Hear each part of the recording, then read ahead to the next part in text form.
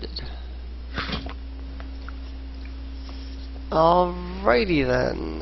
Hello everybody and welcome once again to Pool of Radiance on D&D Sunday. Wow, I don't remember what all I was gonna say. Oh well. Roll call? Yeah, I was thinking there was something I wanted to say before the roll call, but oh well. Some opening this is. Right. Anyway, as per usual, I'll let our players introduce themselves. It looks like it's the same order as it's always been here, so. Okay, hey, I'm Alex Watkins, otherwise StupidWoWGuy. I'm playing Bobbo Baby Cheeks the Bard, ready for some D&D. I am Miaharpy. My character is Apollo Justice. He's a paladin. Yeah, I'm not saying Phoenix right this time. Oh, good job. Anyway, looks like we remember this time. Yay. Anyway, Zerouzuki, or Zuki, whatever you want to call me by. I'm playing Carlyn Raglan. She's my mage, cleric, thing, elf. Next. I am Falling Star, aka Freerefill. I am playing a rogue monk harpy named Phoenix. That's right. And I am Sureen Ink, the Dungeon Master, also playing Carlyn, the Gypsy Fortune Teller, and basically everything else. Alrighty then. I filled the party in on a couple of changes that had to be made after last week's session. I'll just make a brief recap of that. Council of Flan has been rebuilt. There's new characters instead of being Sasha. Really, that was the only real important one, other than the fact that Herobrine wasn't here because last time, in the last session, I used the Herobrine token, and I'm not using that anymore. So, alrighty, last session, you guys were clearing Sokal Keep. You made your way to Thorn Island, started clearing out the area, found yourselves a blacksmith area that had a kobold ghost, and the kobold ghost had a letter, message. Also had a blacksmith in it who was not even paying any attention to you. He was just like a spirit. You guys basically left him alone. And then you entered this room and got attacked by a horde of hobgoblins and orcs, all claiming to work for the boss. Even got a note off of them saying that the boss sent them to kill you. Phoenix went down like a... Oh, what? Yep. Apollo almost died. With that said, you guys are here now after taking a short rest. And before that, a huge eating. Yep. So you are now in a fairly decent-sized hallway. In front of you are two doors. Technically, this is sideways, so up is actually to the west. So there's a door to the south, a door to the north, and then of course this door in which the hobgoblins and the orcs came through to the north. And then of course to the east you have a massive set of big double doors. Are the doors now like one square? Because you said you redid some stuff with the, graph. With the grid? Yeah, I redid some stuff with the grid. The doors are still on both of these squares here. Okay, you still can 2 see. square. Okay. So doors should still be 2 square. Okay. There might be a couple of doors that are only 1 square. You'll just have to kind of keep an eye out. Like if a door fits on 2 squares, then it's 2 squares. If a door ends up like on 3 squares for some reason, like looks like up here these doors are touching 3 squares. These Alright. are technically only 1 square, so. Mm-hmm. Yeah, I built this map a while ago. I don't remember the grid that I used for it, so I can't seem to recall what it was. But whatever it was, I had once had a grid that worked perfectly, and I can't find it. Huh. So, oh well. Well, I recall from last week we heard some screaming, from up here. So Wailing. yeah, And how many people? How many things did you? How many things did you sense, Mia? I forget. I don't think I wrote. Well, since we had a short rest, I can use that ability again. yeah, go for it. Yeah. Yep, yep. I mean, we're probably gonna go there anyway. Yeah, you would do it right away after the battle, just to make sure no one else is coming along. So, yeah, Divine Sense. 9 cents. Alright. You might want to get closer. It's 50 feet. Yeah. To here, right? Right up against the door, probably. Yeah. That's what I'd recommend, is right up against the door, because then you'd have the biggest feel of the room there. So.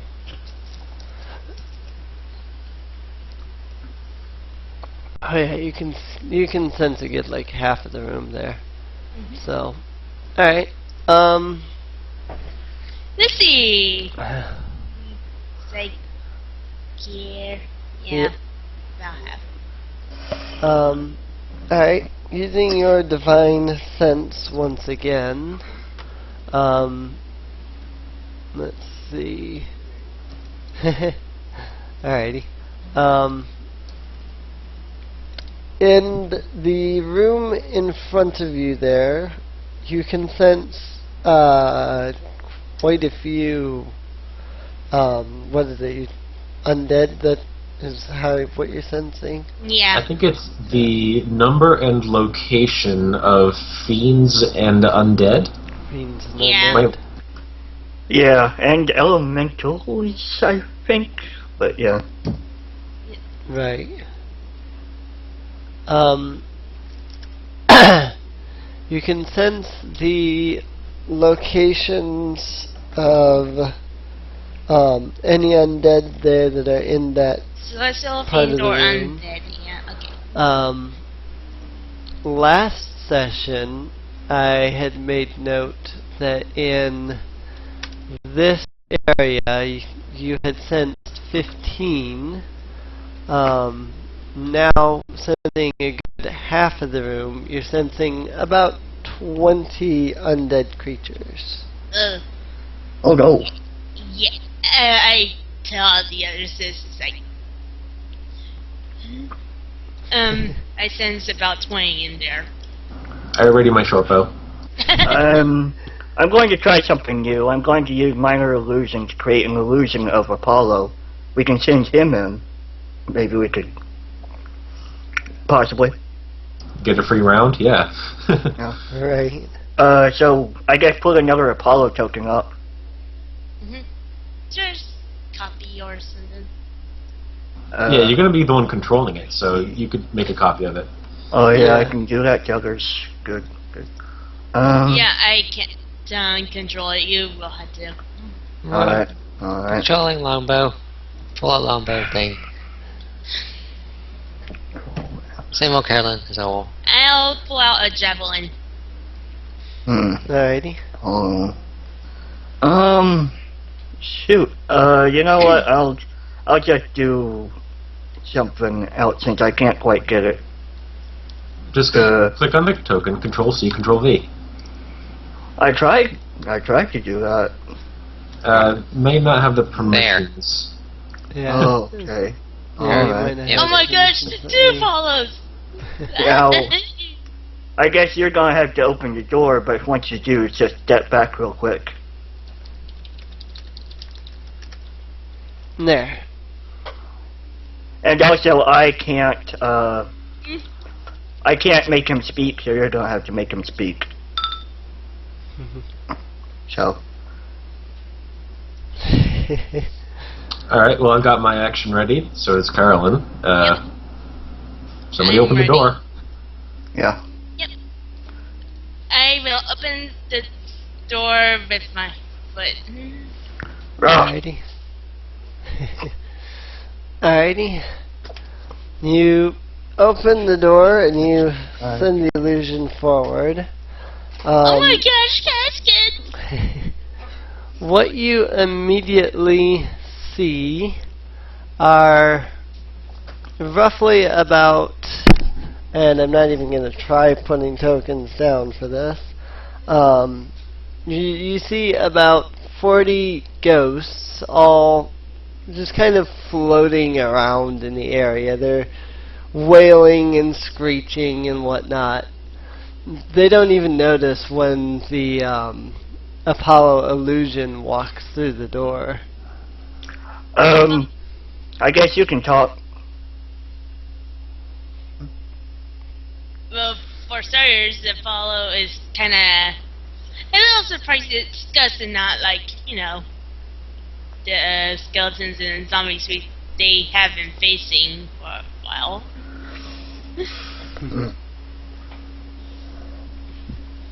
Wait, I need a meat shield. Yeah, do you want to use my guy to draw him in, or you want to go in there? I'll guess I could walk in. Honestly, I never dealt with ghosts in D&D before, so... Don't think of it as ghosts in D&D. Think of it like you're Apollo, you're a paladin, you see ghosts, they're wailing about something, but they're not attacking us. What would you do? Yeah, I will go in and investigate. Alrighty. When you step in... Yeah, right. Push! Get in there! Quit being afraid. The door slams behind me. It's like... Have fun, Apollo! Does actually anything happen? So I haven't actually finished writing this out, so I have to still get this open here. Have fun, Apollo! We'll leave you in there. Have fun. We'll come back for you in a few seconds, in a few hours. Joe's lucky for this. Go! Why did I hire them again? Because you love us. Apollo, as you enter the room, one of the ghosts flies straight up into your face, looks you straight in the eyes, which kind of freaks you out a little bit because you're seeing, you know, the ghost is literally staring straight at you, and its eyes are kind of glowing brightly and everything. And the ghost simply whispers out the words, "What's the password?" Oh. Let's see. Okay, I get. Follow things for a second, and then remembers the 3 names they came across. And he goes ahead and says out loud.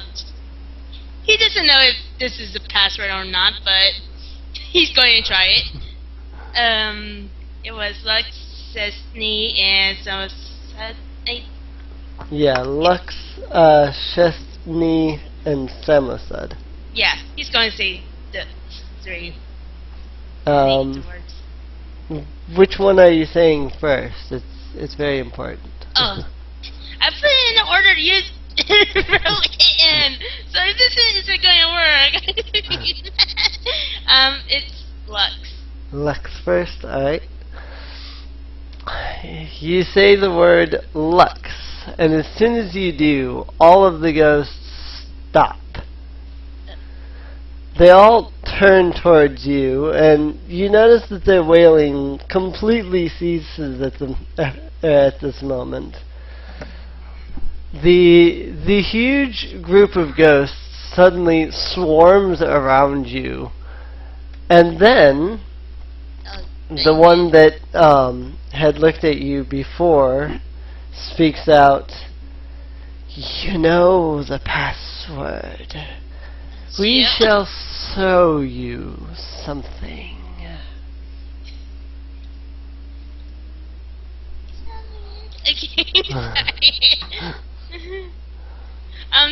The other C. The others see that you're surrounded by ghosts. Phoenix turns to Evelyn and smirks. And that's all.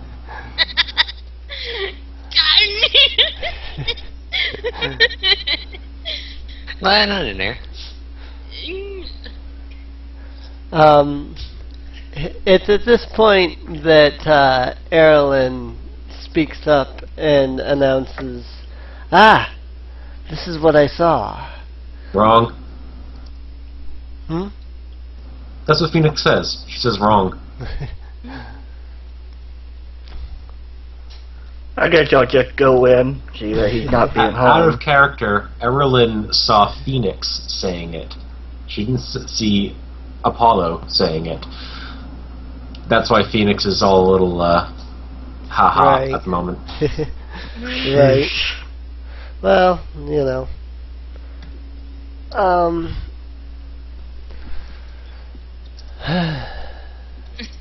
Yeah, that's the point.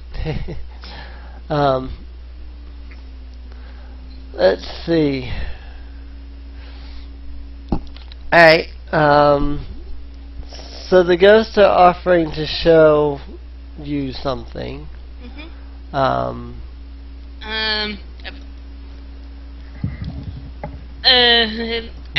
nods. It's like, alright.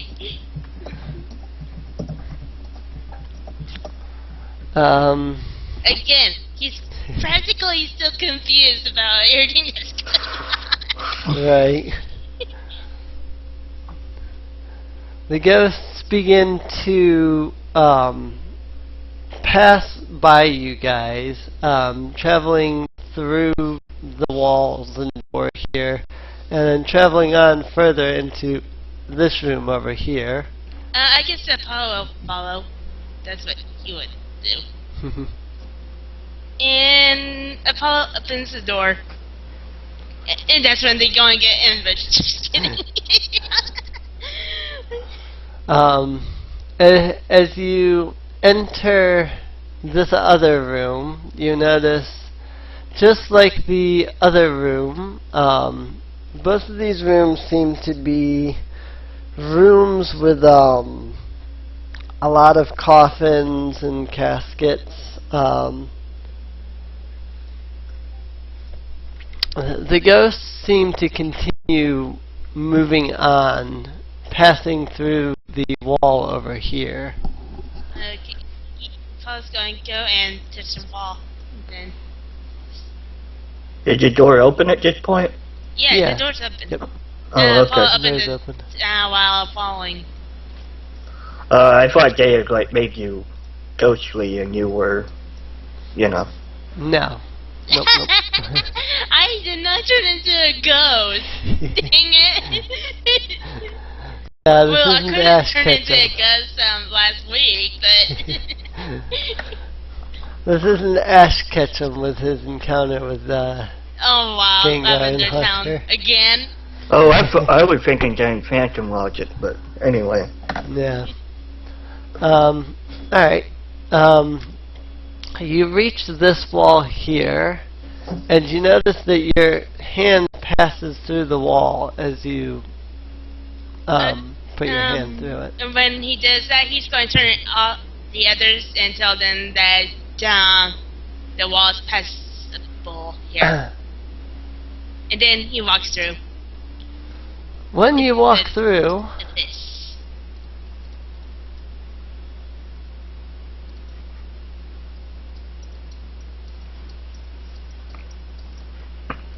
Oh, fudge. Not this again. When you walk through,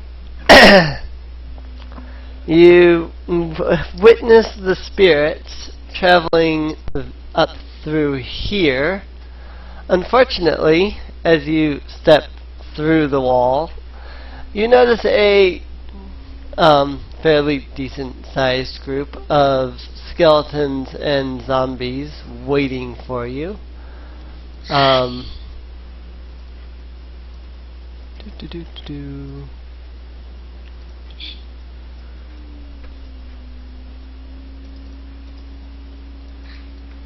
So yeah.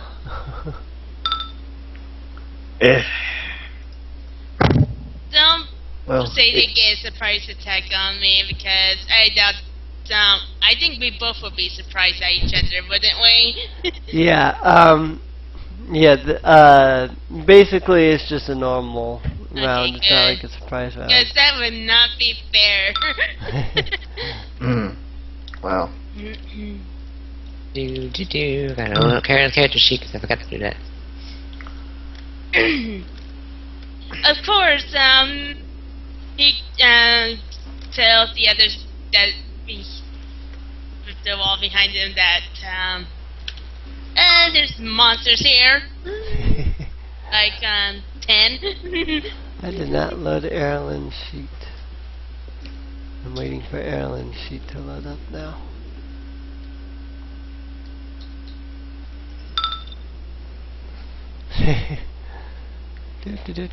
Come on. I was distracted by the ghosts. We ain't now afraid of no ghosts anyway. Ghostbusters! That's not an excuse, Meat Shield.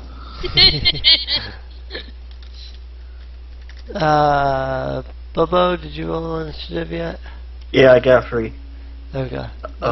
We hadn't added it yet, so. Oh, okay.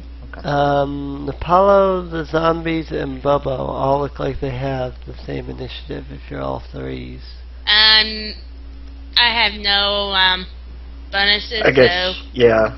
I guess I go before again. Yeah, I got 2. I'll set Bobbo to 3.5, and I'll set the zombies to 2.5. No, mine's is 0, so... Yeah, the zombies are a -2 initiative. Oh, wow.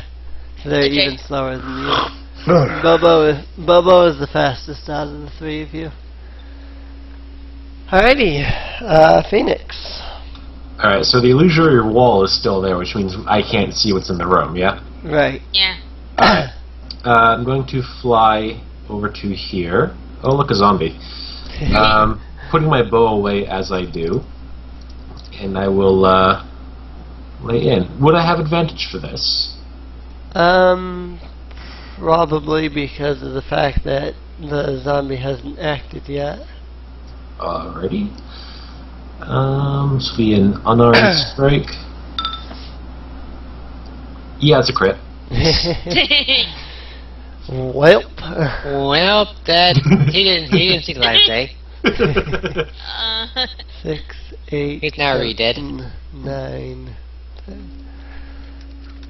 A phoenix claw-shaped hole in his chest. Right. 10.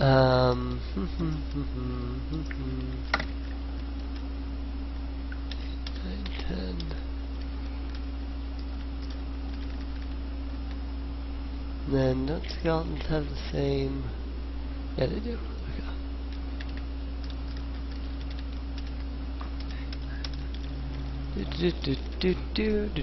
7, 8, 9, 10. I don't know why I always forget to write down health. Zombie 8. Zombie 8 can't even make anything because freaking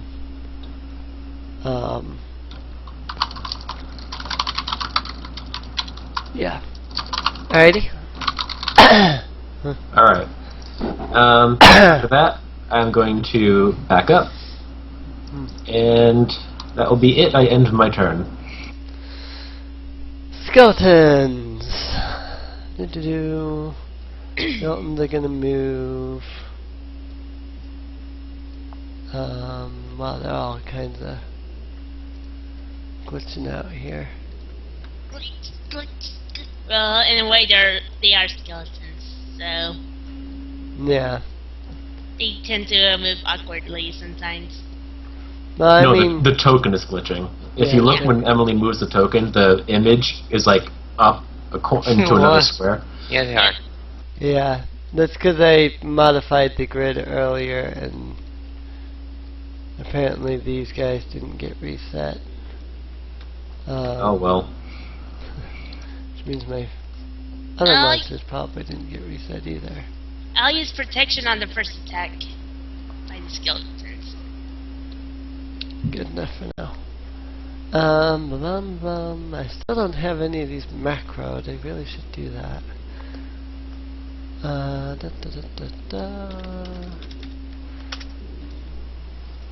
And then that and that. Alrighty, that is both Therp. I keep forgetting they have short bows too. So Apollo. Alright, That's that was Wow, those 3 hits.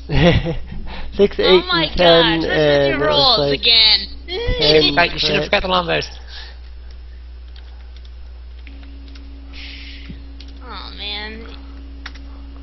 Maximum of 13 damage altogether from all of them. Mm. Yeah, bloodied. And so Erilyn. Do I have to say more? Problem is Erilyn can't see anything, and she can't get out there into a position where she can see anything. 1, 2. Crap. She was like here. Then that's really all she can do is move there. In which case she has a bludgeoning attack, so she's going to try to do that. I'm pretty sure that fails against the skeleton's AC. Yes, it does. Ethics. Carlyn!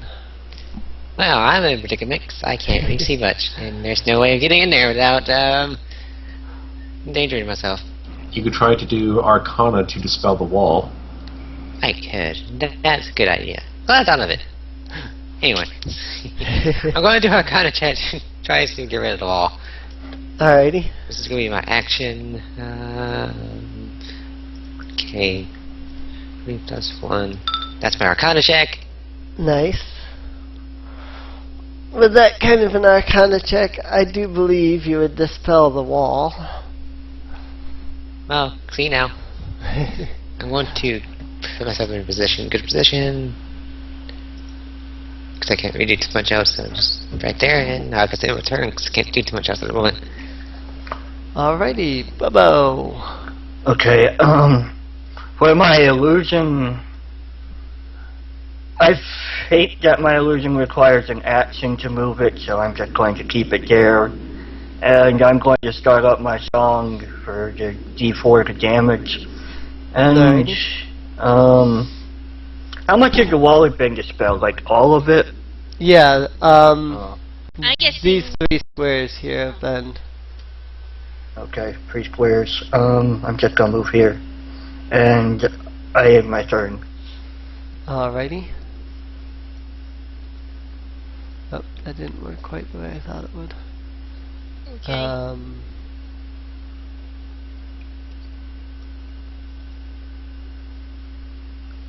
My turn, or Yeah, hang on just a second. I'm just making a marker of the wall there. There we go. there you go. Alright. Apollo. Yeah, I'm going to use my turn to use Cure Wounds. Alrighty. It's only 1 action for casting time, and it's instantaneous. So I'm allowed to Yep. do that. Fudge. That Well, sucks. 6 is better than nothing. Yeah, that's still not a lot. Yeah. And since that's my whole action, I end my turn. Oh, you. Nobles. Oh, I thought I moved to the wrong place. Oh well. Zombles. So this one's gonna make its way over. And that shouldn't hit Erlen's AC.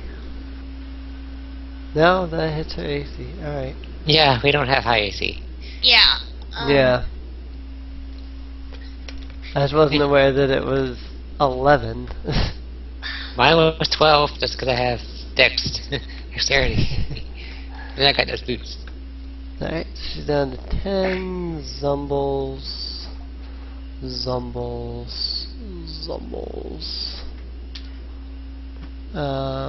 That's right, one of the zombies died, and so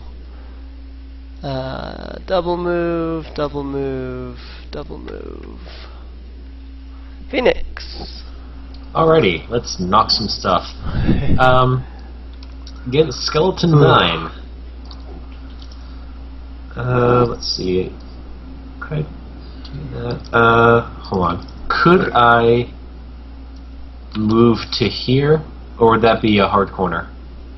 That'd probably be a hard corner. Alrighty. Let's attack Skeleton 9 then. Not have advantage, but he is next to me. And Bard Song is up.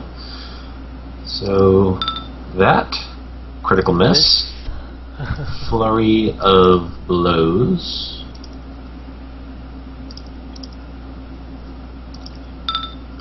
Wow. Wow.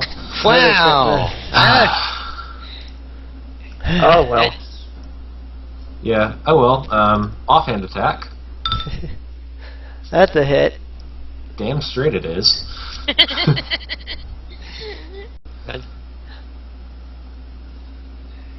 Alright. I could key point if I wanted to. But I don't. Instead, I suppose I could. I will move here. And let's see, I still have a key point if I wanted to spend it. I suppose I should. Let's key point Skeleton 7. I'll key point him. Unarmed strike. Let's see, I already used my sneak attack, but Bard Song is up. Boom. 8 figures. Oh well. 4 attacks, I only took 1 out. Oh well. I guess that's it for me. I resolve. Alrighty, skeletons. Apollo's going to use, Protection. yeah, protection. On whom? On whom? The one that's getting attacked by Skeleton 7. What? It's Skeleton 7's turn, and the other skeleton, so... Yeah.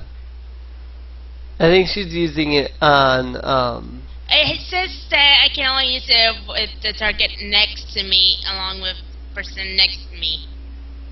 So they Right. both have to be, like, within 5 feet away from me. So, in a way, Skeleton 7 is the only one I could block.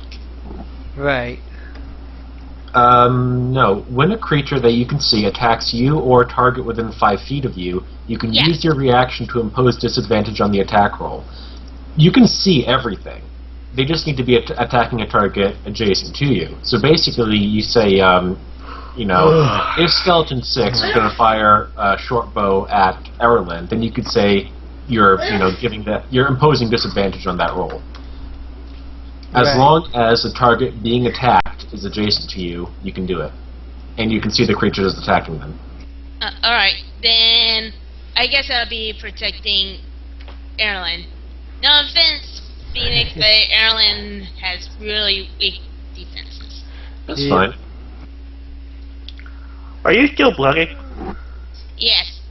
Oh, okay. Let's see. Against Apollo from Skeleton Miss? 7. Skeleton 6 on Carlyn. Skeleton 8 on Apollo. Of course it hits. And Skeleton 10 on Phoenix. That'll hit.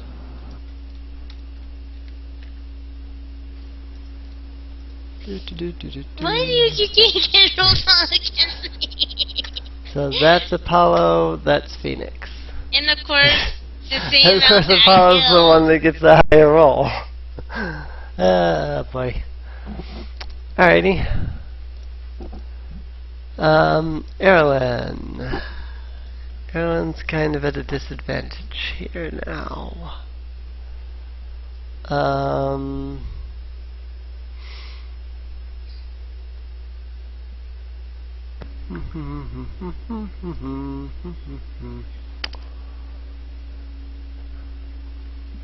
Does she have any spells? The only spell she has that would do damage is a Ray of Frost. But that's a ranged. I'm guessing that would act just like ranged before. So they'd still get like an opportunity attack from that. You could disengage. Yeah.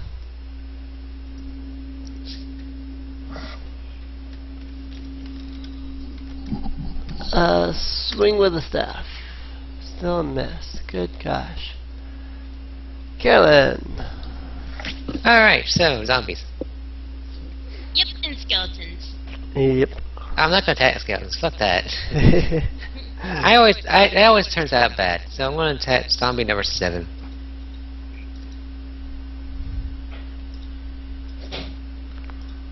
So I'm going to do that, to 7. Nice. Song's up, so bam.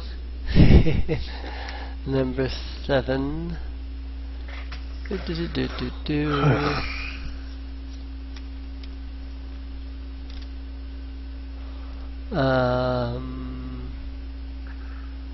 So, just like that. And nope. So number 7 goes down. Alright. I think I'm good right here. I can see everything. Alrighty. Bobbo. Alright, I'm gonna move. Can I move down here? Is the coffin taking up too much?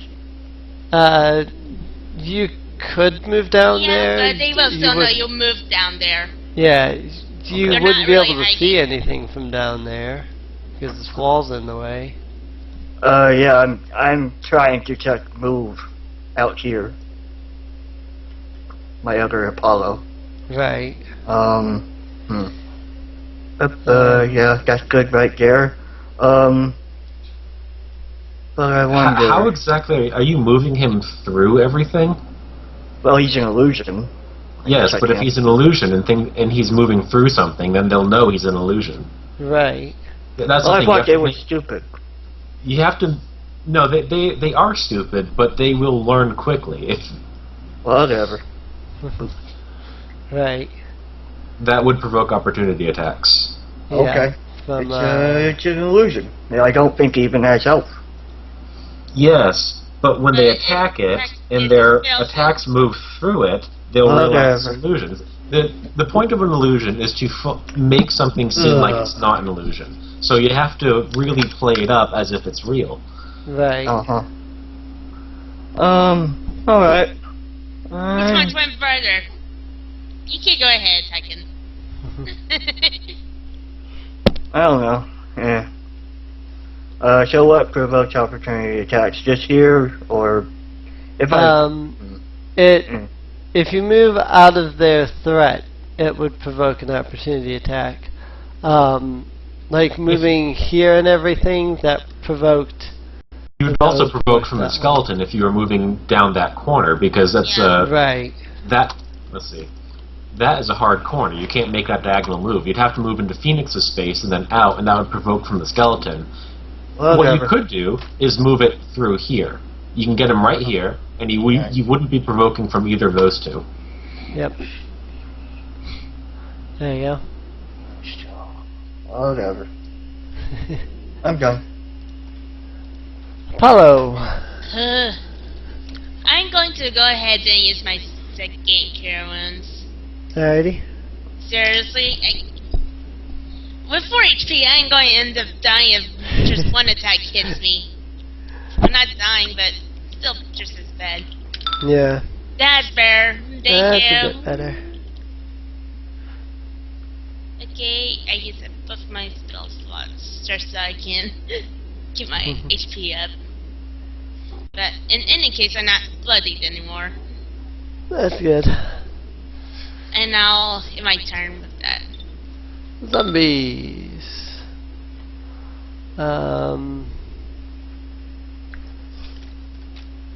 Let's see. Against Phoenix. Nope. Against. I'll be using. Actually, does it only work on one turn?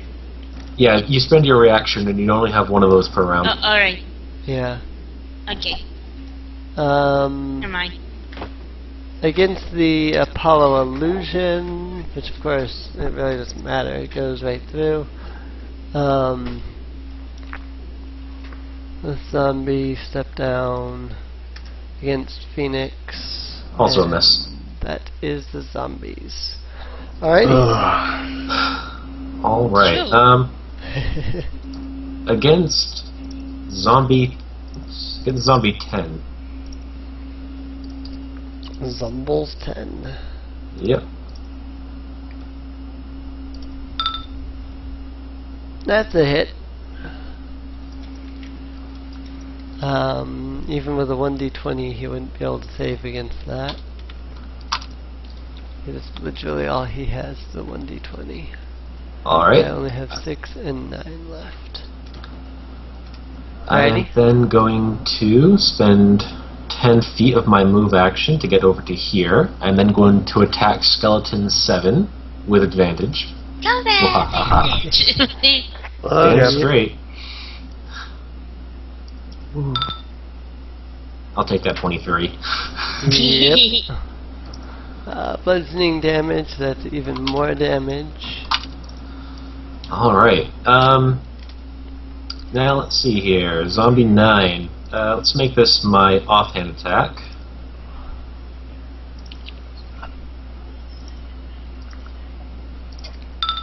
Ah. Miss. Alright. Yeah, I've got a key point. I'll spend my second key point to make another unarmed strike. Alright. Yeah, that was zombie 9. Yeah, zombie 9. Forgot to click him. Oh well. Alright. He's bloodied. Just bloodied? Just bloodied. Alright. Let's see. I guess I'll spend another 10 feet of my move action to slip back to here. And then I will resolve. Alrighty. Skeleton 6 fires at the Apollo illusion. And then it hits Erlen instead. It's actually an interesting thought because it's an illusion, so the arrow would pass through. So Maybe she'll be like in the could the Matrix. arrow possibly hit her through? Well, it'll be a disadvantage probably. I don't know, maybe it aimed for the head. Yep, it hits her. Alright. Um, So yeah, I would say it would have been disadvantage to the skeleton because they're not aiming at her. Yeah, well, that's what I rolled was disadvantage. That's why I rolled 2 there. But even with disadvantage, it still hit her because her AC is 11. bloodied. Skeleton 8 shooting at the real Apollo. 8 protection. Miss. Skeleton 10 shooting at Phoenix. Oh yeah. Wow. You barely felt that. Yet that bloodies me. I barely felt it on my face! I went from 8 to 7 and 7 is my bloodied. Wow. Alrighty, Carlyn. Let's see. Carlyn is going to hit, and I have never actually used her staff before, so I don't know what it is. 5. 5 against the Zomble. She hit the zombie with her staff on the head. Something like bad that. zombie. Alright, Carolyn. Alright, so, Looks like everybody's hurting this round. Yeah. Anyway, so, enough of me kind of taunting around. That's a good point. The wall isn't there. Those skeletons can see Carlyn now. Yep. Did he know you went over there? Well, one of them see me still. Anyway, so I One want of them to. could technically still see you. Well, I want to free Phoenix so he can kill 2 of the skeletons. So I'm just going to shoot zombie number 9. Zombie number 9. Alrighty. Oh. Oh, sorry. Nice try. It should be. I think. Sorry. Hold on, how many did I move? Hold on. I can't see. Okay, I think I. What was it, right there? That was right there. Okay, so 15. And she sits on the casket, Alrighty. doing your nails. I tried. Bobbo. Alright, I'm gonna move out here. I'm gonna. How many faces did I take there? 15. You know, I forgot to roll the 1d4 for the Bard song. From Carolyn. From Carolyn there. Alrighty. Okay, I'm going to try to hit Skeleton 6 with my light crossbow. Hit. You know they have resistance to piercing. Alright, bro. What was it? 2, 4. That's about 5, I guess. Now I'll move back here. And I'm done. Alrighty. Apollo. Paula is going to go here and attack the zombie 6, so it should be alright if I do manage to hit. Well, she was still getting away at the skeletons, but at least it'll be better for her. Okay.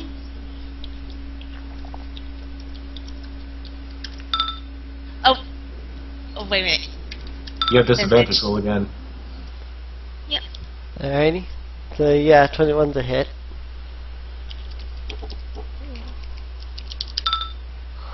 Six slashing.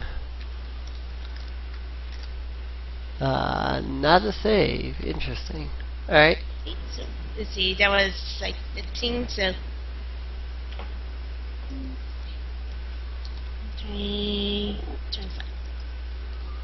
Well, actually, I would probably stand over here. In my turn. Zombie.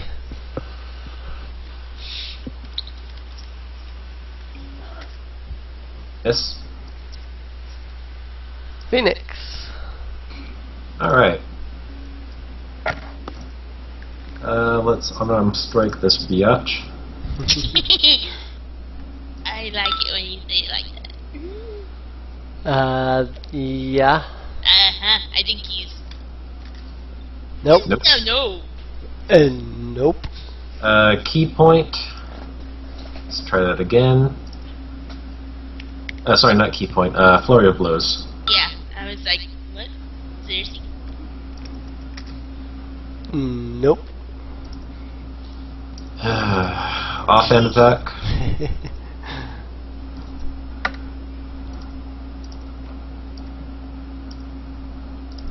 Joys of zombies. Yep. About time. Alright. And... I resolve. Skeletons! I'll use protect on the first attack.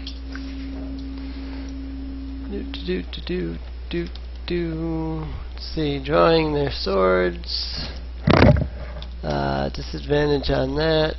And then... Nope. Yay! Finally my AC did something there! Zombies are gone, so I remove them. Carlyn is finally going to be able to do something here. Hopefully. Nope. Carlyn! It's all skelly buttons now. I think your mic's muted. Yeah. It is. Let me see if they're in range. I think they are in range. I think the range this spell is 25. Let me check it right quick. I don't have the spell branch yet. Spells. There it is.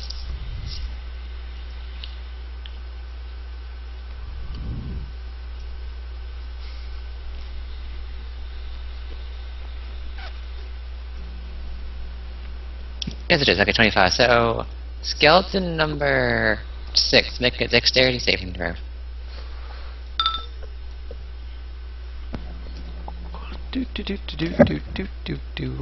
Dex. Nope. Failed. So, wow. 3 radiant damage. Alright. And... Doop.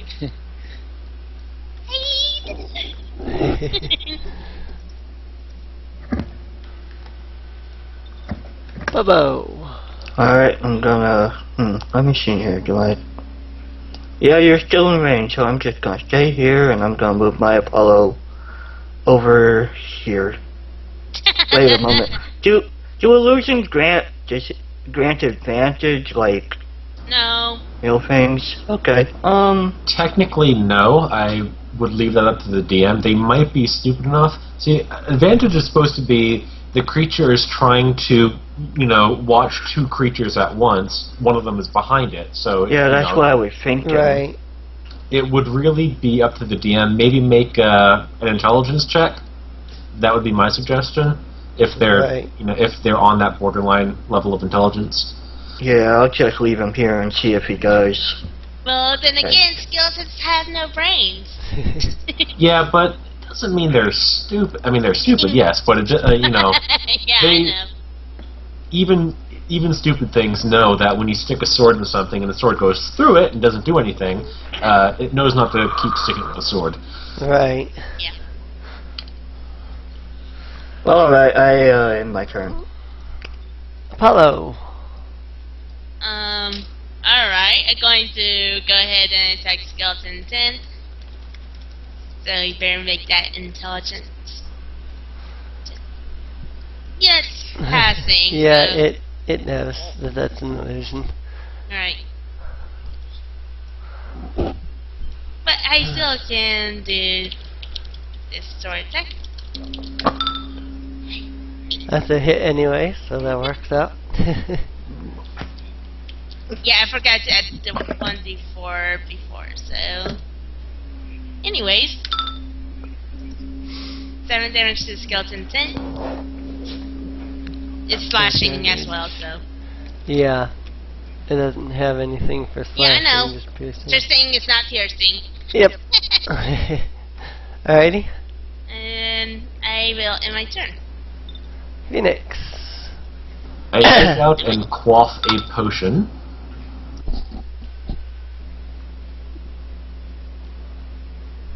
And that's it.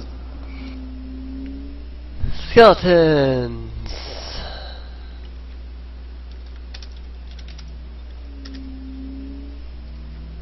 It does against me. I forgot to use protection, but it would have been on the first one, so.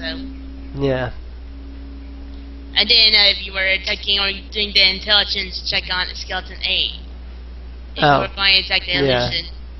No, I just having him attack, so. Okay. So yeah, that 20 will hit.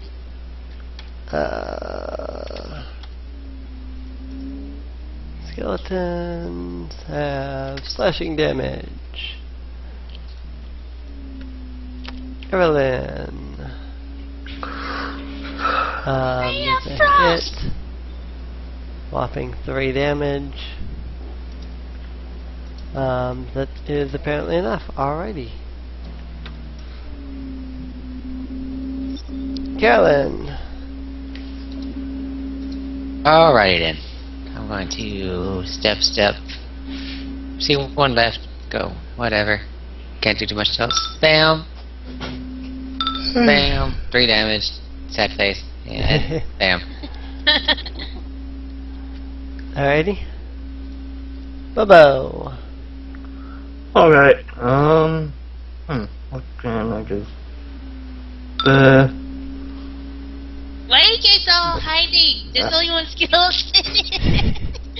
I wasn't hiding. I was up in there, but then they started beating on me because there were only 3 Yeah, targets. in your head. I have 15 there, 10 there. I don't get advantage on life, I'll not do that, I guess. I guess I'll swing something at it.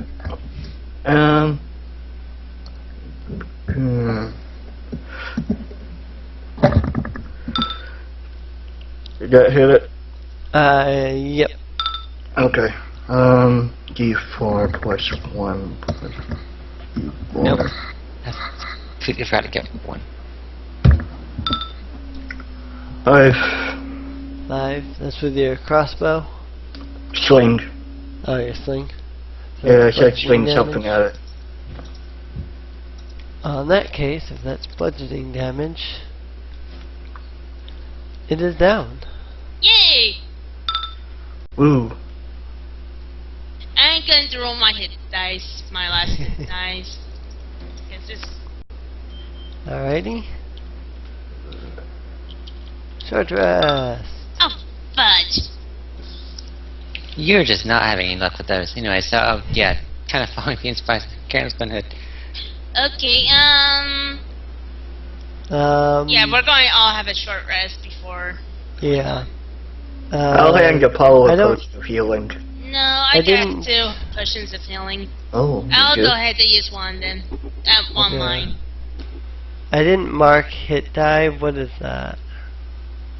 They have Hit die is basically your healing surges, but it's random. right. Well, I mean, like, how do I determine what that is? whatever you roll for your hit dice. what It's it is. based on Like, your class. Yeah, like Oh, for okay. instance, Carlyn has 2. So Take You it have once. you have 1 hit die per level. You get a hit die for each class you level up in. For example, monks have a 1d8 hit die. Fighters have, I think, a 1d10 or 1d12. A lot of classes, I think everyone will have a 1d6. You get 1 for each level of each class, and you can spend them sort of like you spend healing surges. You oh, wait a minute. Yeah. Mia, Okay. what's your con modifier? Because you add that whenever you use them. Oh, really? Yeah. I didn't know that. I had the Con con modifier of 3. I'm pretty sure you can use your con modifier whenever you spend a hit die. Mm-hmm.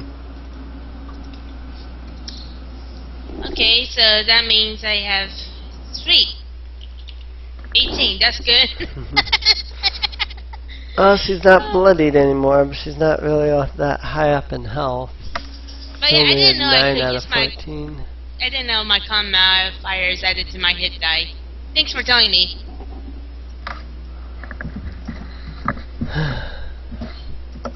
So yeah, about that sling, that might actually be helpful.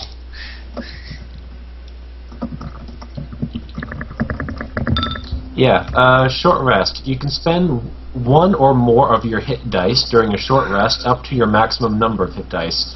For each hit die you spend in this way, roll the die and add your constitution modifier to it. You regain hit points equal to the total. Nice. Man, that was helped me out so much if I knew that before. Gotta read the how to play document. Yep. Sorry. All I knew was spend hit die, get HP. Yep. So you're performing perception on what now? Looking down here, I guess this is where they went. I'm just looking around the room. on the wall. They went that way, or? Yep. The ghost went that way. Alright. I was distracted by all the enemies in the room. Yep.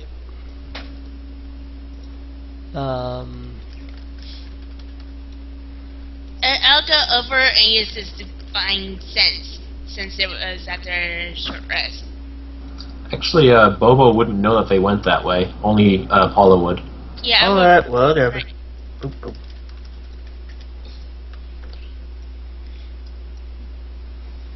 No, I'm pretty sure I would see all those ghosts going in that wall anyway.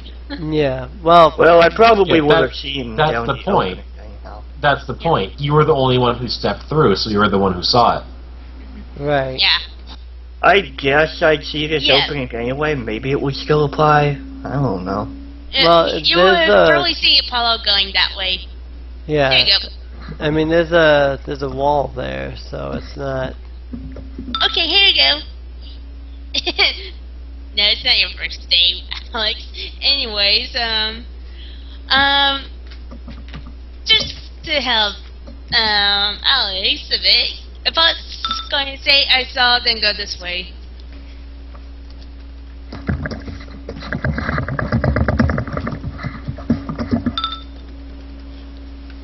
I have not actually used this. Let me test that out. 100. Yeah, that was a test. That wasn't. That wasn't it? No, that wasn't it. That was me testing the chest macro. I forgot to make one. Or I forgot to set it up. Well, in any case, how much money and experience do you get for that now anyway? Give me just a second, and I will let you know. Yes, sir.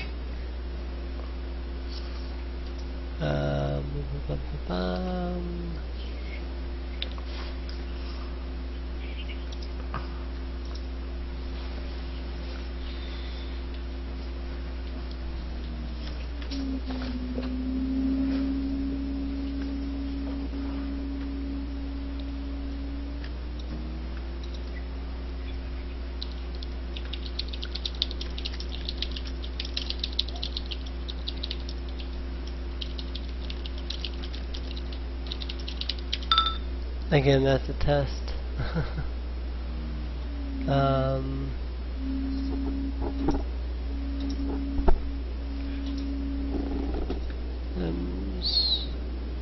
Gems.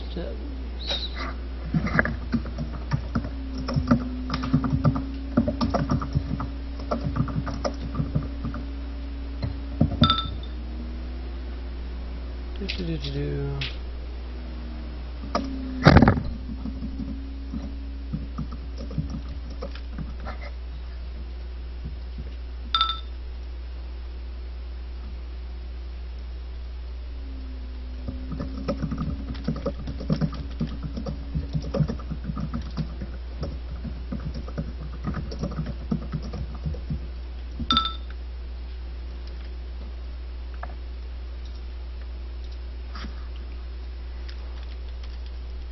I have no idea if this one will actually work.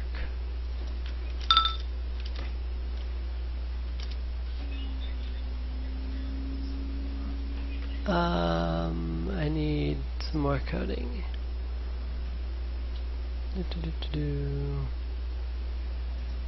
Oh, yep, here's the rest of the coding.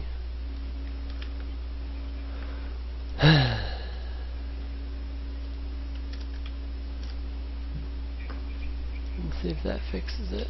1, 1, 1. There it goes. Okay. And then this is the rest of the coding. Sorry. Putting in these macros is a little confusing.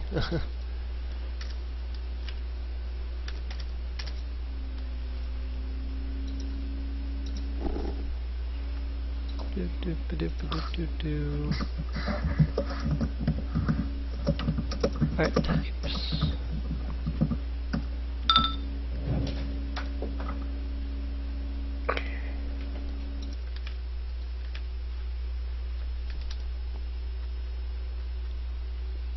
And then I still need this coding here.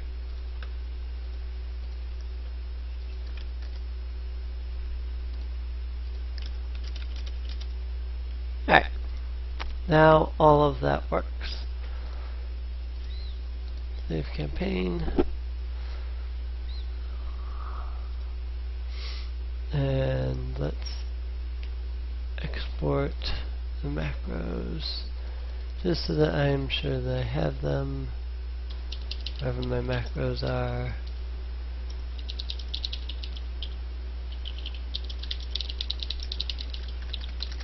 Whatever. Alright.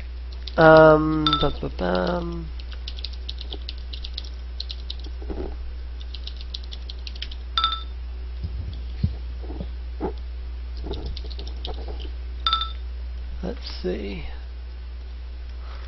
Sokal keep. There were 5 skeletons, 5 zombies. Yep. Divided up between the entire group. Experience is 20. Loot is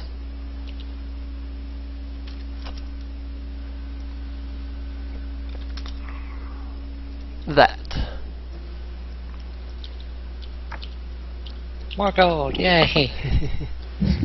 Alright. You guys are looking around the room.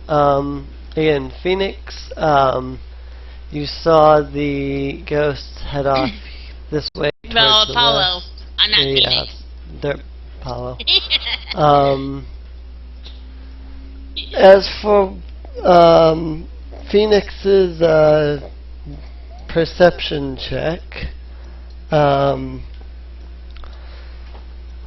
aside from the remains of the undead that you just killed, there doesn't appear to be much else in this room. Door to the, I think this is the east? Yeah, there is a door to the east, though. Is that closed? Hmm? Is that closed? Yeah, the door's closed. Alright. Okay, that's all then. Alrighty. Apollo's going to use Divine Sense before it goes through. See if this wall is, you know, Yeah. evil. See if there's anything beyond the wall. Yeah. Yeah. Ever going to detect all the ghosts. Not just ghosts. Remember, it says anything that has been, was it consecrated or defiled? Right. As well, so, yeah.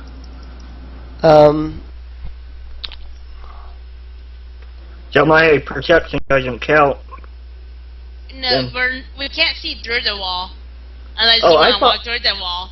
I thought it was an opening because, like, the wall stops right We here. only see a wall. But okay.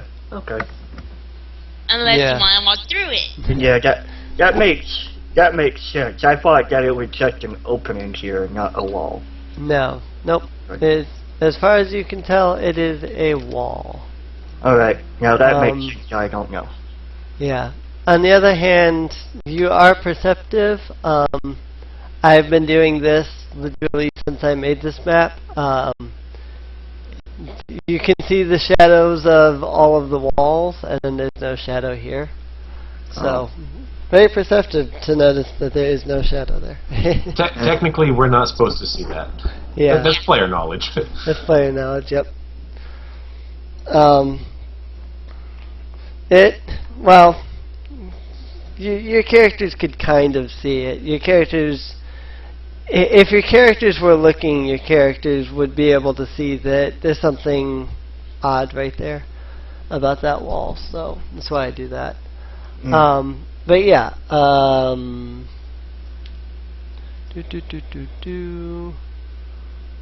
you guys are over there. You're using your defined sense.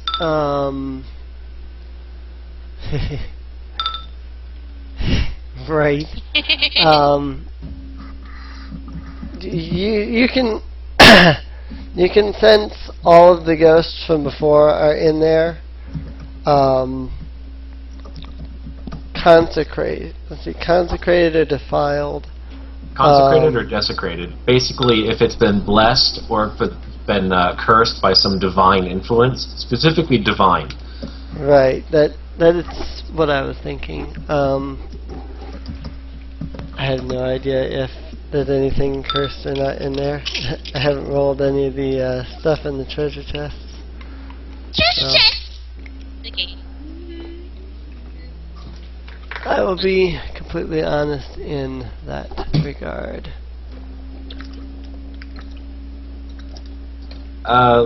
Unless it's a very particular magic item, I don't think there's any magic item that would be desecrated or consecrated. Yeah. Right. So. It would have to be a story-related item, I would think. Probably. Oh, no, that's interesting. Whatever. So yeah, those he detect. So you detect all the ghosts from before. Alright. Can you pick out specific things? You know what? I'm going to go into the wall and peek through a bit. Alrighty. Now, can I see through it while in the wall, or? Yeah, you Okay. can see through it. Glancing into it, you can see a sort of treasure room. There is. Does he see any monsters? All you see are all you see are the ghosts floating around. Can I have all that? Just kidding. Lying upon the floor of the room, you can see about 130 electrum, 560 silver, seriously? and That's real? 8,700 copper just sitting on the ground all over the place. It's a massive treasure room. Why do the ghosts want to get this? Wait a minute. Apollo's going to do an Arcana check on the gold and treasure chest he sees. Alrighty. He's like, okay, this can't be real. He's like, no way. Okay, let's see. Here's my skill checks. Yeah, I'm going to poke my head through too and try the same thing.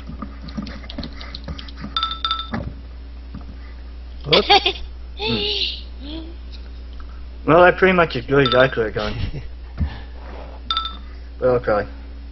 Yeah, I'd like to say 11, but yeah.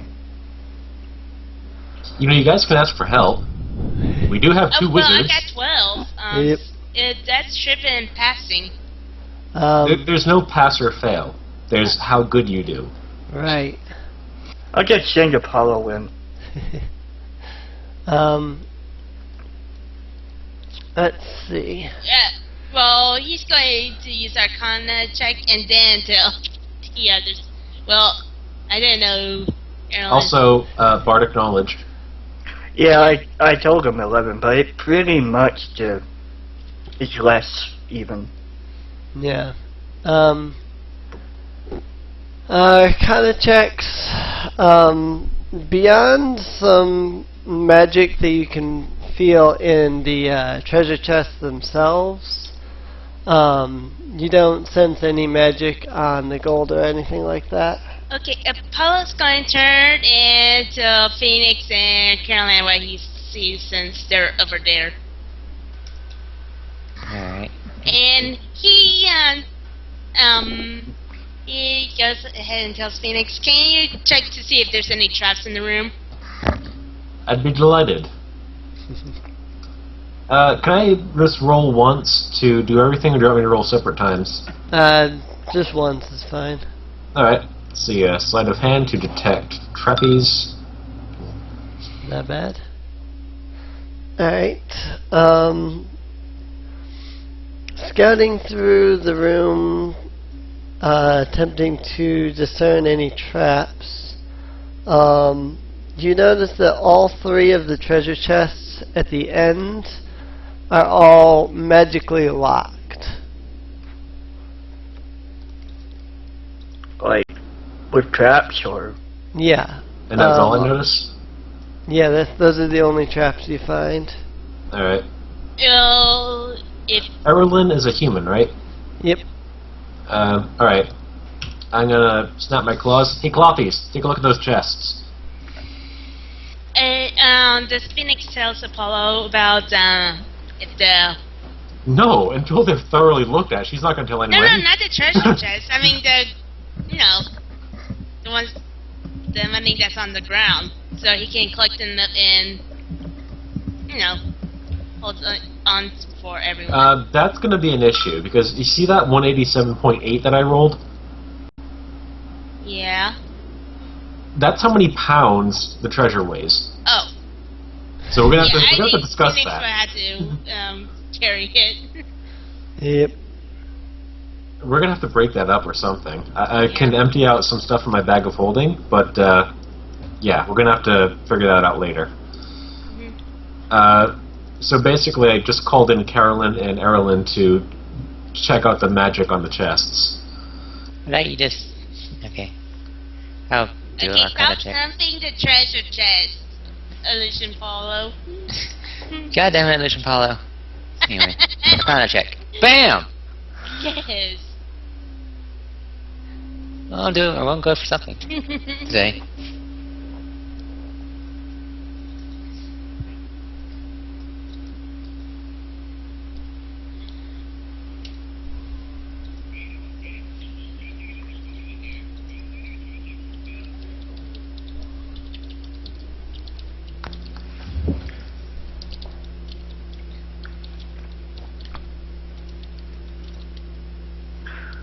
So all this time I've been assuming that my small character can only carry 3/4 of what his strength says you can actually carry.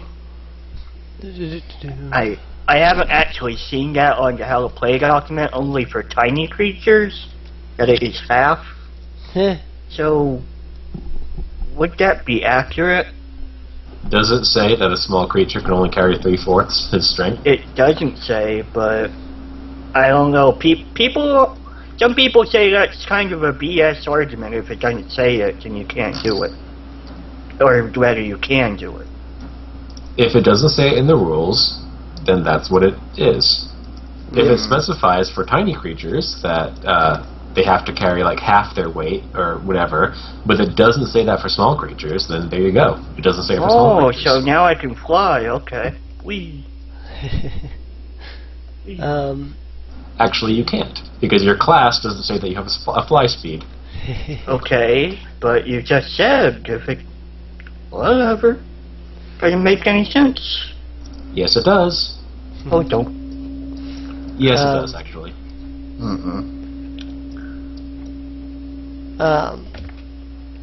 Yeah. Alright, so Arcana check. Let's see. I'm trying to think here.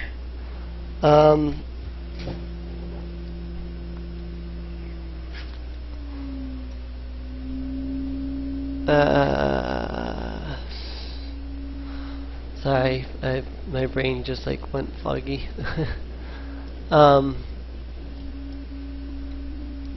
Let's see.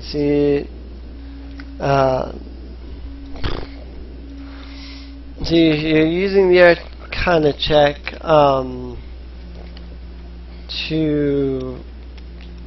you're trying to analyzing and attempting to break the magic that's locked in the chest. Right.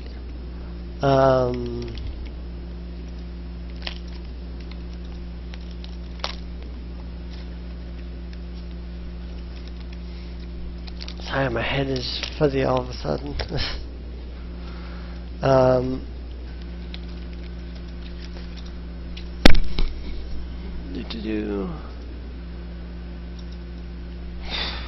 Alright, yeah. I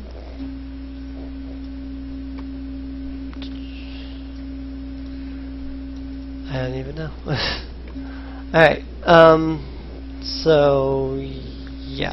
Alright,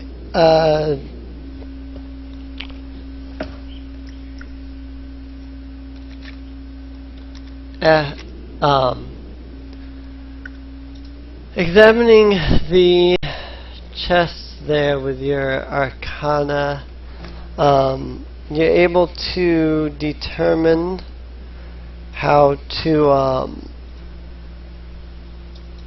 disable the magical traps on the chests. Inside of each of the chests is 280 silver altogether. As well, my head is really fuzzy all of a sudden for some reason. Get something to drink, Sensei, okay? Yeah, I may have to stop and get something to drink real fast.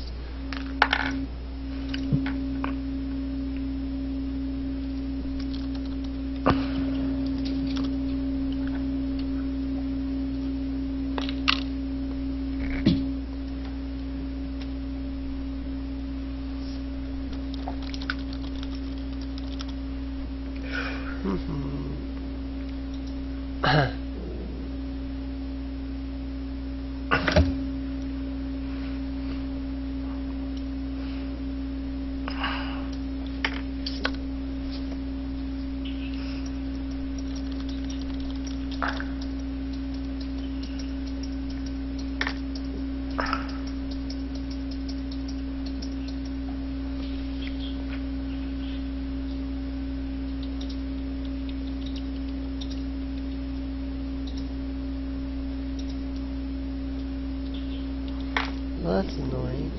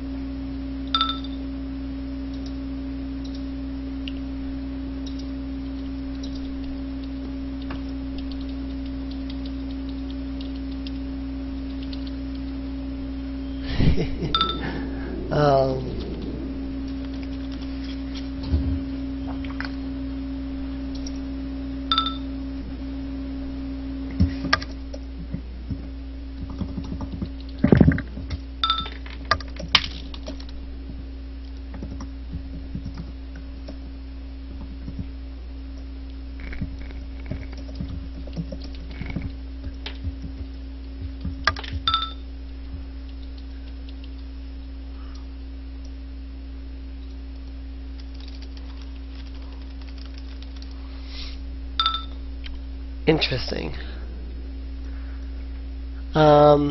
Inside of one of the treasure chests, you find a suit of leather armor.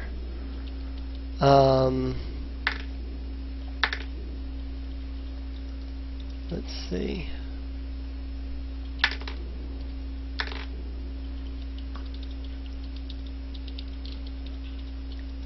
You also find a suit of scale armor in one of the other ones. Ooh, scale armor? Scale armor. Scale isn't that great. I mean, the defense is nice, up to 16 AC, but it's a disadvantage on stealth. Of course, if it's magical, we could sell it.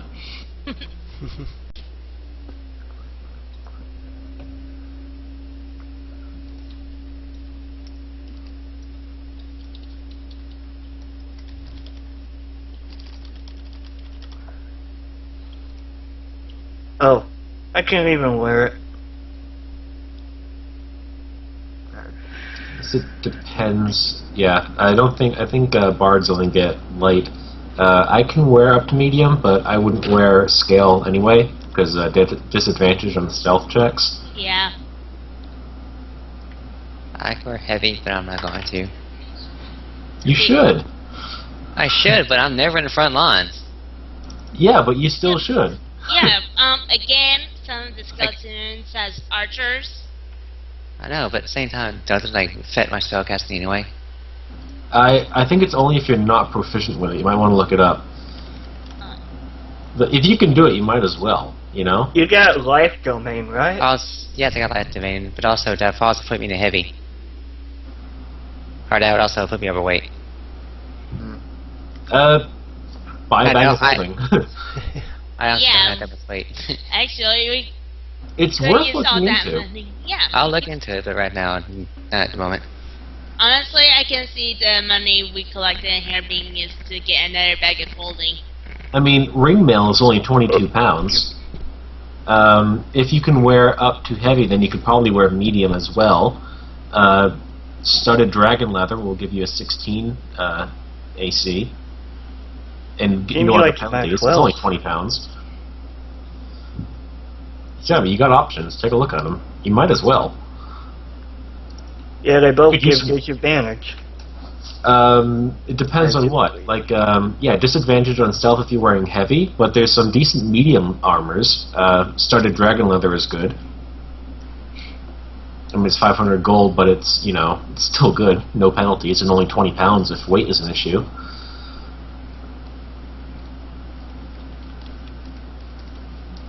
I mean, it's worth looking into. My AC is only 15.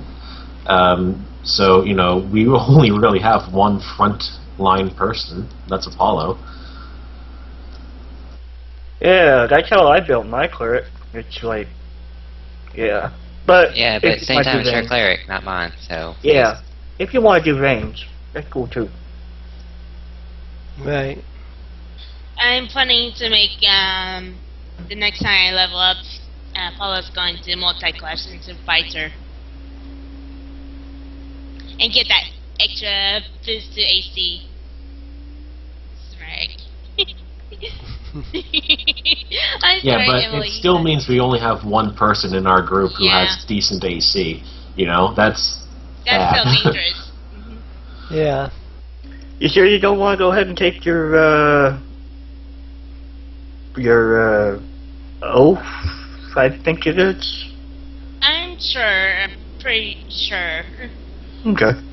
I can always get the oath like when I level up afterwards. And also, I plan on Apollo to be a tank, but also a healer, so he can heal himself while he's tanking. Uh-huh. Okay. Basically, an Umbreon. Honestly, if you use Umbreon ever, you'll notice that his defense and special defense is like crazy high, and he can heal himself. I don't play the Pokemons, but I know that. He's pretty tough.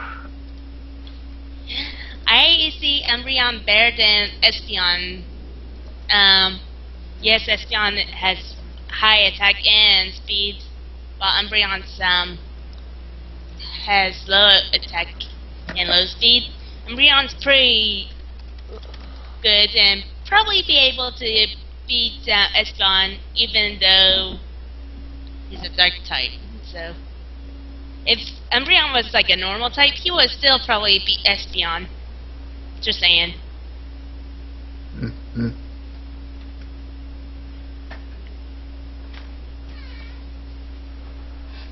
Alright. So within the treasure chests, you find a suit of leather armor, a suit of scale armor, and a longsword.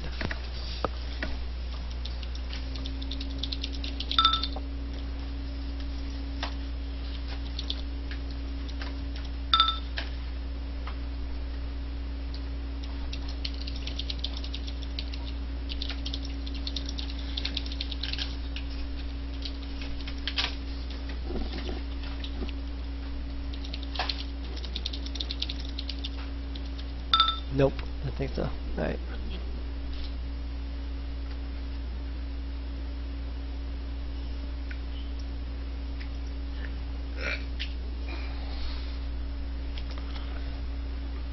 Ow.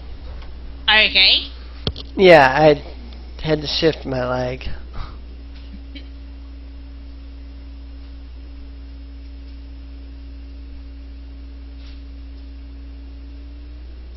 Anyways, viewers, So that 280 silver, is that in each chest or in total? That was in total. Okay. By the way, even though I know you're going to put all that money in your bag of holding, I'm still going to type it down. Okay. It's just be easier if we did it like that. Armor, scale, armor, and longsword. Yep, those were in the treasure chest too, so. Leather armor, scale armor, and a longsword.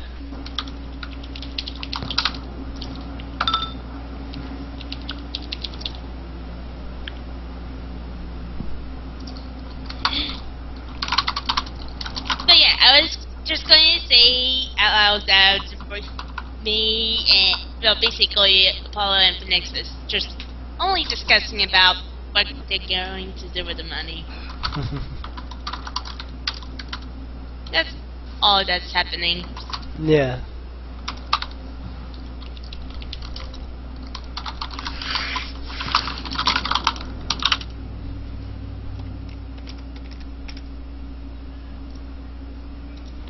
Is anyone going to check those items to see if they're magical?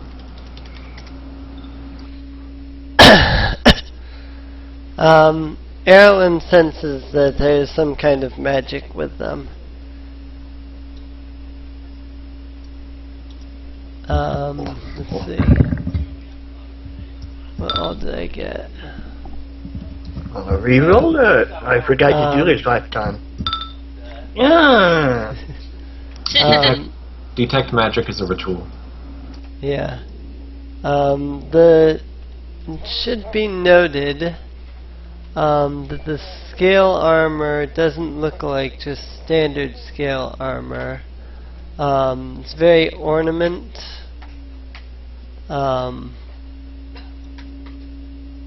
Where did it go? Where did it go? Seriously. Oh, it was up here. It's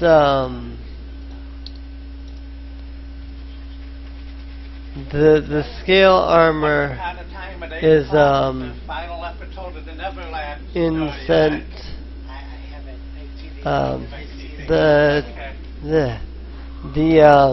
The scale armor is inset with a few gemstones and some gold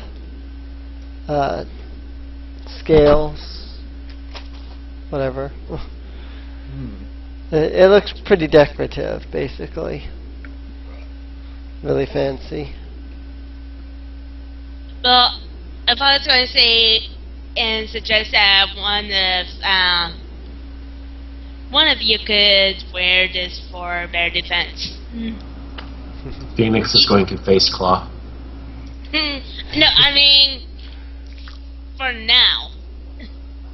Shouldn't we have the casters cast Detect Magic on it? Ellen nods in agreement. It's probably a smart idea. What is the point of casting as a ritual rather than to... You don't use up a spell slot. It takes longer, but you don't use Okay. up a spell slot, which is really nice. Yep. Yeah, I have no spells left anyway, so. How are usable? You can still cast Detect Magic I if you know, have it. I can still use the ritual. Yep.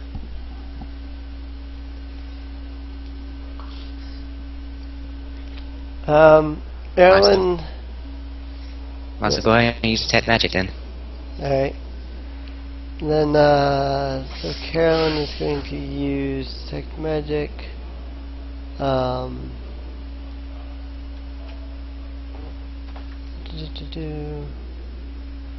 It doesn't really identify it, it just determines whether or not it's magical, I guess.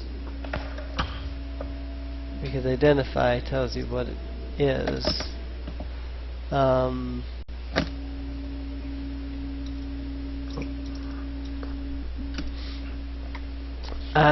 You can sense a fairly strong magic coming off of all three of the items.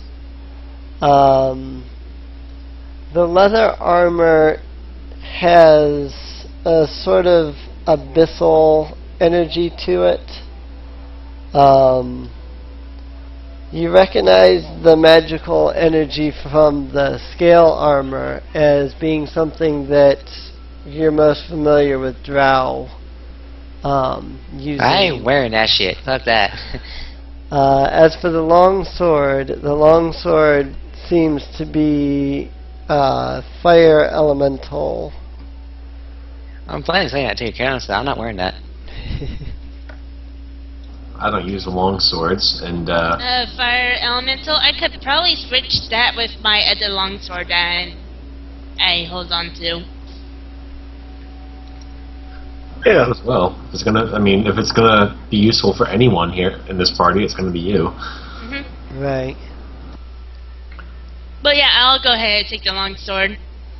Does anyone have identify? Because that's a ritual too. Yeah, Erlen has it, but I have she wouldn't identify. be able. I Yeah, have identify too. it is a casting time of 1 hour, and that's only for one item. I mean, using it on all three would take, if you factor in using it as a ritual, it would take 3.5 hours just to identify all three of them. I think. Well, it's up to Apollo. If he wants to use that sword now and not worry about what it is, I mean, that's one down. I don't think anybody here is going to wear that scale armor, so I could just, somebody could hang on to it. I could drop it in my bag of holding.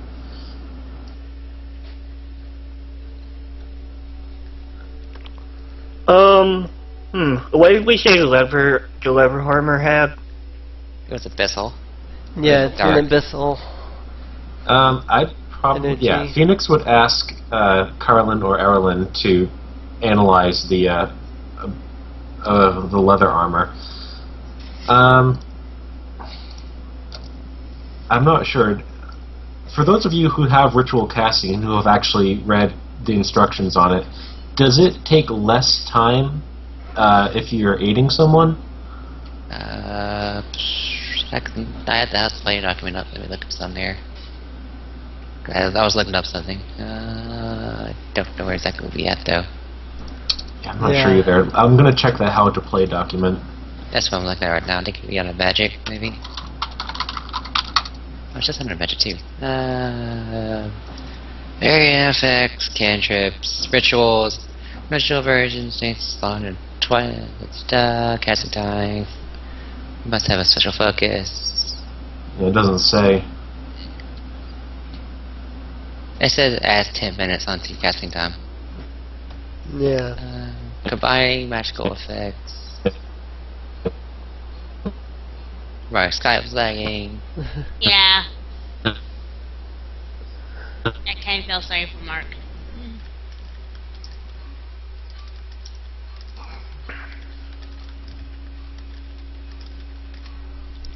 Yep. Do.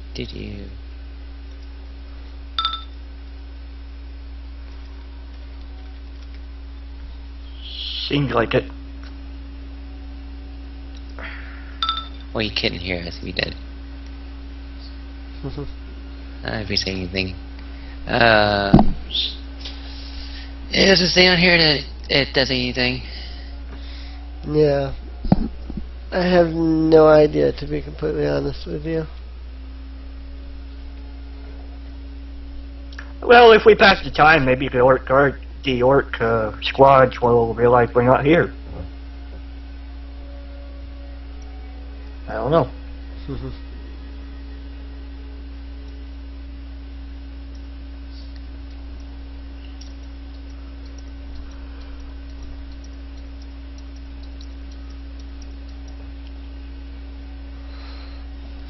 Up to you guys, I mean.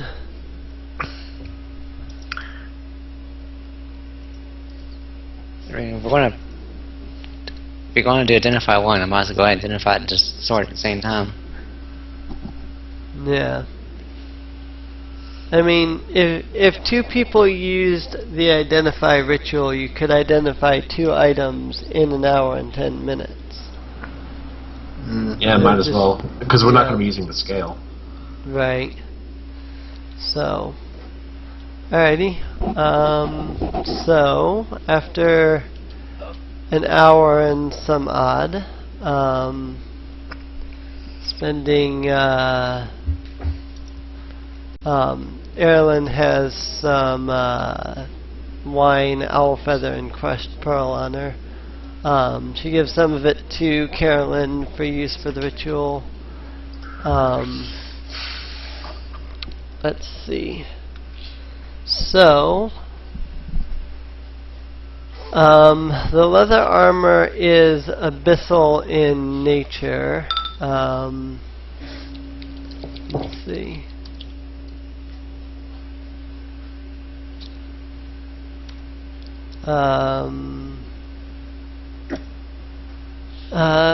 Abyssal runes, let's see, according to this, runes appear on its surface here and there, spelling out nonsense words. The owner of this item suffers nightmares, the substance of which he or she forgets immediately upon awakening. It's a symbol of power. The item was once part of, let's see. It says the item was once used as a part of royal regalia, icon of a noble title, or a badge of office. Former owner might desire it. Or someone might mistakenly assume it's new owner of the item's legitimate inheritor. It's an illusion item, which means that you can alter its look slightly. Ooh. So you could make, like, instead of it being black, you could make it like red or something like that. It's also this is a really odd part. It's abyssal in that apparently that's like dark magic kind of thing, but it is a blissful suit of armor. While in possession of the item, the bearer feels fortunate and optimistic about what the future holds. Sometimes butterflies and other harmless creatures might even frolic in the item's presence. Suppose those things could balance each other out. So Give me that's that what that is. That's what the leather armor is. The longsword is a fire elemental longsword. I'm going to house rule that it deals not only the standard, slashing damage, but it's also fire damage, just for the heck of it. Basically, the sword is it bursts into flames when you use it. It is a prophecy item. So whoever bears the item is destined to play a key role in future events. Okay. Good job, Miss Shield. Okay. It's unbreakable. Okay. The only problem with it is that it is possessive. Oh God. It requires an attunement to use, and once attuned to you will prevent you from attuning anything else as long as you are using it. Wait, Which what? is going to be difficult because you'll now have 2 magic swords. Right. Wait, On the other hand, attunement is a weird thing. Some things might not need to be attuned to. Yeah. Some things do.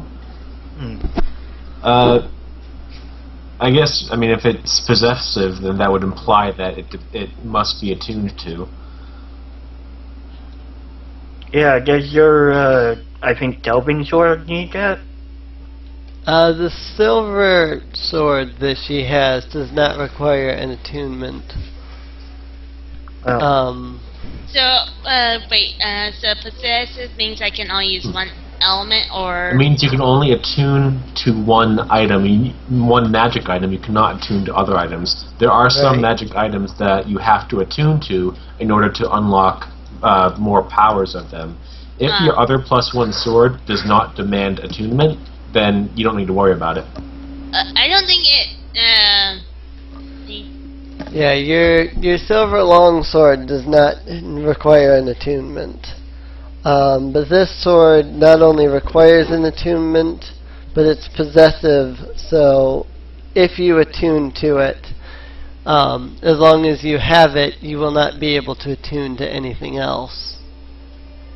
So. Alright.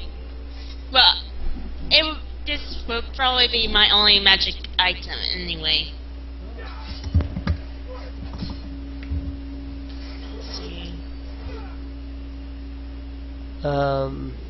Well, I'll take your leather armor off your hands.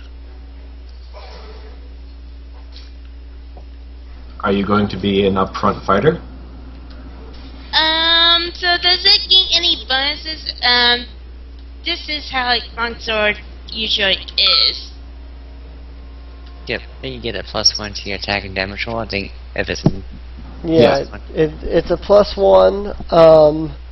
Because it's a fire elemental sword, it also deals fire damage as well as slashing damage.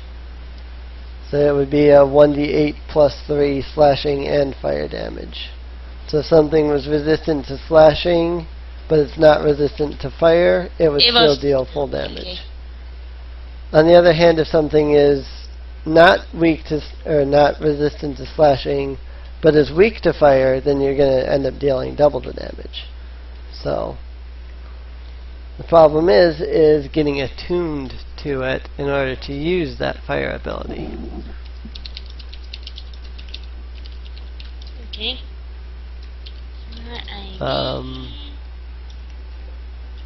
It says to attune to it. The attunement process requires you to grasp or wear the item and spend 10 minutes concentrating on it. Depending on the nature of the item, the concentration can take the form of prayers, weapon practice, or meditation. In any case, the concentration period must be uninterrupted. For 1 whole hour? No, you have to spend 10 minutes concentrating on it. Oh, okay, so... The identify spell can tell you what kind of attunement it requires. Since you guys use the identify spell,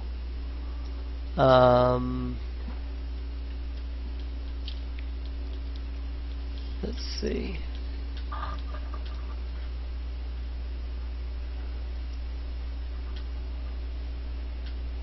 So I'm looking at something else here.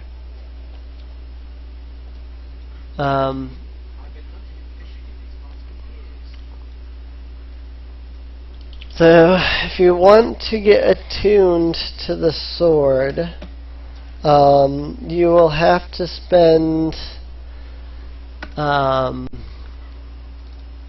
me look something up real fast. And yeah, we've spent a good bit of time in this room alone, but It's only 8:13, so. yeah.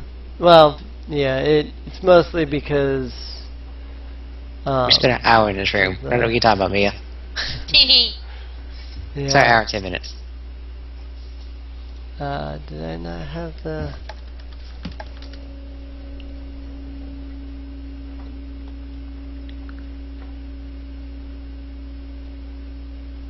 Yeah, I have no idea about anything about.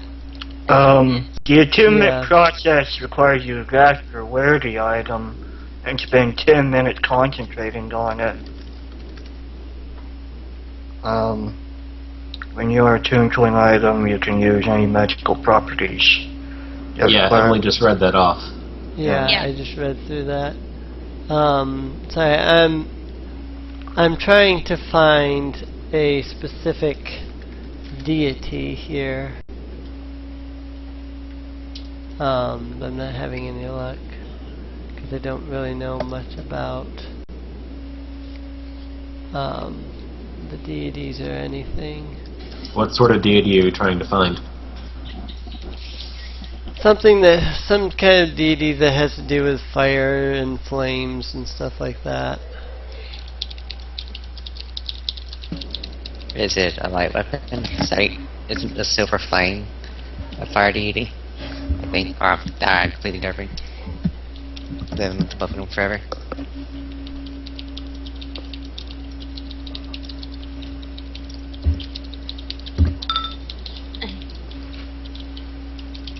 It's a dragon deity, Garrix, lesser god of fire, destruction, and renewal. It's an evil acromental, Inix, prince of evil fire creatures. I don't want an evil guy. There's Zaman Rul, prince of good fire creatures. Yeah, those would actually be the elemental deities. So if you're looking for a good fire elemental, that'd be Zaman Rul, prince of good fire creatures. I didn't even see that one. Yeah, that's on the wiki. Actually, Wikipedia, list of Dungeons and Dragons deities. I just did a search for fire. I was looking to the Forgotten Realms wiki, so that's why I wasn't finding much.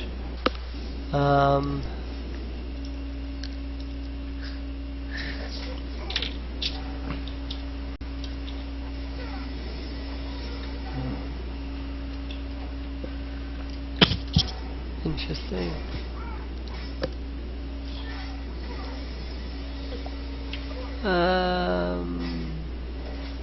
Well, this is a good pal. Good.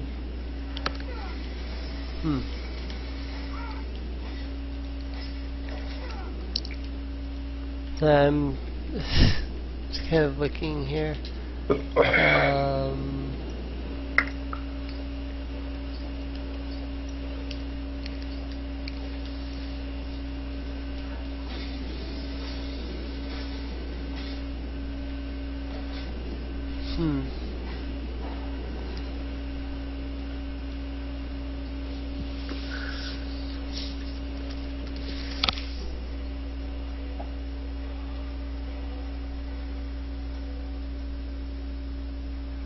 Yeah, I'm not finding anything else myself, so can you type the names into the thing for me? You want the good one and the bad one? Yeah. Alright, well, you know what? I'll do you one better. That's the good one. Zaman Rule That's the bad one. and Imix. So does Phoenix want to lever armor or what? I've been looking at it, and if it's +1 leather, then that would give me a an AC of 15. Unfortunately, that is my AC because I'm a monk, so it wouldn't help me at all. Okay. However, if you're going to wear it, then are you just going to be hanging back and using your crossbow, or are you actually going to put it to good use? Because we've right now only got one frontline person, and that's not enough. Right. Does Carlyn want it? Not really. It doesn't fit your playstyle at all. Like, the character-wise. Well, Right. I don't get the point of not using it when we... I don't know. Carolyn doesn't want to use it because Carolyn isn't an armor-wearing type of character. Maybe if we find some, Paloric armor, then we might be able to convince her, but for the moment, it's not her character. Yeah, it's not a character. It's like Well, it's also abyssal too, which doesn't really strike her fancy. Yeah. It seems to fit me pretty well. I mean, got abyssal nightmare stuff. I got advantage on fear rolls. I like to do illusion stuff, and I think the Blitz character would be good for me. Go for it. Like I said, it's abyssal. There's the reason why Karen's like abyssal. Can't you just take off the armor and not have nightmares? I don't know. Yeah. Yeah, Obviously. but it's going to give you nightmares while you're wearing it, so it makes it pointless to wear if you're going to have nightmares regardless. Well, the point is that you take it off so before you go to bed. That way you don't have nightmares, when you're asleep. Right. Yeah. I'm just thinking I might as well take it. I don't know. It's like, go for it. I'm not stopping you. Just like I said, there's a reason why Carolyn wants to avoid abyssal stuff. Yeah. You also have to be careful because if it's abyssal and it is a symbol of power, that means it was once worn by a very powerful abyssal creature. So if you want to wear it, by all means. Okay. Yeah, Carolyn definitely want to avoid that. Yes. It's quite possible that somebody really powerful is going to come looking for it. Or if they find wearing it, yeah. Yeah. Good luck with that. Give me it. It's a story hook. Well, in any case. Yeah. In either case, for the attunement for the fire sword, if you wish to use it, you'll have to spend 10 minutes getting attuned to it. We can just sit 10 minutes in here, right? Yeah, you can. Yeah. To get attuned to it, you will have to spend 10 minutes praying to Zaman Rule, because he's like the fire elemental god, basically. And he's a good guy, right? He is a good god, yeah. Good. From what I can see on the wiki page, it says that he's a good god, so... Yeah. Yep, if you want to get attuned to that, you can. Again, do recall that it is possessive, but... But yeah, I'm going to go ahead and do that since it's probably my only magical item,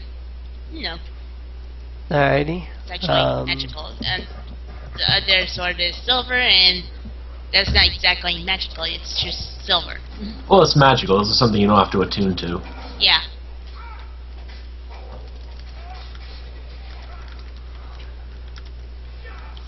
And also, this way I can have both a fire and a silver sword. It helps. Yep. Against specific enemies. Which is always a plus in my book. I could have one sword for each element. It's just... That'd be funny. So who are abyssals? Are they like demons, or is it like a watery sort of thing? They're shadow-ish. They're from the abyssal plane. Oh, shadow stuff. Okay. Okay.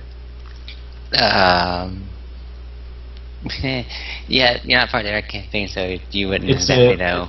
It's a chaotic evil plane of existence. Yeah. And if you're not part of my campaign, so you don't exactly know why Carlyn would be afraid, doesn't want anything to do with Abyssal. Well, it's something about those doggies, right? Like those dogs were a part of Abyssal Plane? No. It's the main race that inhabits the Abyss are demons. Yeah. Mm-hmm. Yep. So it's basically demonic. Okay. Yeah, backstory-wise, Carlyn had nothing to do with the Abyss. Oh, backstory reason. Okay. Yeah. People who in my campaign knows why Carlyn doesn't want to be a part of that. Why don't you do whoever's sneezing for your brother? Yeah. Well, everyone in my campaign knows that too. Does it too. There are many layers of the Abyss. I'll just link you to the wiki page so that you know what you're getting into when you wear that armor. It's fun. It's a game. Okay. I can't find what I was looking for. What were you looking for? You know, we can't help you. Yeah, I was trying to find something, for, like an English to Elemental translator or something. The sword requires a phrase be spoken in order to use its power. Once she's attuned to it. I think Carlyn knows that language. I think. Yeah. Mark has it written down for me. She actually wrote that down. I think it was. But I can't find anything on it. So. No, maybe I don't know that language. If I'm actually someone else surprised. can find it, I'll just make it Japanese.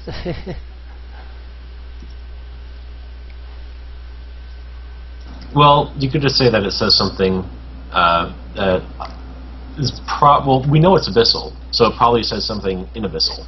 No, Right. it's the sword is flame, fire elemental. Elemental, right. So whatever the elements was, I forgot what it was. I didn't know what it is. I can't remember what it was. Top of my head. It was Damn, what did they speak? Hold on, I have something. I don't know, what do elementals speak? Look at my monsters. Primordial. Primordial. Yeah. Thank you. I couldn't remember it. No, I actually don't know about Primordial. But I think I know an alternate version of Primordial. You have Dwarvish, right? Yes. It's using the Dwarvish script, so you might be able to discern some words, depending on, DM fiat. So probably look for a Dwarven thing then. Yeah. First, just look at Dwarven, find fire, and then that should be good.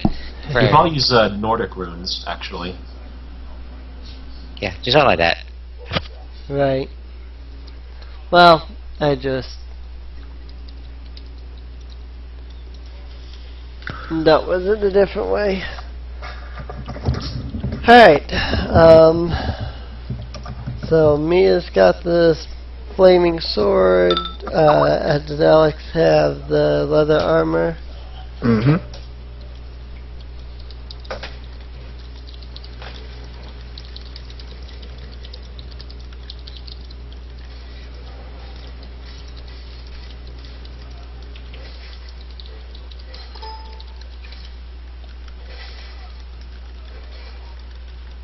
And if someone comes looking for it, wanting it back, I'll just give it to them. Here you Probably go. the wise thing to do. It's Here you leather go. armor. Oh, you're the prince of all fire. Here you go. I messed with you. Which level of the Abyss are you the Lord of? Oh, 66. You can have it. You can have it. You just hear a squeaky voice. You can have it. Guess who's the leader of the 66th layer of the Abyss? Lol. Oh, yeah, you can definitely have that. Oh, fuck that. Yeah. Oh. Here you go. Just don't mind the stains. I got better armor anyway. That's probably what I'll be able to say. Like him.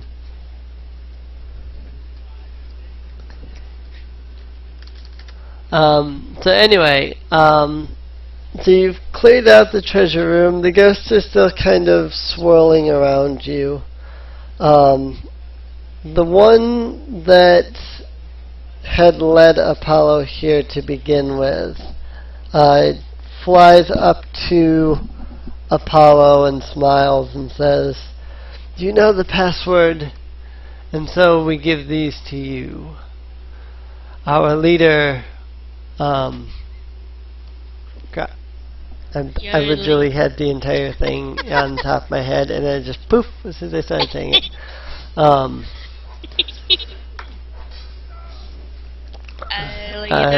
It said,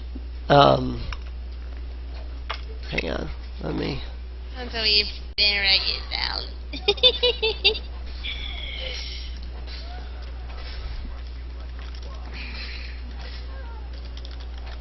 Oh, you didn't write it down, or you're still looking for it?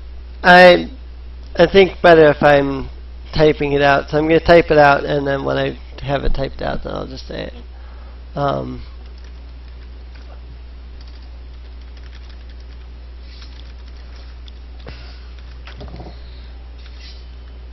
Also, great. I'm in the middle of another prophecy, but this time it's because of a weapon. That's fair, I guess. You're a paladin. If you're not in the middle of a prophecy, you're not doing your job. Good point. Job right, boy. I mean, you know. The whole chosen one thingy. It's weird.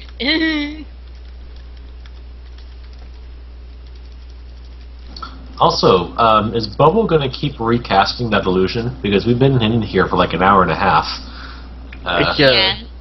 It's a cantrip. I can check.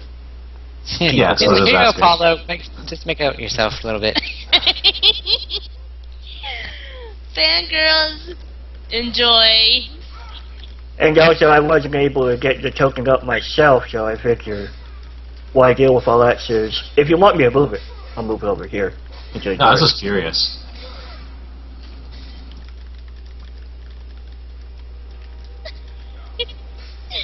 Okay, now I'm imagining it. Alright. So the Spectre looks at you and he says, "Friend Martinez, our leader, awaits in the central chapel of the keep. You all seem like good people. If you show yourself good to him, he may aid you. However, he is a very strong person, so it would be wise not to attack him." Do you know where he is at? In the central chapel, as I just said. Oh. Yeah, I'm betting through those double doors. What was this? What was the name? Just so I have it for my notes. Ferran Martinez. I will copy and paste. That would help. Sorry, I didn't catch the center part of it. Ferran Martinez. I felt vivid. It's like the occult meets, Latino. Bless you. Paul says thank you. I already in my song of competence with slight Latin overtones. I Give did. it a nice Rama beat, you know? Yeah. Aren't you going to try and get the ghost to pass on to the afterlife? Because you're a paladin? I can do that. I can help. I'll actually help that. I was going to do it. Arcana or something? That's religion. Religion? Religion. Oh, okay. Oh, I'd like You to try could- to help. Derpity derp derp derp. Instead of just making a check, you could, pray to your god and see if that does anything. Well, okay, I could pray. It's worth a try. Well, my God is the God of life, and fertilism and plants, and we're derping. Oh. Well, that's an 11. Well, the point is that you try. You're a paladin, you see something dead, it's only here because it has, has unfinished business. It has a reason to stay in, the realm of life. Passing on is a natural course of life. Yep. Oh, wow. There you go. There you go. Oh, you go. Nice. Carlyn starts messed up her prayer. You pray for the ghost to pass on. After you finish praying for the ghost to pass on, you find that the ghost is in fact still standing in front of you. The ghost speaks out and says, "We cannot pass on as long as the curse Ferran Martinez placed upon this keep exists." I see. Very well. We'll try Let's to go remove the for curse it. then.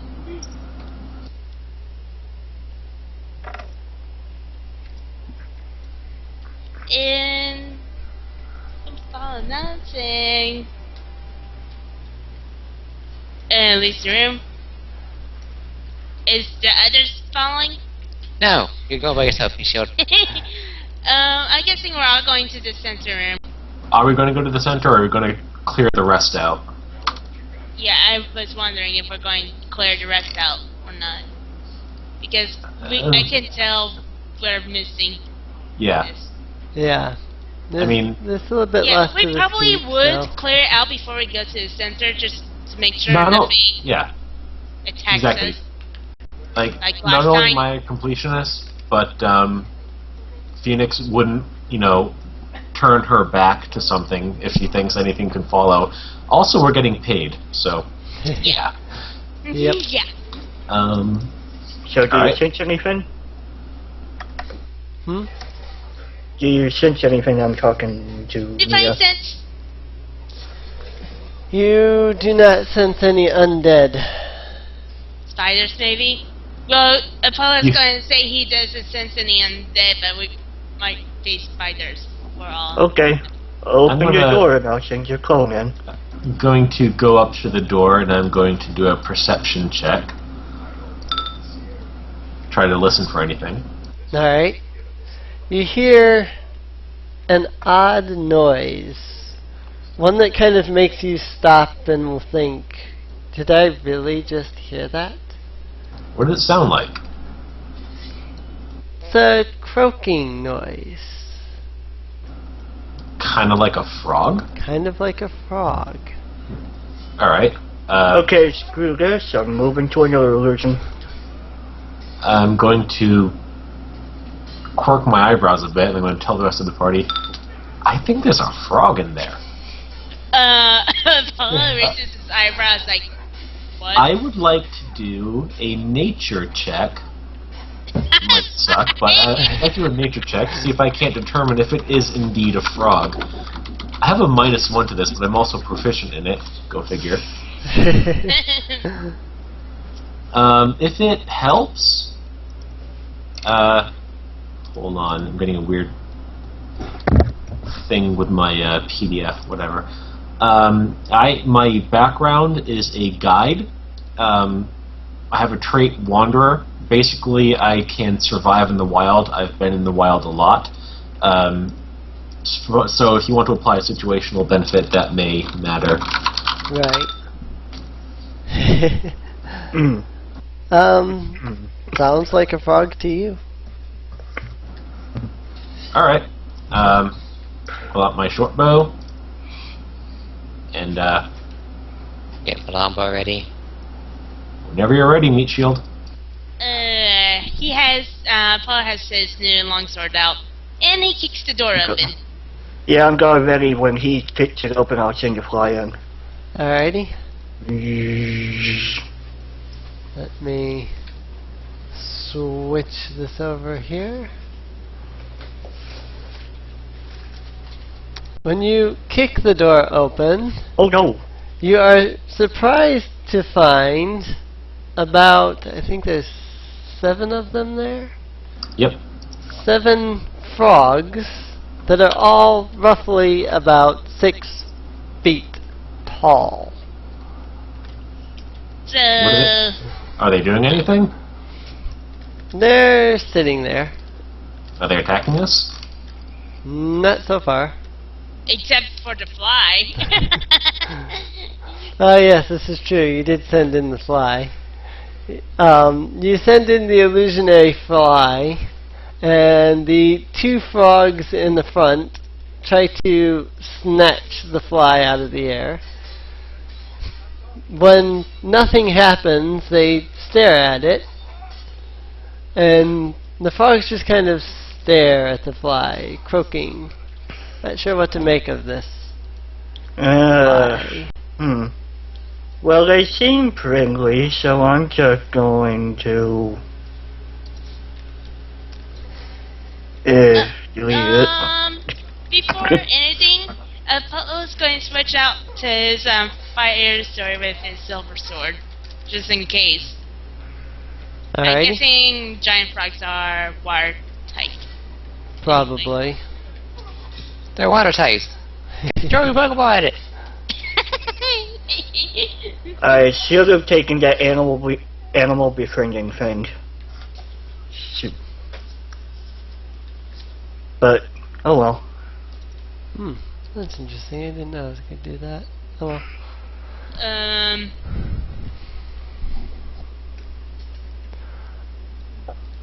Yeah. What kind of check would it be for Apollo to figure out if they're going to attack him or not if he enters?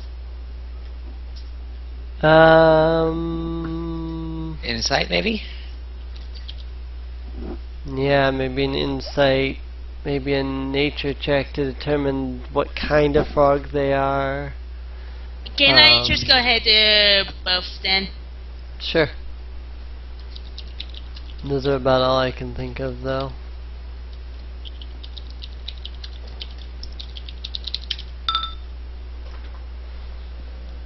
Alrighty.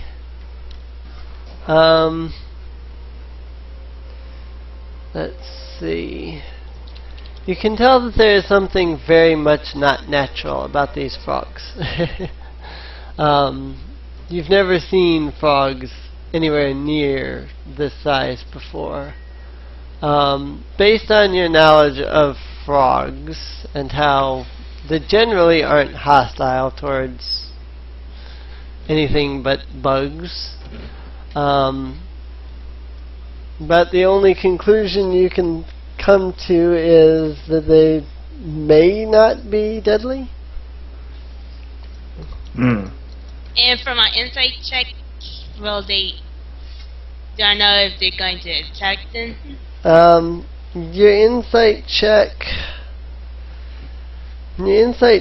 tells you Is that like the way they're looking at me, or? Yeah. They mostly seem to be ignoring you. You really haven't taken notice of the fact that you're there yet.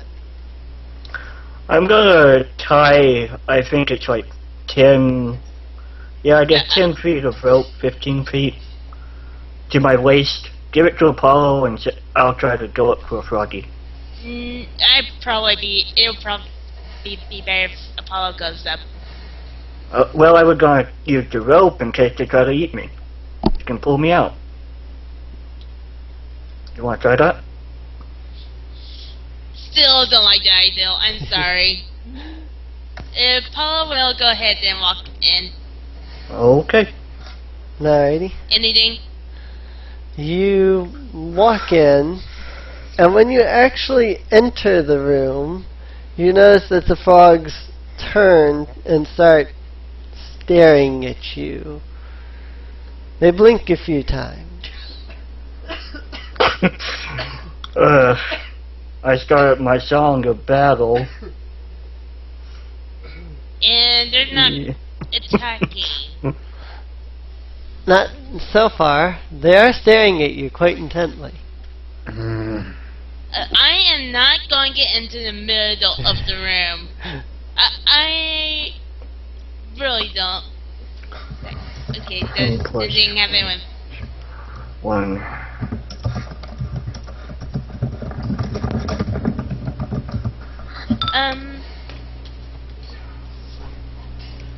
Animal handling to befriend. Alright. Yeah, I reach into my pack and pull out some, I guess a day's rations of food, and I just hand it over to him. And I say, "Don't worry, little big guy. We're not gonna hurt you." The frog opens its mouth, and it starts to stick its tongue out towards you. And then, if that hits your AC, its tongue wraps around you tight and pulls you close to it. Yep, this is why I wanted the rope. Yeah, it hits. Apollo sees it, so he's going to attack the tongue of the frog. He's going to try to slice the frog's tongue in half. You know. Right. Try to attack the, alright. I've got an arrow ready. Would I be able to loose it at the giant frog as well? Yes, you would be able to. Okay, I guess I'll watch.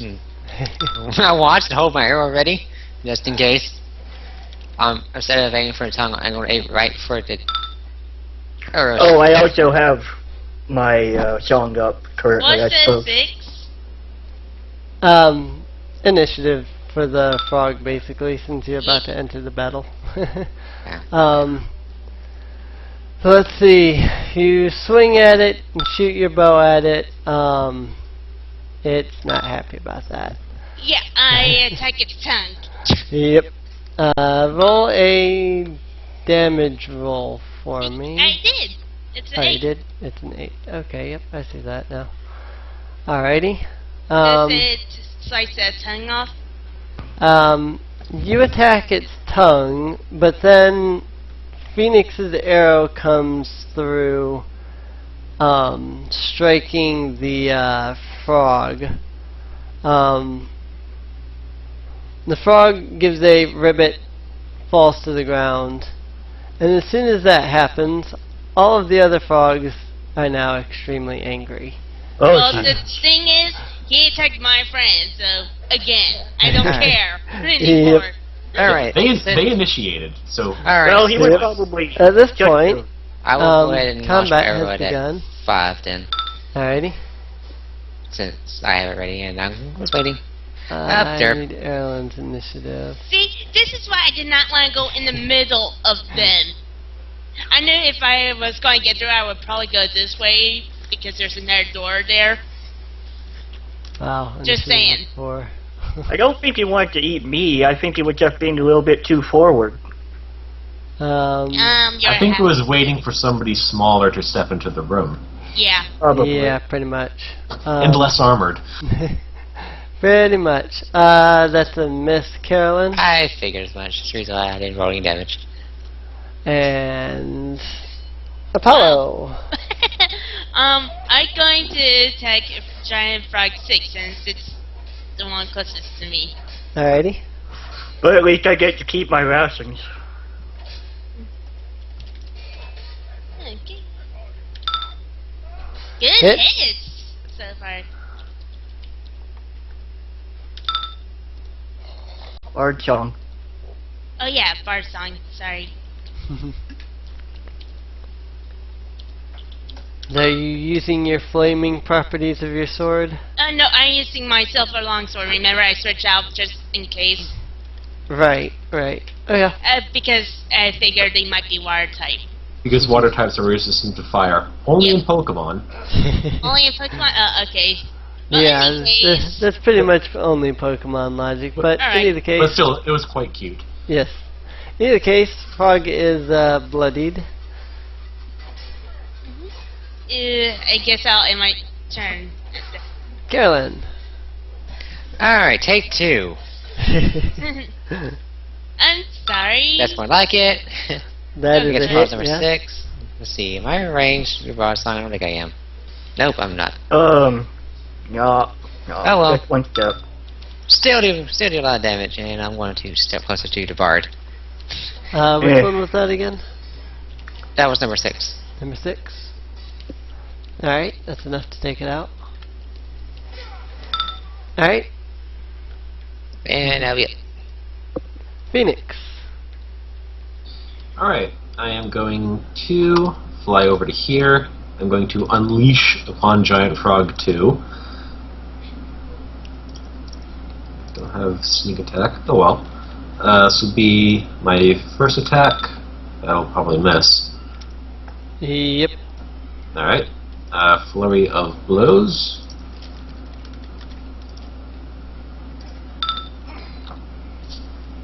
Still a miss.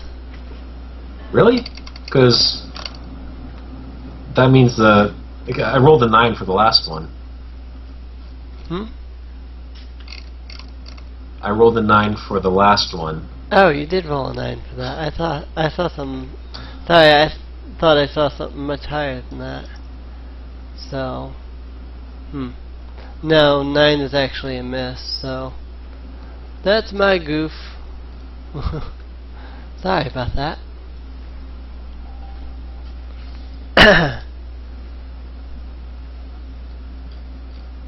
Okay. Whatever. Are you gonna not put it back on the board or something?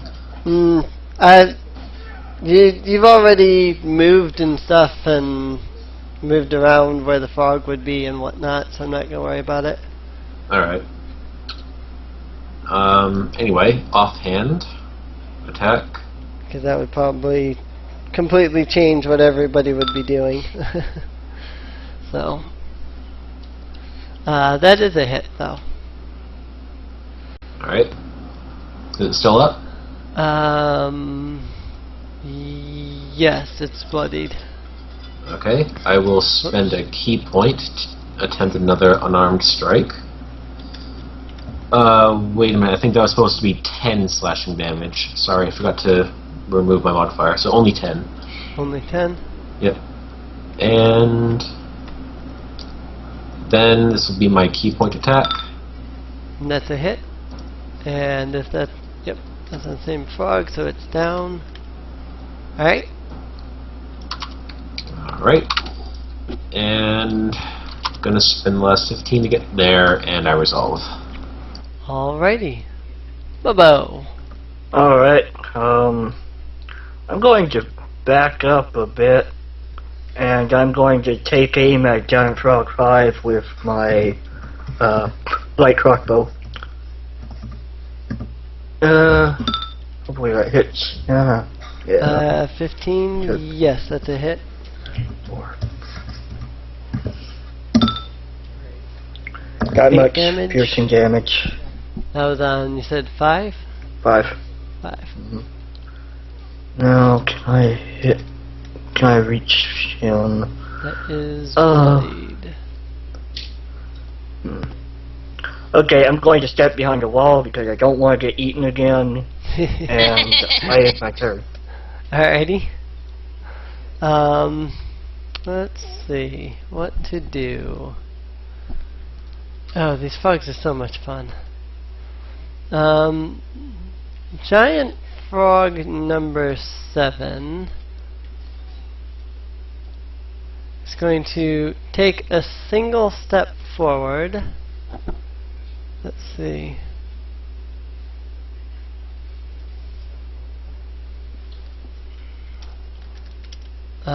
This probably will not hit. Nope. Okay. That would Never use mind. protect it anyway. So. Yeah. This one's gonna come over here, and this is on Phoenix. Nope. Wow, plus 4 too. So that's kind of surprising.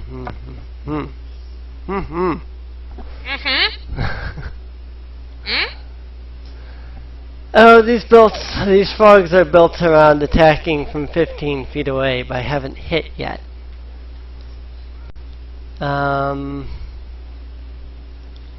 Let's see.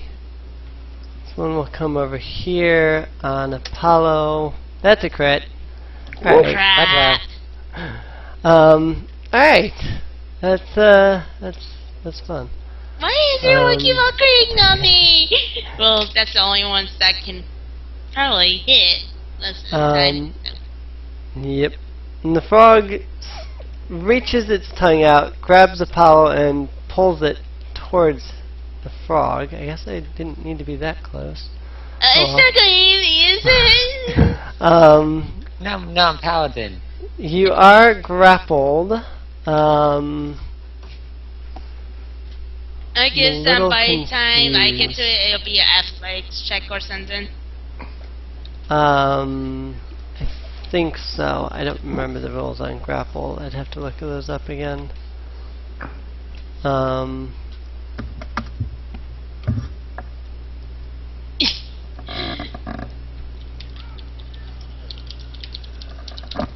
Okay, so I actually have to make another roll on this. Okay. Okay. Now what? Apollo, why are you crit madness? So you take 14 damage and you are grappled. That's piercing damage if it matters. You're grappled by the frog.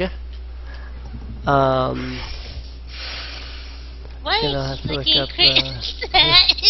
This tastes hazy. Grapple. Karma.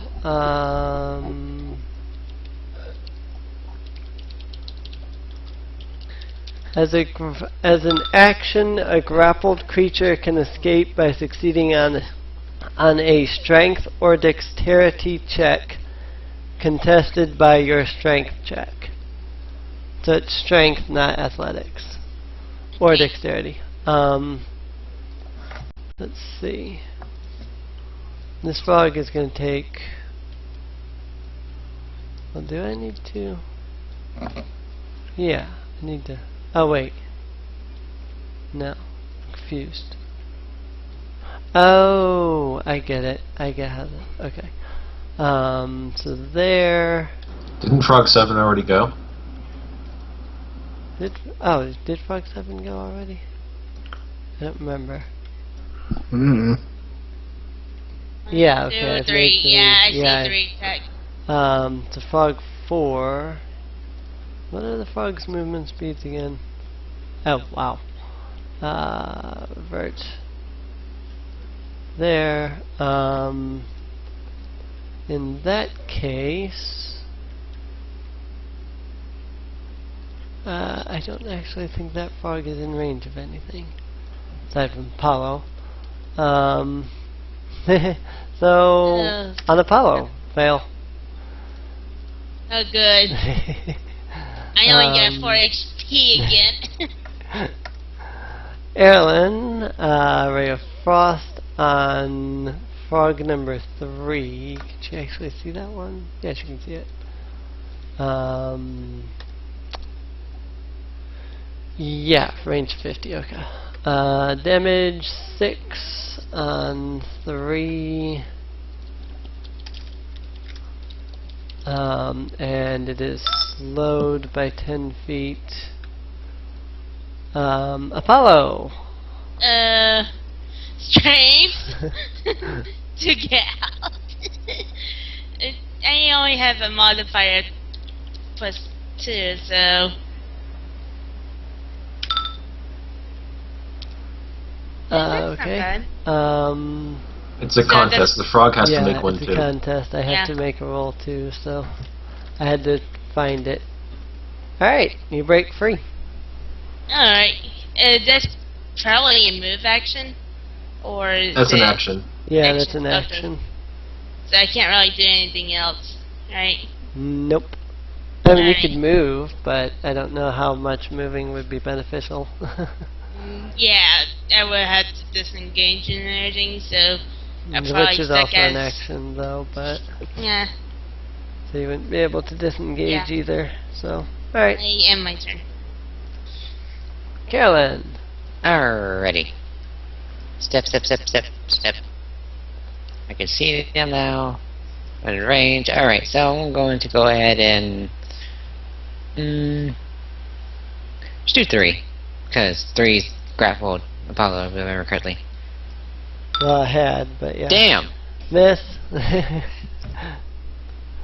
Oh, I shrug. Sorry, Apollo. Have fun. Don't get right in there. In my turn. Phoenix. Oh yeah. We'll go over to here. Gonna attack Giant Frog 5.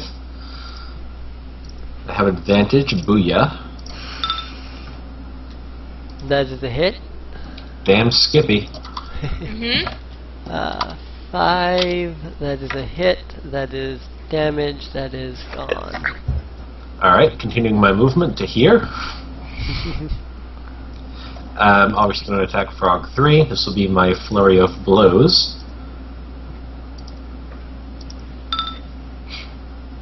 That is damage. That is a hit. That is bloodied. Alright. This will be my offhand attack.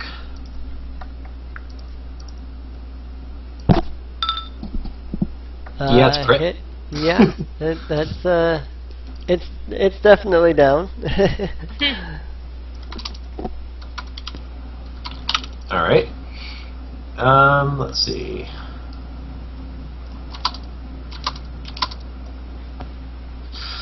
Oh, sure, why not? Believe it or not, I have enough movement to get over to here. Nice. I'm gonna use a key point and attack frog number 4. I'm still in range of the Bard song. Oh, oh, Wow. Very nice. But that's probably a miss. Oh, well. That's the miss. Yes. oh no. And that's it. I resolve. Bobbo. Okay, I'm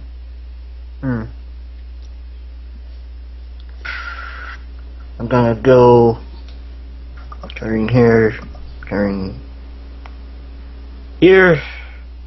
Poop. Can you reach me? Yeah, you ladies can. Yeah, I'm just gonna. Actually, no. Yeah, I don't get a token for that, so I'll just do light crossbow thing again.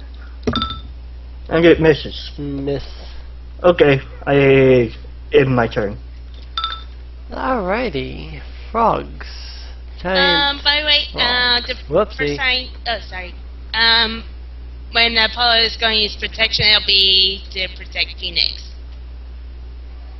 Right. Alrighty. If Is not, that one only time. for adjacent people? Yeah. Sorry. Yep. Oh. You'll probably go for me instead. Well, he doesn't know that. So. That's against Phoenix. Probably a miss. That would be a miss. And this one's gonna hop For it. about there. And then it's going to I miss on Bobbo. That's sad. That is Yeah. very sad. Because if I could have used that, I could have eaten Bobbo. Oh god! No. Oh well, Carlyn. Ray of Frost is a hit, 4 damage, it is slowed. So they have a movement speed of 15? They have a movement speed of 15 feet, yes. Wow. So if they're slowed, they have a movement speed of 5. Yep. Yeah. Yeah. Movement speed of 5. I have Bear Frost too, I think. Follow. Zero. Apollo is going to move here and attack Giant Frog 7 because he tries to go after Bobbo. After Bobbo. Yep. Well, if it does Crit eat me, I'll... Crit miss. That's nice. And Apollo's going to step over here.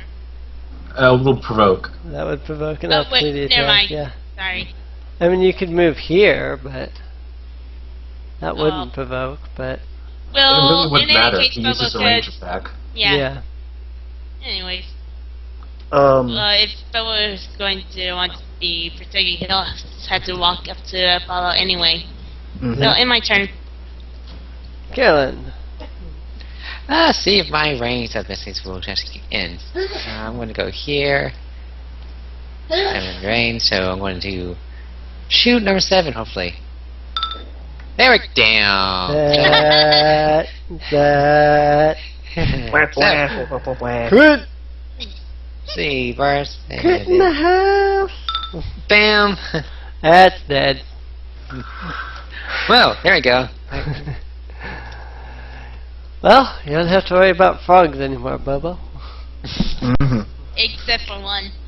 Although I wonder if I could try to get. Five. I wonder if I could try to get in there and punch its uvula. You see Karen go, yes, and then in her turn. Yeah, she just, she crits the thing. Phoenix. Alright. I hope this frog knows that 4 out of my 5 ends are pointy. Alright, this is going to be my main attack. No bard song, I do not have advantage. Is that a hit? Yes, that's a hit. Excellent. Is it still up? That is the question. Yes, it is. Alright, It is flurry of indeed. blows. Crap. Offhand.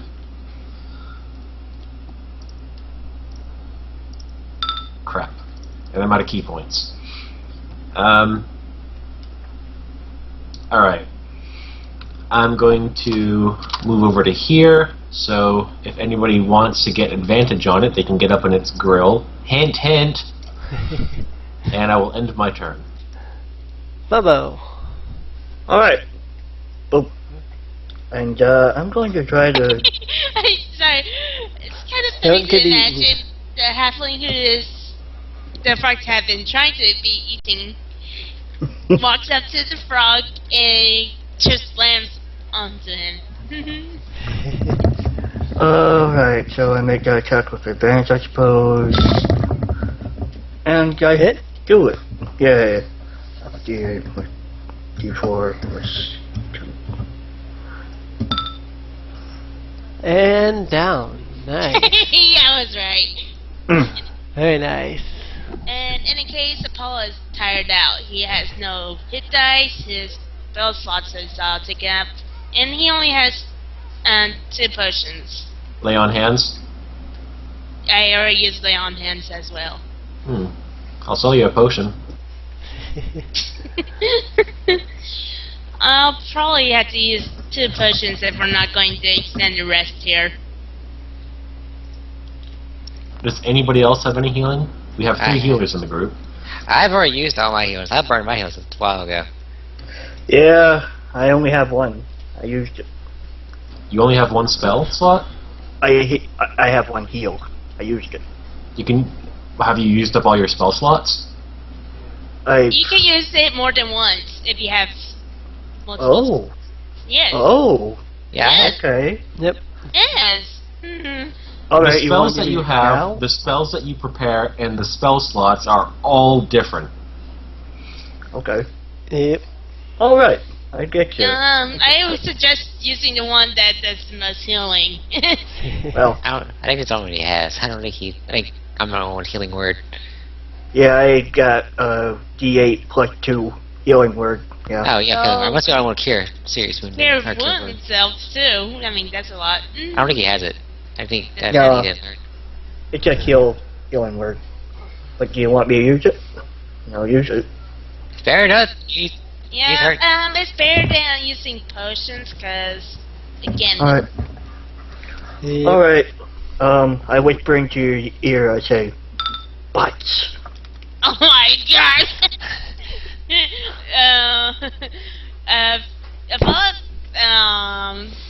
You can see, Apollo just frown at that. It's like, seriously? and you're healing. Oh, Yeah, I do know. do you feel rejuvenated? No? Yeah, it feels better. Okay. Okay. Yeah, he's no longer bloodied. Good. Good.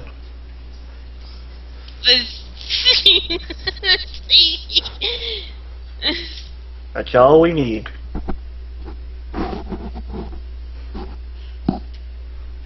And I'm Alrighty. guessing those frogs, they had any... No, they don't. They don't have like pouches or anything, so they didn't have any treasure on them. Oh crap, I forgot to write down how many boxes there was in the room. 6. 6. There were Okay, 7 I- frogs in the room. Oh, there's 7. Seven? There were 6. Okay. There's yeah. 7 Seven. frogs. I knew it was like, not 5, because 5 is a lot. I've ever this room. Yep. Oh, that's where we found me. Yep. I'm good. I don't see anything down the hall, do I? Like, down Nope. here? There's nothing Okay. down there. I'm going to move on ahead. As I'm going to make perceptions and sleight of hands to check for traps and look for things. Alrighty. Hell of a perception. Nice. Aside from the doors, the 3 doors to the south, you don't see anything. You don't find any traps. Do I hear anything? When he You don't hear anything either now. Okay. He's going to use, Paul's going to use Divine Sense. Just in case. I get weird deja vu being close to this door. You don't sense anything? Alright. Well, I want to check it out anyways. So. Did I notice that the door was locked? Oh, locked? Okay. Yes, the door is locked. Okay. I'd like to make a sleight of hand and a stealth check to quietly pick the lock. Okie dokie dokie. Alright. You pick the lock. Alright. I take a flutter back, pull out my short bow, and ready it. Except since that flutter. Bogey. Bow. Apollo looks over to Carlyn and Hoovo and it's like, what? Oh my gosh, thank the cat. Wow. Thank the cat. Anyways, he's going to mission for the other two to come over because, again, we might need help on this. Oh yeah. I need to move on, Yeah, I was just doing my little stick.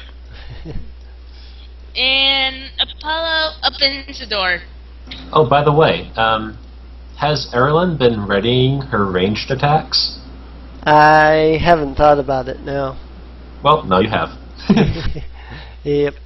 And I guess he sees a dungeon. Yep. Oh, hey, it's weird deja vu. Major deja vu for some reason. Perception? As you look into the room, you can roll perception if you want. As you look into the room, you see what appears to be a jail cell. It looks as if it hasn't really been used in a while, though. You found a half elf in there. Oh, dear God! What? Okay. Sorry. Hold on, I have to do it now. Where'd I find it? You find a poorly built hybrid. I know, right? You found it right here. It was a poorly built hybrid in there. Oh God, is it? Don't remind me. That was very, very bad. Oh look, hey, I'm a hybrid. Same like you are. Yeah, hybrids sucked in 4th edition. Oh hey, we're exactly the same class as we were in 4th edition. We're starting. I know, interesting. I know, right? So much better. So aside from the nostalgia, what else? Get out there. Is there anything else we notice? Yeah. That's what hang on. perception it was for. It's like, see anything else in general?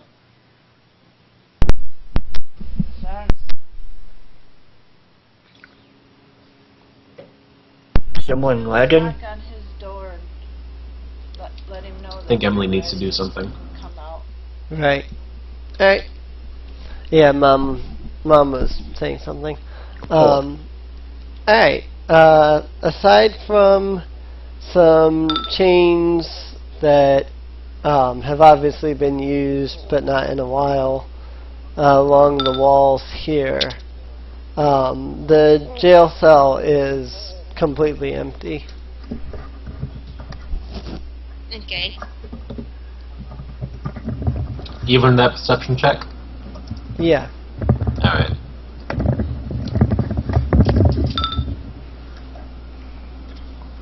Oh my gosh, Alex.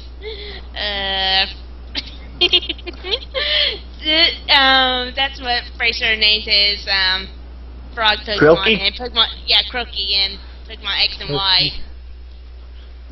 Hey L, check it for magic. Okay. Super nostalgic, but alright. This looks really familiar. That was supposed to... Arcana and Velvet, because I pressed the space. There we go. Derpity derp. You don't sense anything magical. Good God, am I telling old Carolyn now? Ooh. Why am I in this room? Someone's Well, coming. that would make sense in a way. I might as well try it. I must be telling old Carolyn. I'm gonna walk out now because I'm taking the bad stuff and vibes from that room. I'm focusing particularly on the chain scare. Neither you or Erilyn detect anything magical in the room. Okay, I'm gonna go. Shrug. Move on. Mm-hmm. Shall we check that one last room before heading into the middle? Yes, Sure. we should. Alright. It's just when we fought the brass dragon now. I'm thinking about it up there. I'm Yeah, up here. I dodged so. that was where you fought the brass dragon. I was sitting there going, I know that room was familiar for some reason. It's And actually, it not- was a bronze dragon abomination. And that's Yeah. where we found our dragon pets. That's Hey. where we found Draggy. Yay. And Norwin. Dragon. Yep, and Arwen. And Owen. The ultimate broken Draggy. Oh. God, Draggy was pretty awesome. Yep. Go back, hug Draggy. Get like 8 hit points. Yep. Foreign or Tiger's Dragon was good too. If we ever got to use them. Yeah, what was that? Hump or whatever? Yeah, just like plus 4 to your AC, Plus 5 to AC. plus 5 to AC. Yep. It was its dexterity mod,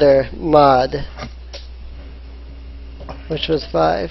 So it's plus 5 to AC if you are in its aura. The Dragon's heal. Good God, that heal was so strong at there a while, because it soaked at first, and then it went, what the fuck just happened to you, Draggy? Yep. Alright. You hear the rattling of bones and the groaning of creatures. Sounds like skeletons and zombies. Again. Apollo also Um, used Divine Sense, by the way. Yeah, so I know. Yeah, I didn't hear the divine sense. I've been saying it like 2 or 3 times now. Would we be considered to take a short rest after that frog fight? Yes. Or like, Yeah. yeah, okay. You, I'll start up my fighting song. Alrighty. No, Make their initiative in Got that some case. skulls. No. Let me add skeletons and zombies to initiative. Alright. You sense 9 creatures, 9 undead within 50 feet of you. They all seem to be in this area. Paul's going to turn to the others and say he senses about 9 creatures. There might be more, not sure, but... Ready run longbow. Well, it seems Well, like they've been encountering 10 each time, so... Yeah. It has Right, always been an okay. even number, yes. I'm ready one longbow for the nearest zombie. I'm gonna... Wait a minute, your zombies? But yeah, that's something you should consider, Emily, that we've been fighting 10 each time we've encountered some, so... Yeah, well, that's just because I'm Even. I know, like but... anal about that. Everything has to be an even amount of, like, if there's 2 different sets of creatures, there has to be an even amount of both of them. Like, it has to be an equal amount. So if there's 2 sets of creatures, then you're gonna fight an even amount of creatures. So. In any case. Everyone ready? Because the post going up in the door. Has Erilyn readied her range? Has Bobbo readied his range? Actually, I've- that reminds me, Apollo's going to take out his javelin. Well, I have readied my song. Can I also ready a ranged? You can only ready one action, unfortunately. Okay, well, Yeah. my song. You could activate your song and then ready Yeah. an action. I mean, there's no reason why you have to ready your song first. whispered song. Okay. I will ready my crossbow as well. Alrighty. Heads! Oh wow, this is like a Pokemon Center. Oh hey, I remember this Oopsie. place. I remember this room. This is where we took our first extended rest. Second extended rest. Well, my first. Oh yeah, you're first. This is true. Alright. So opening the door then? Yep. Yep. So we had a nasty battle in here too. Yeah, we did. there was 4 cultists, 4 Boz Draconians, and 4 Capac Draconians in here. Yep. Alright, I'm Maybe aiming they for the would zombie. sound surprise. Um, I'm aiming for a skeleton. Ray of Frost, miss. Okay. Alright, Oh, no, I'm that's aiming a for hit. zombie Right, number it's 9. 5. 6 damage on Yeah, zombie is this 2. considered a surprise round or? Yeah, this is your ready to actions round, basically. Which would essentially be a surprise round. My range is of 30, but That's a good idea. he is 35, so I'm guessing. Well, the range is 30, 120, so I'm guessing I would have gotten disadvantage, but the adventure negates it, so. Actually, you know what? Forget aiming for a skeleton. Can I see zombie 4? Let's see, hang on. How far did you say the javelin was? 30 to 120. 30, You know, 120? slash in between. Right. Yeah, you would get disadvantage for attacking something further than 30. But it cancels each other out, right? But yeah, you would probably then get advantage for the surprise round, in which case, just like before, that would basically cancel each other out. Okay. So this is against zombie 2 and this. Ooh. Make sure I've got that out right. What is Phoenix aiming for, Mark? It's up there. It's noted. Yep. Oh, okay, I gotta go back. Okay. Okay. Ray of Frost missed. Or no, Ray of Frost hit. That was against zombie 2. So that was 6 damage. So zombie 2 is bloodied.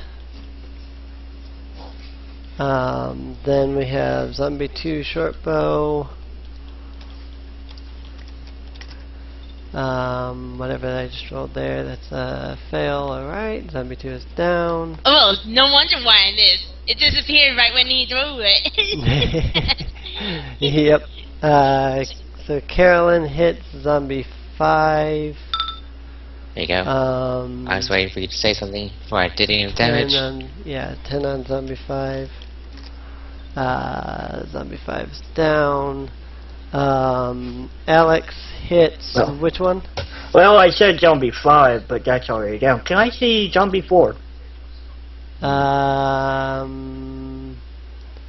Not hard really. corner. Yeah, the only thing you'd be able to see really Is well is skeleton skeleton 2 and 4. Okay, well, might as well. Maybe even 1.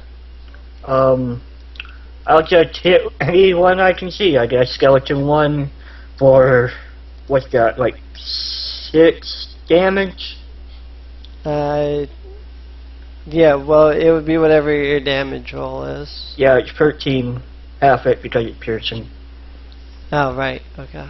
Oh, I see it. Never mind. I had actually seen your roll, so. Skeleton 2, you said? Skeleton 1 or 2. I guess 1 because that's the closest one. Alrighty. 1 is bloodied.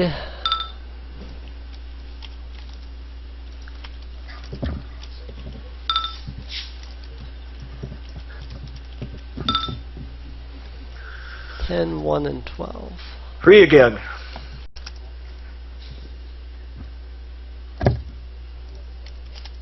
One, 10. Apollo? Initiative? Oh, sorry.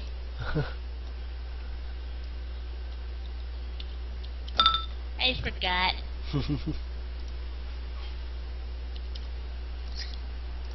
Alrighty. Guess this Looks is like we're good. Phoenix.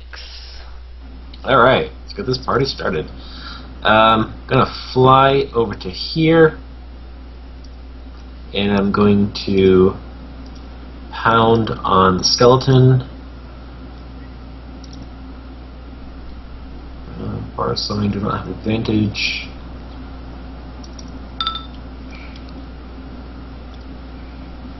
That's a hit. On 1, he's down. Alright. Let's see, that was 15 feet. I'm going to move another 10 feet over to here and attack Skeleton 2 with my flurry of blows. Alrighty. I am still in range of the Bard Song. Excellent. Miss.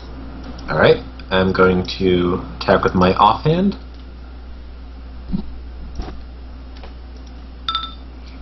Ooh. Hit. And down. Alright. That was my 50th kill. Well, And for my last 15 feet of movement, I'm going to...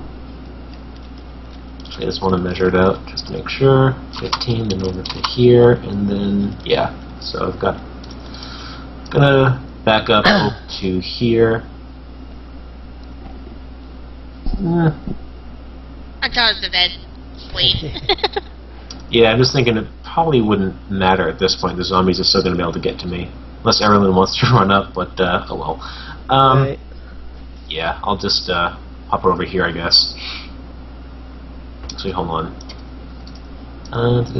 Yeah, I'm Can pretty you much get screwed next no matter where I to go. Apollo? Or Unfortunately, I can only move 15. This is as close as I can get. Well, I think Apollo takes his turn before the... No, he doesn't. If you look at the initiative list. Yeah. oh, see, look, you can be right here. I'll just go here. I guess it's what But I Phoenix was would do. going to say you can be right here. Or else. No, I can't. I couldn't get there. Well, it said 15 on mine. Anyway, I mean, remember, doors is 2 spaces. I know. Well aware, thank you. I resolve. Alrighty.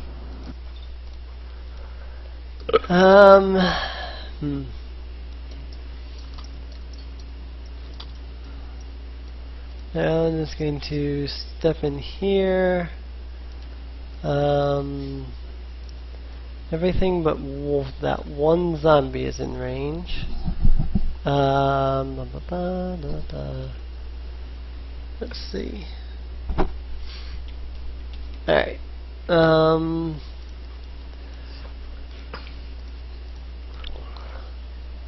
We'll go against zombie 1. Hit. 7 damage. I can get down to 2, slowing it down like so. And zombie and bloodied. I forgot to mark bloodied. I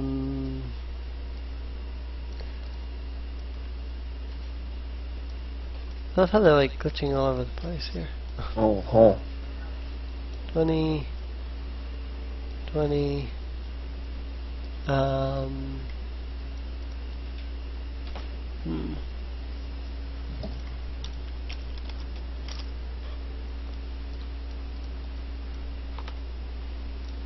Apollo. Okay, Apollo's going to step over here, and I guess he'll attack zombie 1. Alrighty.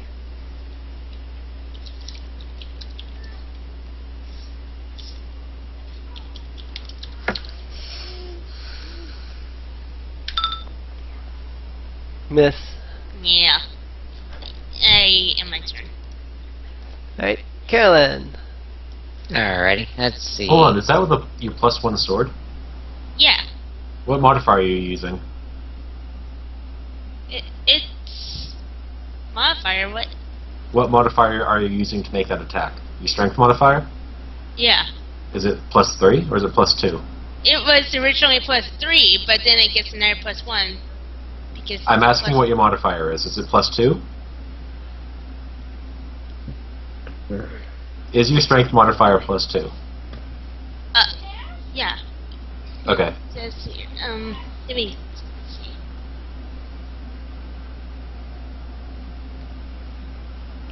Well, go ahead and go to the next turn. I'll look. Alrighty. So let's see. Can I see anything from here? I can. So okay. I guess I'll attack number 4.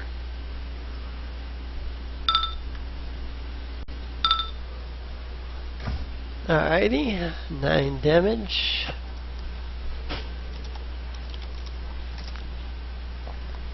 And number 4 is bloodied. God damn it, he's saved. Alright.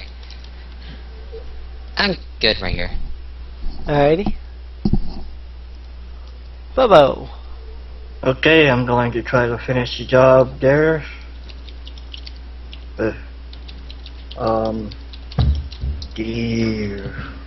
With my rapier, I guess. Alrighty.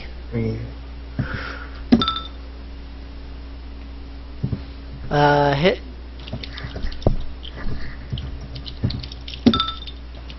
Oh, Damage. so bad. Oh wait, can I use my lucky on that? Oh. Well, I guess if you crit, then not much I can do. Yeah, he saved. Okay, okay. I end my turn again. Alrighty. Skeletons. Let's see. Oh goody. In that case,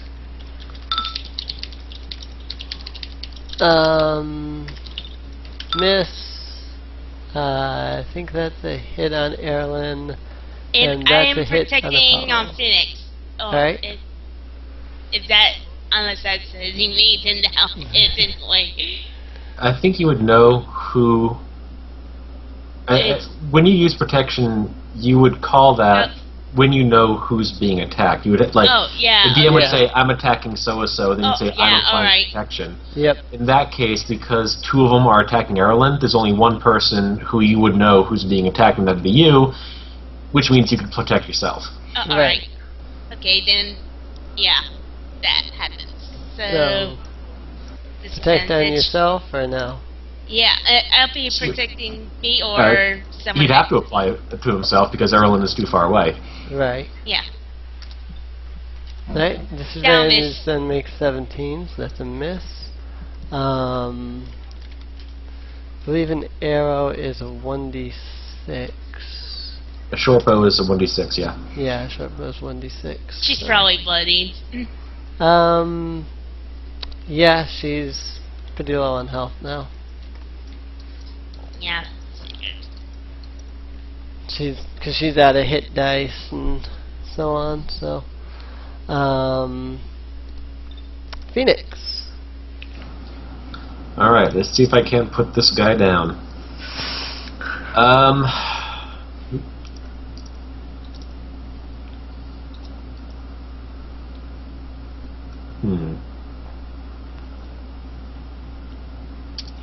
Oh, okay. Spend 5 feet of my movement to get to here, and then attacking zombie 4 with advantage. Hit. Yeah. 15. I have to roll a crit. Roll. That's so weird. Dead flag, Your yeah. sky flag.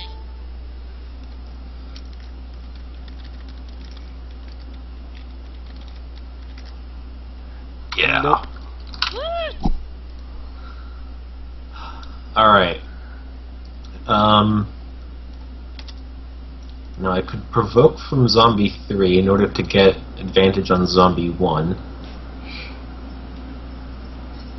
Are you willing to take that risk?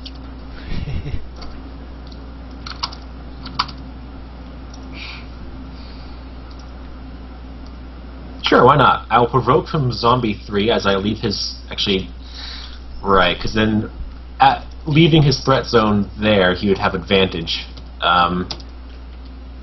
Yeah. Alright, fine.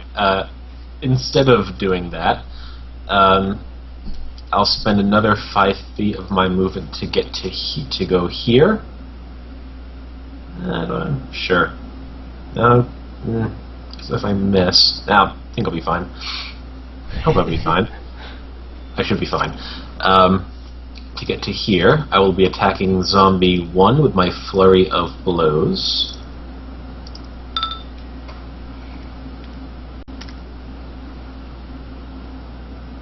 Saved. Okay. I will be attacking him with my offhand.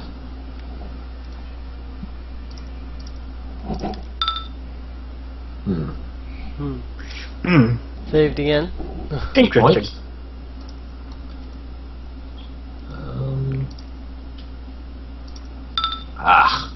Figures. Missed. Alright, oh well. Let's see, I've barely spent any of my movement, so I'll, not be flanked. And, that will be it. I will end my turn. Alrighty.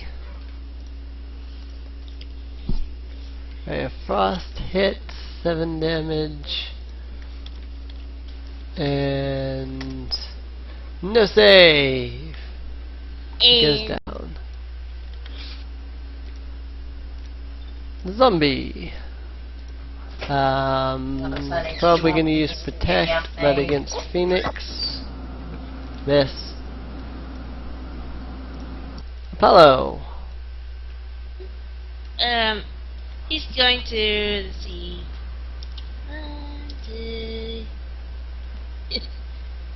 Yeah, now he's doing it. Okay.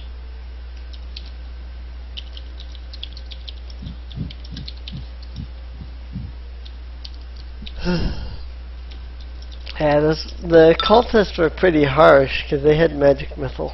Hit. Okay. I think one of us had to duck underneath the bed for protection at one point. I don't remember. Really? Yeah. I don't remember who that was. I don't. It might have been Toggin, because I don't think it was Might me. have been the pixie. Oh, it was the Pixie, because he's the only one who could do it. Probably is the only one that could do it, yes. Yep, 9 damage, so I'm guessing he's bloodied only. Nope, he's up. Oh. Sweet. And, let's see, I think I used time this. You used 15 feet. I think, okay. Try. Well, I guess I'll be over here. Alright. And then my turn. Carlyn. Alrighty. Everything's dead in my view, so do. The starship feeling for some reason, and then I'm gonna shoot skeleton skeleton number 3, because it's the lowest number. Are you going to try to shoot him with your bow, or are you going to use divineness? Not in range, sad part. Oh, it's only got a range of 25 feet? Yes. Ah, never mind. So, even with my full movement, I probably wouldn't have gotten close enough to him, so I have to use divineness. I wish I got that sling, though. Oh well. Not like a banner, so I don't think I'll hit. Nope, that's a miss. Oh well, I missed. So, Alright. we'll end my turn. Bobbo.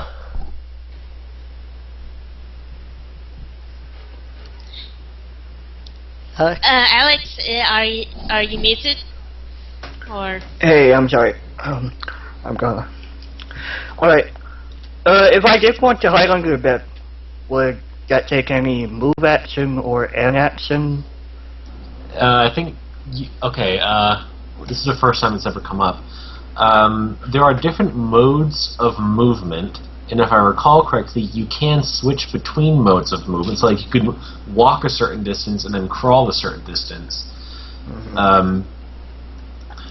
I forget how much movement it takes to, like, get down to a crawl. Crawling, I believe, is 10 10 feet for every 5 feet for every 10 feet of movement that you have. Okay. Yeah, crawling 1 foot costs 2 feet of your speed. You can drop prone by using 5 feet of your movement. So you'd have to move there, drop prone using another 5, then whatever you have left you can crawl. I don't get much, so I'll get over here. Wait, no, I don't want to be around Apollo. Yeah, I'll get over there with the bed, and I will swing a bullet at Skeleton 4. I think you have advantage when making attacks whilst prone, unless you're just getting on top of the bed. Well, well, since I'm small, I could get on top of the bed, I guess. It would be difficult terrain, so it would be another. Oh, that's difficult terrain. Okay. Yeah, the bed would be difficult terrain to get onto. Okay. Also, it takes your full movement to stand up. Well, I wasn't actually crawling. I wasn't crawling at that point. Is this not difficult terrain? No, that's not. Okay. I'm going to try to swing a bullet at Skeleton 4 then. Alrighty. Okay. Hit. D4 plus 1. D4. Double damage. That was against 4. Yeah, Skeleton 4. Alrighty. It's down. Okay, and now I'm gonna move back 5 feet. And I end my turn. Alrighty. Skeletons.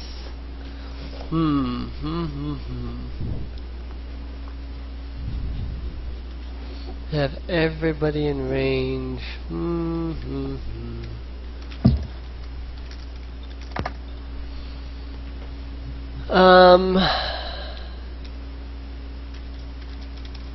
Against Phoenix. Yeah. And against Carlyn.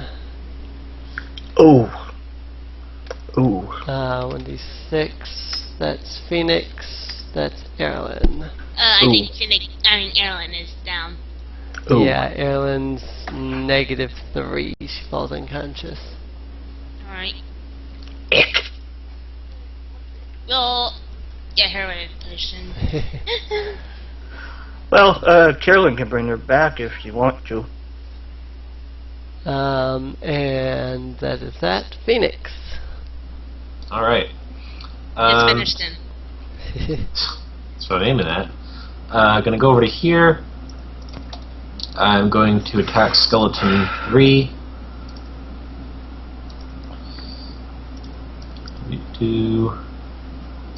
Advantage.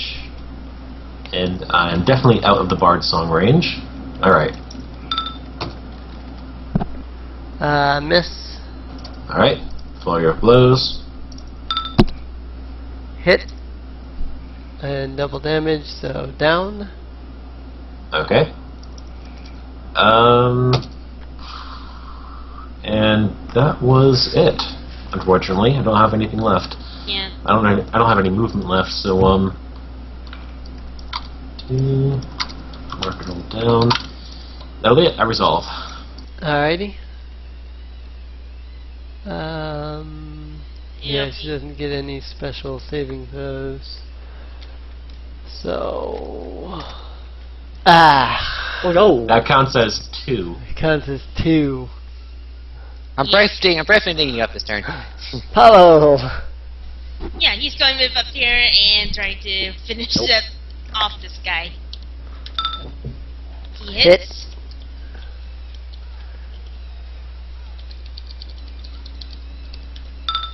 And off. Ah, Ah. pathetic damage. We gotta finish this guy so we can heal Carlyn. Yep. Alrighty. Yeah, my turn. Carlyn. Liz, Carlyn. Okay, I'm going to... I could use Spare the Dying. Bring her back up, 1 HP. You know what? It's a cantrip. I think it's okay, also I'm using my action to bring Carlyn up with 1 HP. Sparing the dying.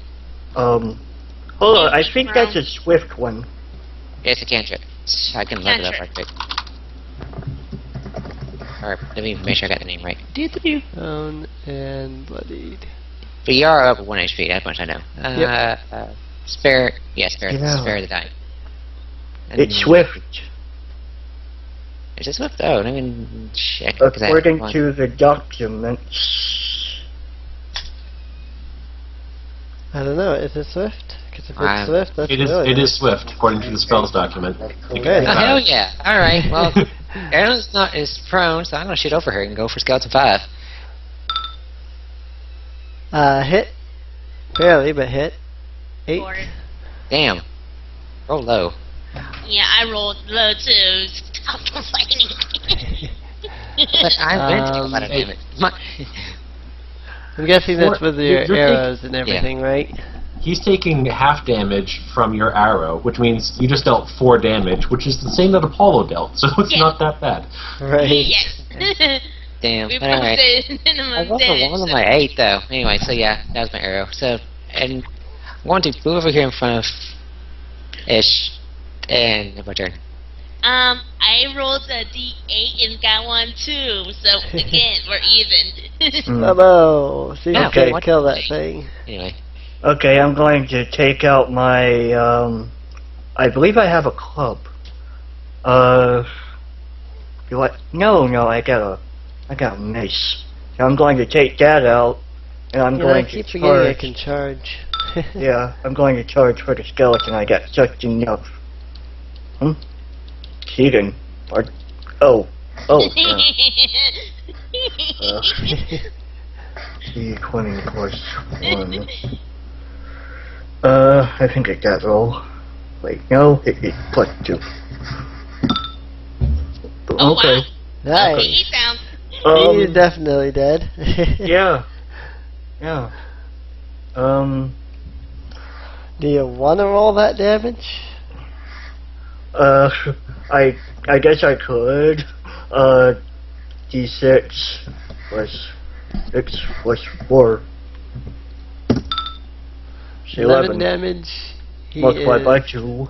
So, plus doubled because bludgeoning damage, 22 damage in all. He is more than dead.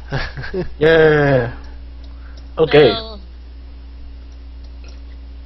I guess we short rest, but actually, Apollo's going to say, say that we should probably take a rest here.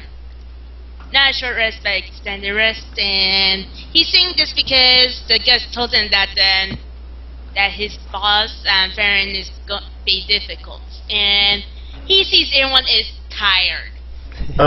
Let's make watchouts at the door. Let's put the bears over the doors. Yes. Yeah. Okay, I should do that. Everyone move. Does Meat Carlyn shield. have any health potions? I got 2. No, she's not carrying any health potions herself. But we're getting extended rest anyway, so shouldn't we be able to heal? Are we doing extended? Yeah, that's why Apollo suggested it. We're go. Emily, are we doing extended? You can try to extend it. I mean, you're in the heart of an undead-infested fortress. I don't know how well that would work. Mm-hmm. We're about to blockade the door with beds. Well, we did mostly look around the whole area except the center area. I'm mainly concerned about those squads. Well, Yeah. that's where we're blocking the door with beds, like we did the other campaign. Yeah, Yes. yeah, that's... Actually, we But did yeah. that. We actually did do that in the other campaign. So yeah, the beds will help, and let's see, and we'll still take shifts. Alright, I Okay. suppose we could try and do that. I have trance, so I'm going to sleep for 4 hours and take my shift. I'll take the first shift. Alrighty. First bedder has legs checked in his bed. I'm going to do that just for fun of it. Let's see. I'm going to leave my armor on. See what happens. Ah! He pushes these puppies. As we're taking an extended rest, does anything happen? I'm looking right now. The problem is I'm not sure on the rules of that, so I'm looking for resting right now. A long rest is 8 hours. They have to be, as long as there's no strenuous activity. Usually I think sleeping is important. I don't think the rules specify sleeping, but 8 hours of uninterrupted lack of activity. Right. Well, I have trance, so... Yeah, my exactly. Right. There is a resting section. Yeah, I just how to found play it myself. document. Long rest, yeah. A long rest is a period of extended downtime or at least 8 hours long during which you sleep or perform light activity. Or standing watch for no more than 2 hours of the rest period. If the rest is interrupted by strenuous activity, like getting into a fight or taking damage or casting a spell, then you have to start over from the beginning. Unless it takes less than an hour. Unless the interruption takes less than an hour. Right. Yeah, okay. You also regain spells. You gain spells. You gain half of your maximum number of hit dice. So, at level 2, we're only going to regain 1 hit dice. Right. Do I choose or do I don't get any? Fair, no hit dice. I'd imagine you can choose. Okay, I was about to say, because I'm kind of shafted in that regard, because I only have 2, and they're both different. I'll grab my... I'll grab the... And our HP goes to full after extended rest, right? Yes. Yeah. Okay. Yep. Good. Looks like it. And do we get our spell slots back? We do. The question really is whether or not Emily's going to throw something at us to interrupt us Right. for more than an hour. Yeah. That is the question. Oh, But you yeah, pushed the that's bed, to the door. Yeah. Yeah, I'll So- get into it near that to you guys. Wait.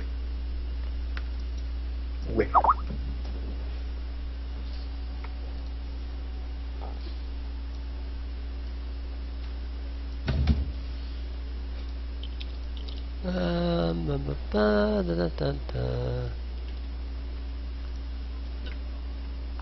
But yeah. The reason why I opposed the justice was because everyone's tired and big boss in the center. Yeah. Right. Alright.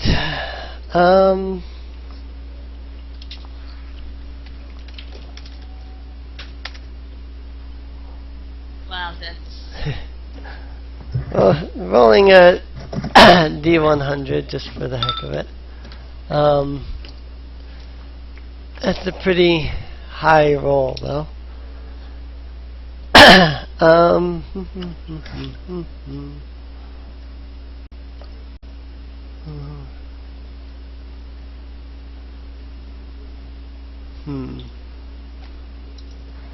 Alrighty.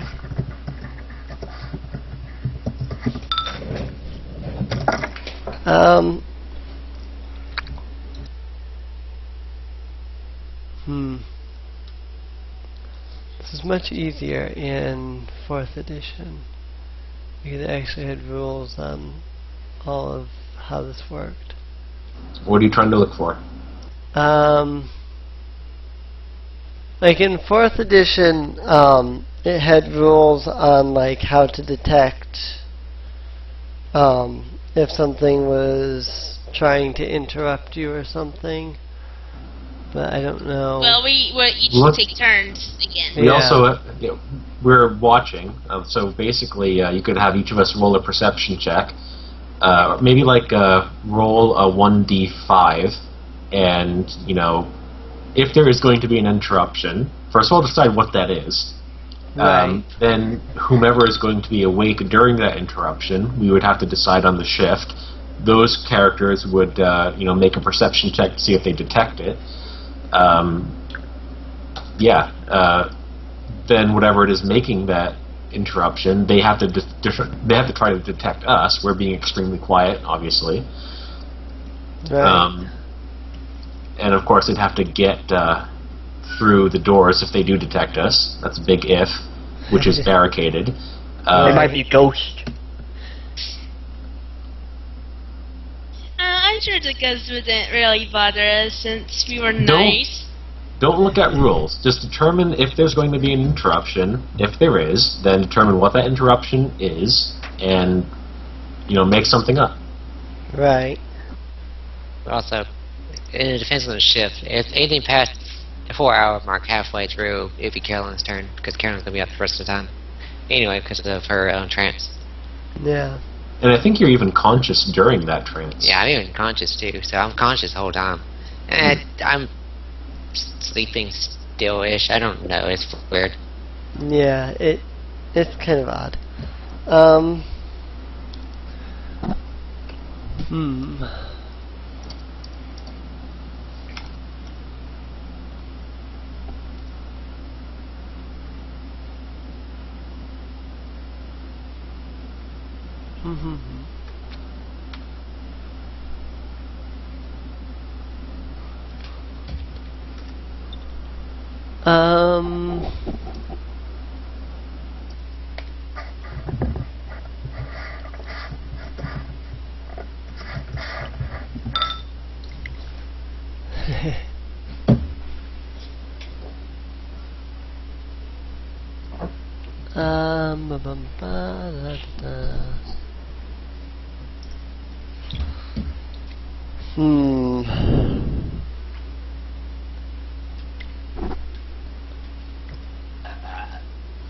What was that? I heard something. Oh, my brother's sitting right next to me, so. Hi, Emily. Well, he can't hear your you. brother. Okay. You just gotta, yeah. I've got my headset on, so. Alright. Say hi for me.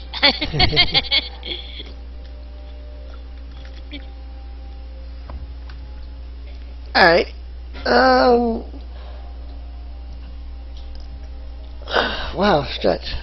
So we Alright, all roll a perception check based on our shifts, or go ahead and roll a perception check, but I'm pretty sure I know what I'm gonna do here.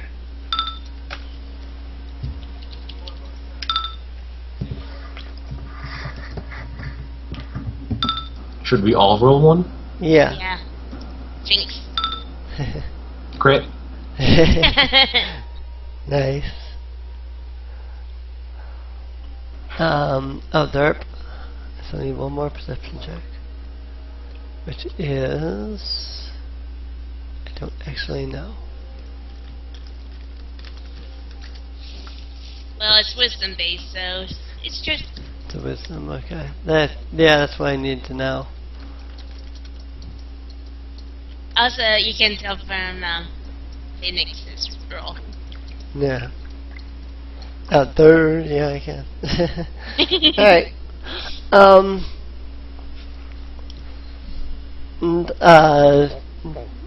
You rest, you rest. So. Does anything interrupt us? No. Alrighty. Sweet! Okay, after standing rest and everyone's up, Apollo's going to see that everyone's okay before he pushes the bed back. Did I have any nightmares?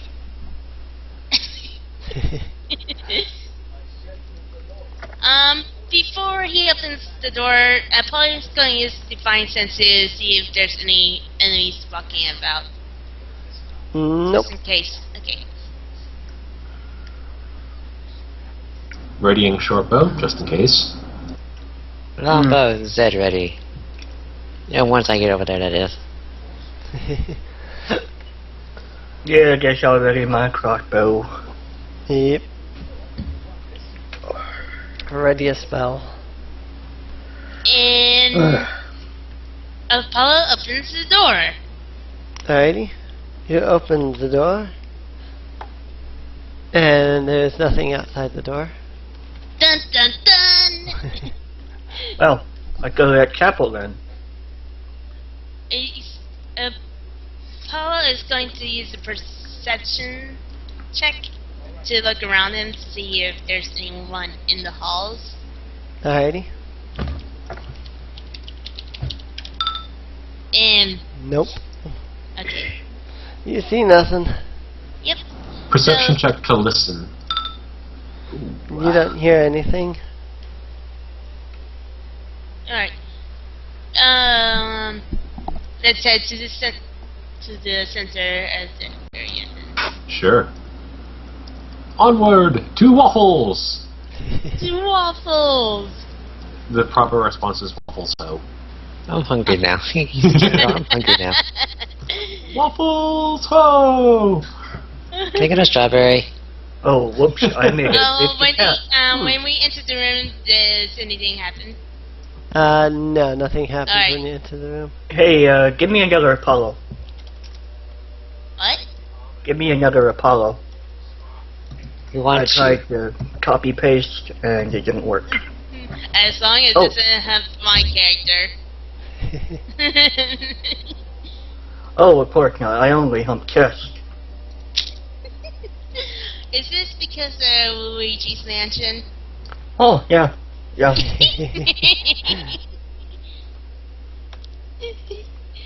Yeah, in the game, it looks like Luigi's humping the desks and such like that. Yep. It's a little awkward.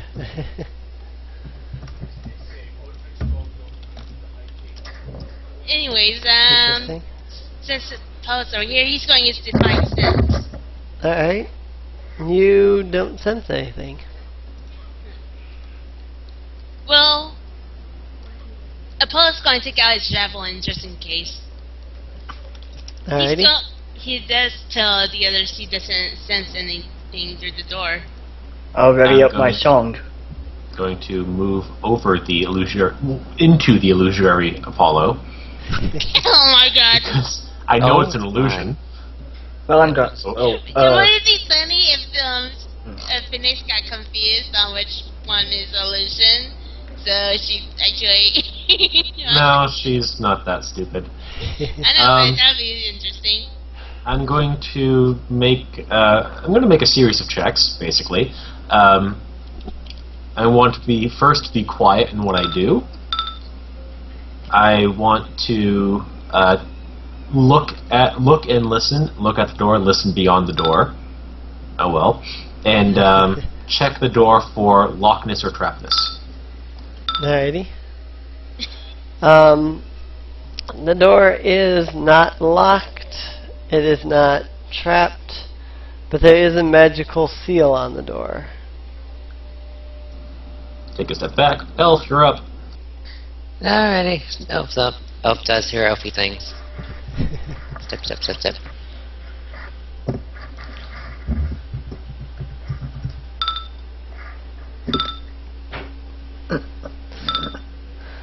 Alrighty. Heh. Alright. Carlyn and Bobbo working together, you managed to disrupt the magical barrier on the door. Alright. Alrighty. Honey, what time you gotta be at school in the Unlocked it. I think. Yep. Well, I'm going to go ahead and yeah. get back in my position. And Apollo opens the door since everyone's ready. I'll ready my longbow just in case. Faster. Yeah, I'm ready my... Make a strength check on the door for me. Oh. Okay. And not athletics, just strip. Just Strength. yeah, just strength. They're big doors, so it's gonna take a little bit to push them open. All right, you push on the doors, and after a few moments, the doors open wide. Inside, you see a massive chamber. In the center of the chamber, you can see an altar. Upon it is the symbol of Tyr. The symbol is the symbol is glowing quite brightly.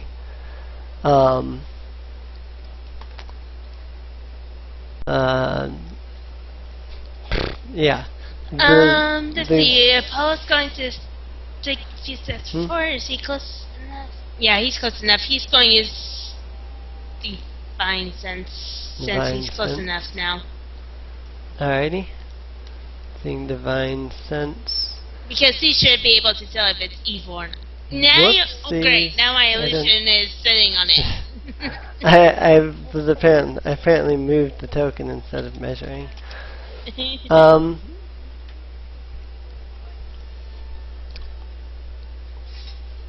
There is some kind of a ghostly aura coming off of the symbol of Tyr.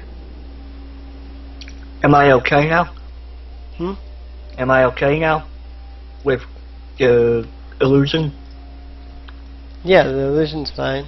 Okay. Good or evil? I don't really.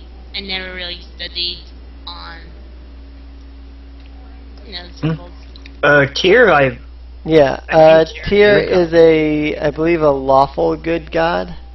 Oh. Yeah, he's the same god that the priest. So Apollo's going to go over and do an Arcana check. Alright. I'm guessing that it's keeping whatever's evil inside the casket. So, let's see. Well, I just could come over and try to, if you want, but... Yeah. If you want to do an Arcana check, you can.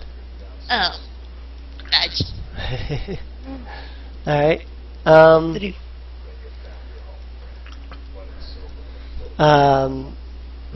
Let's see.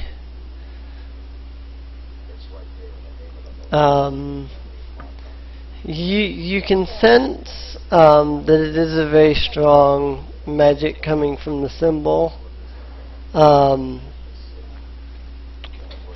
Let's see. Paul's going to tell the others that yeah. About what's in front of him, and how he doesn't want to get too close, or right. Well, who knows what could happen.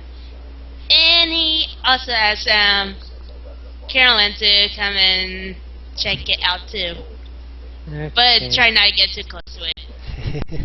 You know. That's close enough, I think.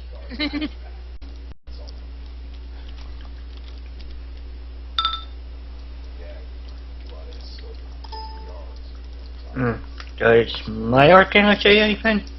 Hang on. Oh, goody. Alright. Bobbo, you and Carlyn both sense very powerful magic coming from the symbol of Tyr. Let's see. Erilyn steps forward to hear, and she begins to I'm stepping back. She begins to check the area, scan the area for what magic there is and whatever. Let's see.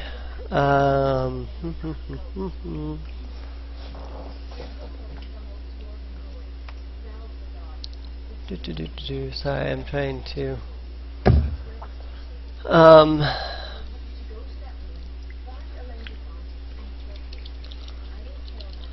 As she is examining it, suddenly a tall figure wearing a suit of what looks to be a sort of golden armor appears above the altar, and he speaks out, "Go away." I'm actually going to delete my illusion because I don't think he'd like it if we insulted his intelligence. Go back to the tray for trials.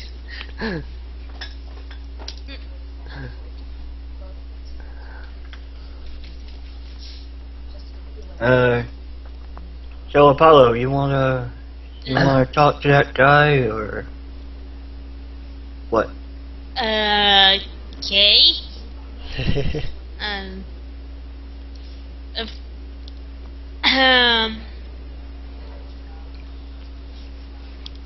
What did she say? I'm going to say about how to remove the curse, and I'm trying to figure out how you would say that. You would just say it. You're a paladin. You're not. Okay. I mean, you are a divine character, but it doesn't mean you're eloquent. You're actually quite blunt in terms of what speaking your mind. You're lawful good, but you're not just lawful good. You're paladin. You know. Okay. Right.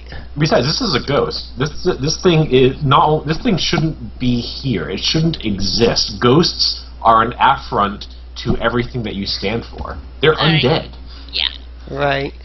It doesn't mean you should attack it, but it. I'm not going to attack it right away. I'm just going to say I would like to remove the curse that's keeping you here. I'm going to do my Song of Competence for +1 to Charisma. Alrighty. Is it? Do I have to roll a charisma check? Not immediately. I just we'll see. saying. Yeah, we'll see where it goes. It's not really persuasion. It's just. Yeah. So you make mention that you want to remove the curse from Sokal Keep, in which case the ghost shouts out in a very booming voice. It's actually so powerful it pushes each of you back 5 feet. Whoops, I didn't mean to push you diagonally. He shouts out in his booming voice and says, "The curse must not be broken." And why is that? If the curse is broken, Flan will fall.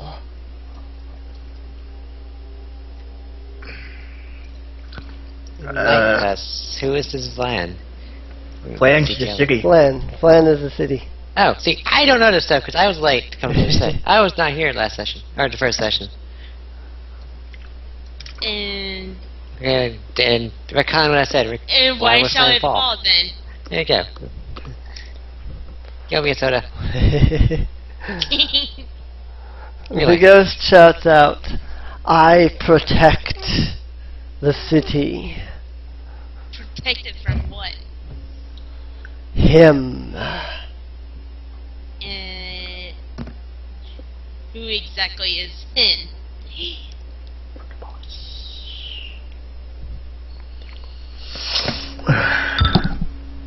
He is the one. Fran says, he is the one who currently rules Flan.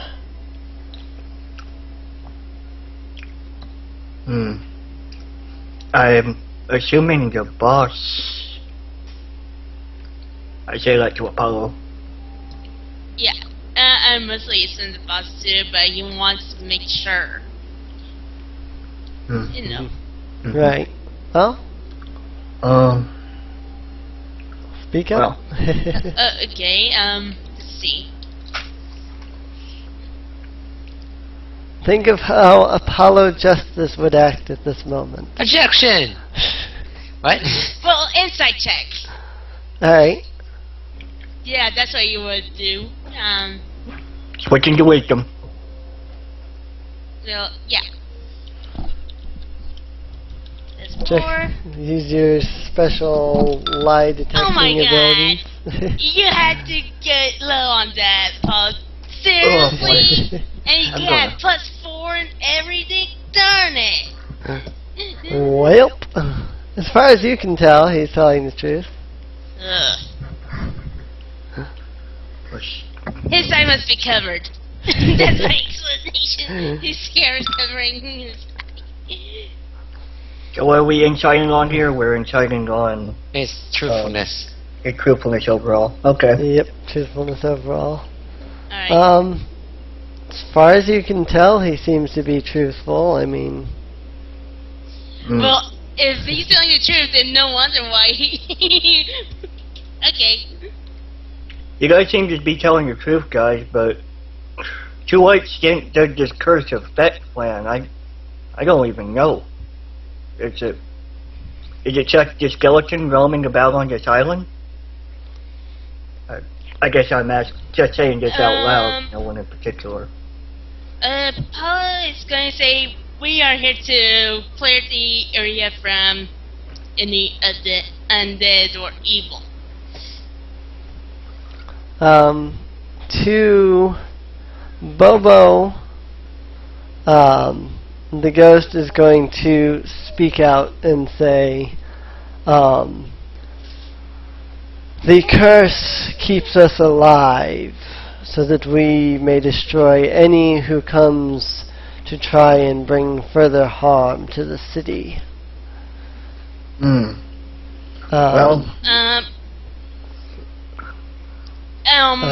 can I add that after what I said earlier, that we're here to bring back the city to how it used to, I mean, before it was being taken over. Right. To restore the city to its original glory.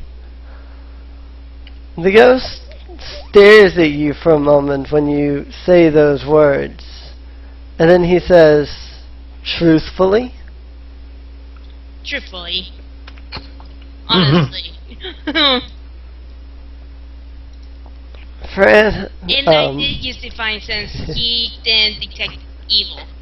You were farther away then. No, I came up close and then used Divine Sense. You could accidentally on him or on the altar? Because it seemed he appeared after Erilyn did her Arcana check. Yeah. Well, can't you only do it every short rest? It says No, action. Every it's action. an action. You can do it whenever you want. Yeah. Oh, that's good. That's good. So he could do Divine Sense right now, too. So, yep. Okay, good. Hey, just double check. Well, it's kind of weird because he's a ghost, too, so... Right. Do you want to use Divine Sense, then? Yeah. Alrighty. Using your Divine Sense, you can tell that this particular ghost in front of you is actually completely good, lawful good, if you would. Okay. The ghost sits down on the altar and kind of continues to stare at your group for a moment. And then after a moment he says, tell me, if you are coming to retake the city, then where do you come from? I'm switching back to charisma. Darn it, I don't think I mentioned where Apollo was from. Well, look we at could say we were all from a general city, but then again, our characters might be from different places. We could just say that we're mercenaries, I suppose. We could each say where we're from individually. Yeah. Carlyn's going to respond. I'm from Syria, off of the coast, near the coast, Near the Sur coast, close by the Kalisham Plains. Anyway, I fully fucked that up completely. Wow, I really fucked it up. I didn't look at the map when I was saying that. It's close. I'm going to say I am from blank city. Well, you insert whatever city for now. And he's also going to say that he is a priest. Well, he was a priest. That's his background, so. Right.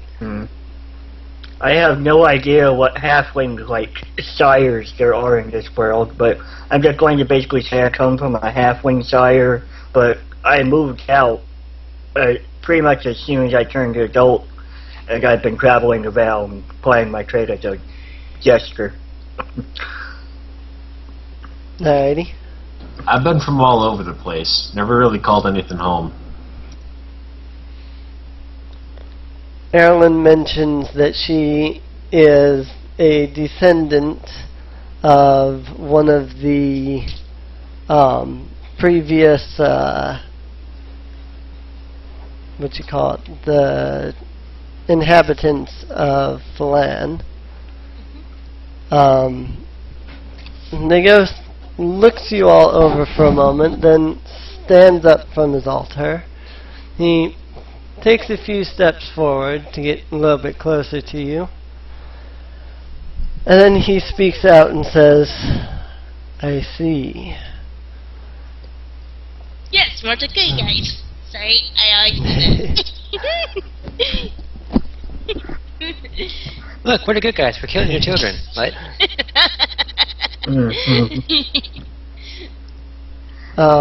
He speaks up and says, only I can remove this dreaded curse from Sokal Keep. However, I think for now, I will, what's the word? I think for now, I will keep the curse upon this keep. However, know this. If a time should come during your recapturing of Flan that you need of me, return here and I shall give you my army. Should you recapture Flan and destroy the one who currently holds it, return here and let me know. Then, and only then, when Flan is freed, then I will remove the curse from Sokal Keep. Okay. Apollo Naiads, and then he says, very well, but when you do this, can you not attack the humans that used to live in the city, so they'll be allowed to re-enter? We will discuss then about the curse. We seek no harm to those who are coming to save the land. Those that we have harmed, if they had in fact been part of your group and thus been attempting to restore Flan, we do humbly apologize.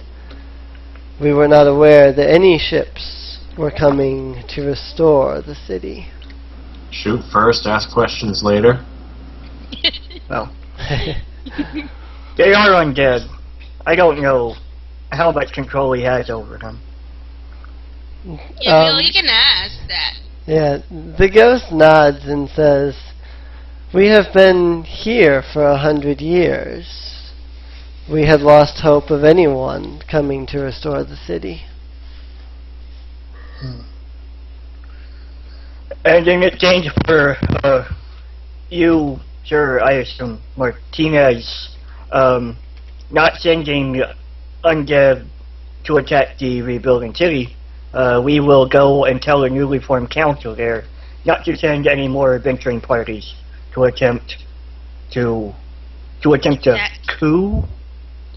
Attack? Attempt to clear? Yeah. Attempt to They clear or could come reclaim. here, but they we would tell them to not attack. Right. Yeah, I mean, like, tell the council not to send anyone else over there. Well, Right. I mean, they could come over, just not attack. Yeah, exactly. Oh, They yeah. have to come over here in peace and talk. Let the Yeah. ghosties Yeah. know that. Yeah, we Yeah. could do that too. Yeah. We'll have to discuss with the people on. Right. So we took an extended rest for basically no reason. No, it wasn't for nothing. It was. Well, true. It was a precaution. There was a precaution. And that's Yeah. important. Okay, Well, it was yeah, basically true. nothing. Yeah. Oh. I mean, We had you? got lucky in a way. Yeah, there are two ways to clear the Sokal Keep here. One is to kill Ferran Martinez, and if you guys had not taken an extended rest, I can almost guarantee you guys would have died in the first round. So, Okay. What level is he? level 5. Oh, that's not bad. You have to understand. For the purposes of overcoming magical physical resistance, my unarmed attacks count as magical. Hmm. And I do have a fire sword now, so. Right. Oh, It's true. I also may mention that there might be goblins, orcs in the area. I don't know Mhm. that they're here. Feel free to raise them. Feel free to get rid of them. Yep. They're evil. Ferran nods and says, "Ah, yes, I believe I just saw one of those groups not even an hour ago." So what? They're still here and alive? No, they're long gone. Long dead. Hooray! They've been taken to the crypts in the back, raised as specters. Ah. Right. Good job. Yeah, they're doing to us. Yep. This must suck for Apollo right now because he's basically making a deal to not a kill ghost. ghosts. Yeah. Yeah. Right? Yeah, he doesn't like us, and yet he has to, like... Yeah, and Carolyn's different. She does. She's been venturing too much to really care at this point. Plus, there's another reason why, but yeah, it's at home. And Phoenix is like, cool, got an army of ghosts. And Yep. you see Carolyn's like, you remind me so much of someone I know at home. Right. Honestly, even Apollo seems freaked out. I'm sorry. Yeah. Well, anyway, I think we did good. Ferran returns to his altar and he sits back down upon it and says, "Tell whoever is in charge of whatever temples will now lie in New Flan. If they ever have need of us, call to Tyr." Indeed. Apollo nods and is like, we shall go ahead and tell them. And then, and then Apollo walks out. It's like, I am not gonna do anything too respectful for to a ghost, so he's just like, we shall talk to them. Leave, get. I don't want to deal with any more ghosts. I ain't no afraid, no ghost. Anyway, Well, Apollo isn't afraid of ghosts. He's just like, he's dealt with enough ghosts that's been friendly for some reason. He's a paladin. He is the bane of the undead. And he just made a deal with one. Yeah. Yep, pretty much. And he doesn't like it. Well, it is possibly an undead paladin. I don't know. Yeah, So is that well, it? Is Sokal Keep cleared? Yep, at that point you have officially cleared Sokal Keep. Awesome. Story-wise, Ferran Martinez will now aid the people in the civilized area of New Flan in building and protecting the city. In fact, probably by the time you guys finish your next mission, there will probably already be some undead forces standing guard throughout the slums. I As much as that's going to bug Apollo. There's quite a few of them in there. 49 I counted. Plus two or three ogres. Yeah. So yeah, lots of material to work with. Yeah. And y'all head out. Yep. Head back to the civilized area to divide the spoils and buy stuff. And switching to your Flynn. Yep. Oh yeah, speaking of which, I gotta go to the blacksmith. Let's see. You return on the warship the Herald, the same warship that's been taking you everywhere so far. You return to the civilized area of Flan, crossing the poisonous waters of the Barren River, just as you have several times before. As you arrive in Flan, one of you, I don't exactly know who, but one of you happens to turn your head towards Thorn Island and Sokal Keep, and you witness a kind of ghost-like ship starting to make its way towards the civilized area. You assume, of course, this being Ferran Martinez's men. It's so weird. It's a ghost pirate ship. Yep. Heading to the council then? Yep. We had to tell them first before we do anything. Right. Probably going to tell people along the way because you saw it coming. They did too. Right. Yeah, we had to spread the word. Oh yeah, don't worry about those ghosts coming your way. we made a deal. Yes. Alright.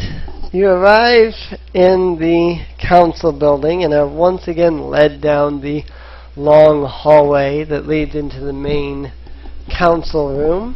I'm going to add some description here that wouldn't normally be here just because I haven't actually described this area to you guys before. This is all stuff that would be described at the beginning of the campaign. You arrive inside of the council room. Let me find my Pools of Radiance campaign book.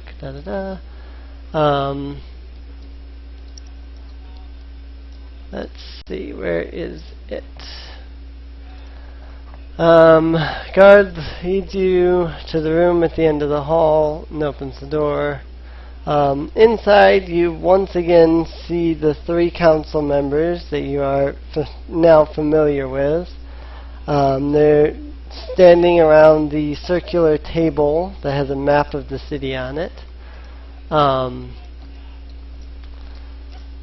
Ronwyn Elendil, a female elf who is dressed in a suit of very obviously enchanted plate mail, looks up at you. She's about 7 feet tall, appears pretty well built. She has long blonde hair that ends at her waist and has cerulean-colored eyes. She also has a silver sword that is strapped to her back. And she says, welcome back. Can you, before anything, can you please spread the word about, we, became allies with, well, ghosts. He kind of ghosts. Anyway. He kind of muttered ghosts at first, but then he talks and then repeats it. So he can say it louder. Didby Shale Hunter, the little 4-foot dwarf who's currently standing on a step stool to look at the table, turns towards you. He's got a long brown beard down to his stomach, which matches his brown hair. He's dressed in a simple red linen shirt and a pair of black pants. He has deep sapphire eyes, and he stares at you for a moment, and he shouts, "Friends with ghosts." That was a terrible Scottish accent, but whatever. We, if I was going to we need help, all the help we can get to return the city, right? Yeah, it turns out the source of the curse wants to help rebuild the city too. Who would have thought? Yeah. He's a Sir Farron Martinez, if that rings any bells. I would know a Ferran Martinez, actually. You do? So, He was the High Priest of Tyr 100 years ago. Mm-hmm. Well, he had volunteered his undead forces to help us retake this city. Porphyrius Cadorna, a human that is dressed in a rather expensive-looking white robe made of the finest silk. He speaks up quickly and shouts out, "There's no way that we're accepting the help of undead." Yes, we are. I was going to say I don't like it either, but again, a city full of goblins and goblins, hobgoblins, etc. I forgot. Oh yeah, orcs, hobgoblins, you get the idea. Yeah. We're dealing with a lot of them, and they're taking over the city. We need help. All the help we can get. And we assure you that this Sir Farron Martinez is indeed good. And We have a captain. Also, if I was going to say, there's only 5 of us able to clear out one at a time. With help, we should be able to clear out multiples at least, or take one section down much quicker than usual. Cadorna rolls his deep green eyes and grumbles. Ronwin snaps at him and says, "Enough. The point is, it sounds to me as if the problem at Sokal Keep has been taken care of. You, of course, have made a deal so that they would stop attacking our ships?" Yes. Mm-hmm. Good. Then in that case, I see no reason not to reward you. And as soon as she says that, Porphyrius Cadorna shouts out, "Reward them for what? They didn't do anything." Saving your ass. Nice. That's actually going to be an intimidation check, because I'm actually pissed off now. Yeah. Alrighty. Yeah. Nice. Perfect. Oh my gosh. Both Ronwin and Didby kind of stare him down as well, and Cadorna kind of shirks back and stumbles his way back to the table. He says, "Fine. Fine." Well, the thing is, I'm pretty sure Paulo is kind of upset because 1, he has to deal with ghosts, 2, he has to have to travel with them. Right.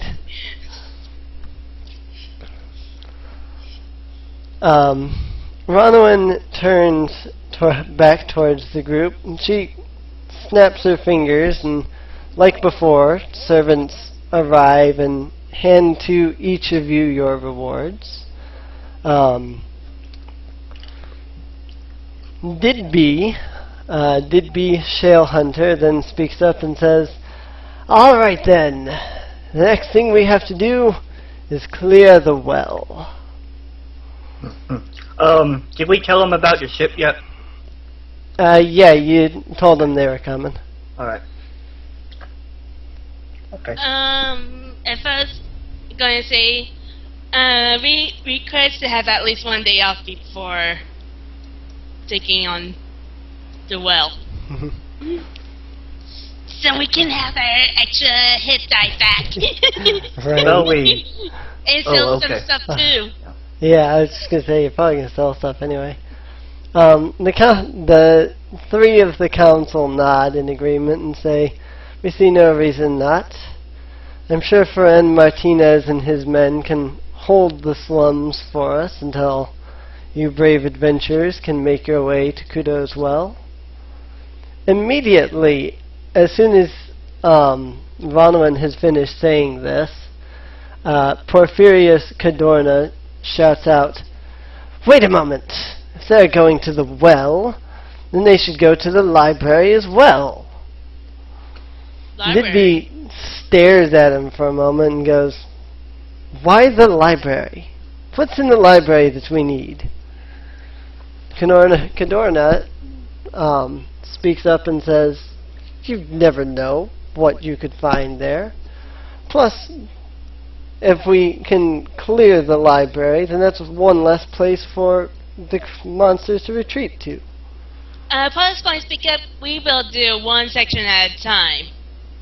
If we're still feeling well enough, we'll go to the library then. Vonovan nods and says, "Really, all we need from the library, which is Books. specifically Mendora's library, most what we need from there are a few books that have been lost to time. It should be a simple job, of course. You are free to do it after the well or during the well, if you wish." Well, okay.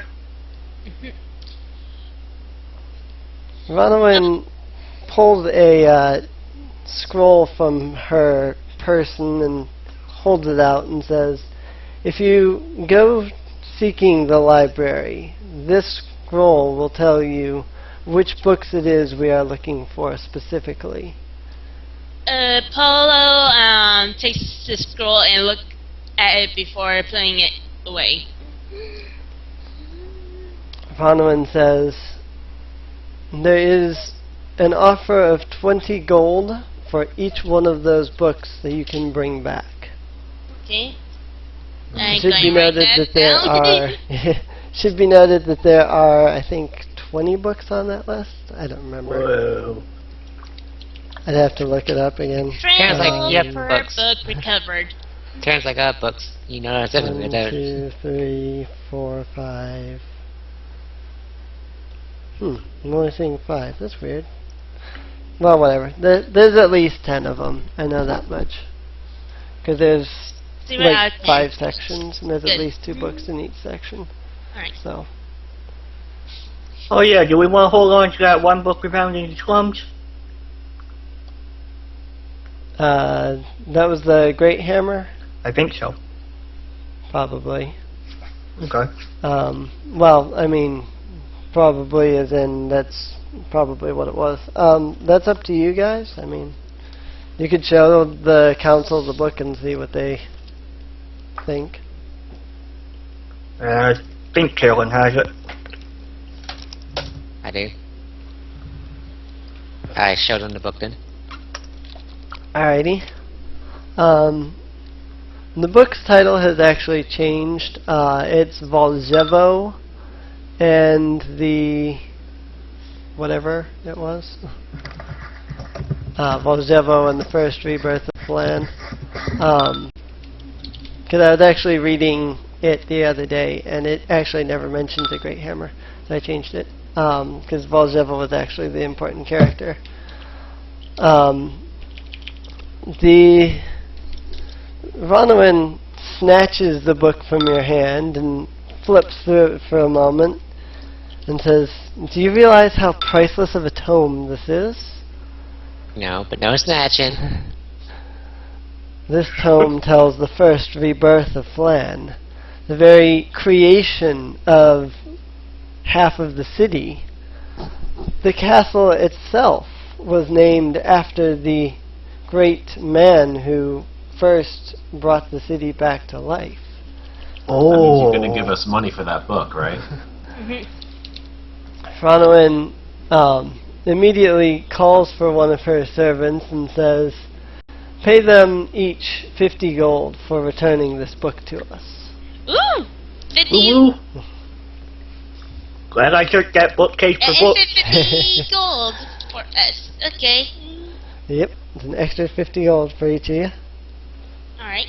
So we are getting paid the 802 gold for Yep. each head. I posted the monsters default, so we're getting gold for all those, right? Right. You're Okay. getting gold for all those. Even the frogs. Okay. Even the frogs. Yeah. Even the frogs and the spiders and the skeletons and zombies. Yep.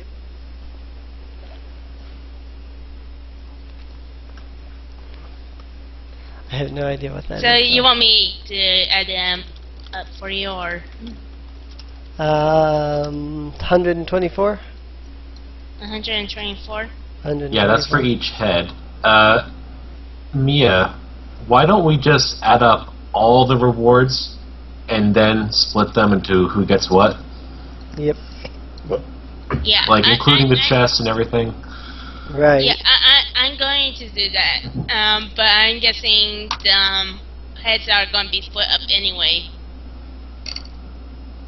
Well, yeah, everything's going to be split up. That's why I'm saying. You've kept track of all the pouches, the chest, the little pile there. This is going to be our reward for it. So that 800 plus the 124, all of that, just put into one massive pot, and then we'll divide it. Yep. Okay. Silver, 124 gold, and this is including 800 that we got, right? Yeah, the 800 reward, the 124 for the heads, the whatever it was that you got from the treasure chest and Sokal Alright, Keep. it's time to do math time. Which should be simple enough. And I suppose we should divide it by 5, because Erilyn was with us through this entire adventure. Yeah, Yep. Carlyn counts too.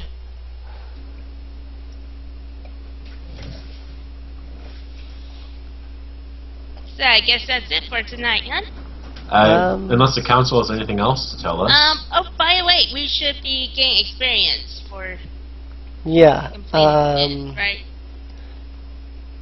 Did I even give you guys experience for the last one? I don't remember. And not for Yeah, like you talking did. to him. 442, sorry. 42 for that one Yeah, in the bedroom. I think you rolled a d20 and got a natural 20, and that was the extra experience you gave us. No, that was for Olo. I don't remember. I don't have anything marked about you guys getting. We didn't get experience after talking to Freerefill. We only got experience after we fought the zombies and skeletons. That's it. 70 experience for the Ferran Martinez. Okay. You actually would have gotten less if you had fought him. Mm-hmm. Well, it's a good thing that we talked to him first. And that was a relatively easy diplomacy thing right there. Yeah. I'm on your side. Hey, I'm on your side. Okay. Pretty much. I mean. We're on both sides. Yep. If you're on the same side, hey, it works out. So does the council have anything else to say to us? Aside from just giving you the missions for Kudo's Well and Mendor's Library, they really don't have anything else for you right now. Actually, Ronwyn will mention, now that Sokal Keep has been cleared, now our ships can leave Flan and now our ships can leave Flan and make their way into the wilderness. We will have missions for you to complete out there as well soon enough, as soon as we discover what is going on out there. And I should have a map of the overworld. Yay! Yay! It's actually, well, actually, it's zoomed in, but yeah, we're actually in Faerun, Yeah. which is neat. What was the reward offered for clearing Kudo's Well, if it was given?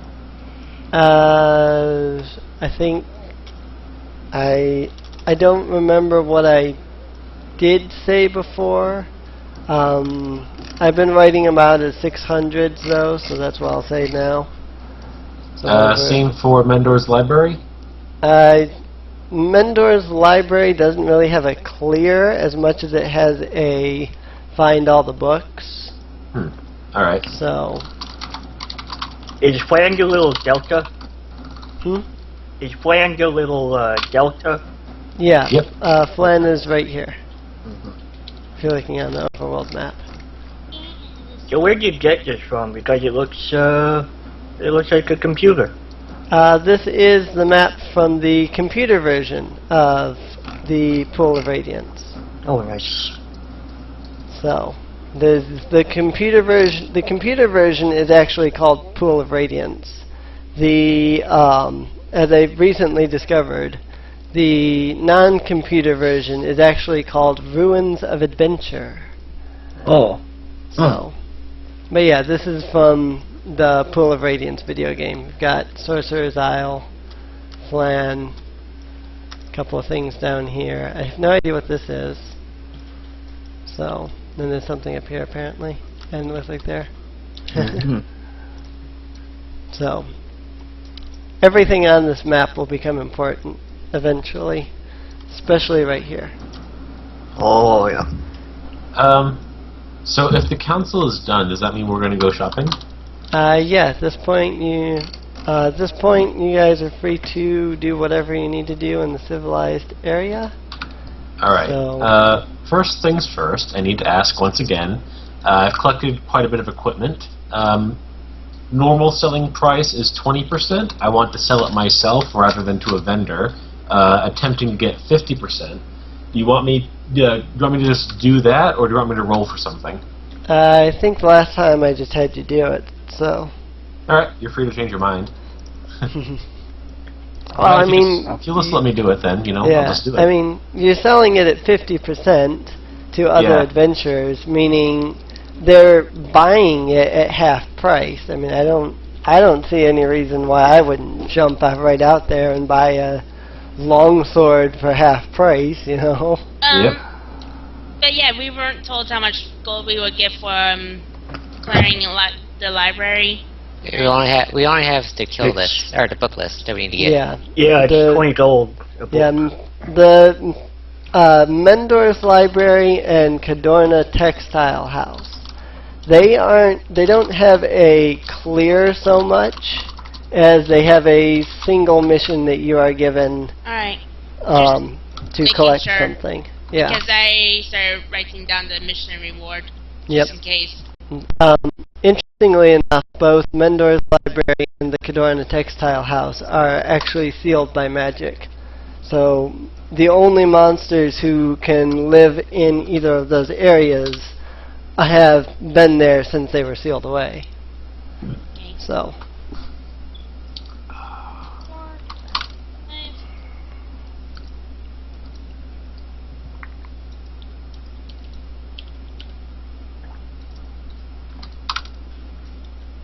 But yeah, you'll find that clearing blocks at this point isn't so much clearing blocks as it is doing a mission or two and then you're done in that area. The rest of this map here should actually go really quickly. So, well, until you get to Stajno Gate anyway.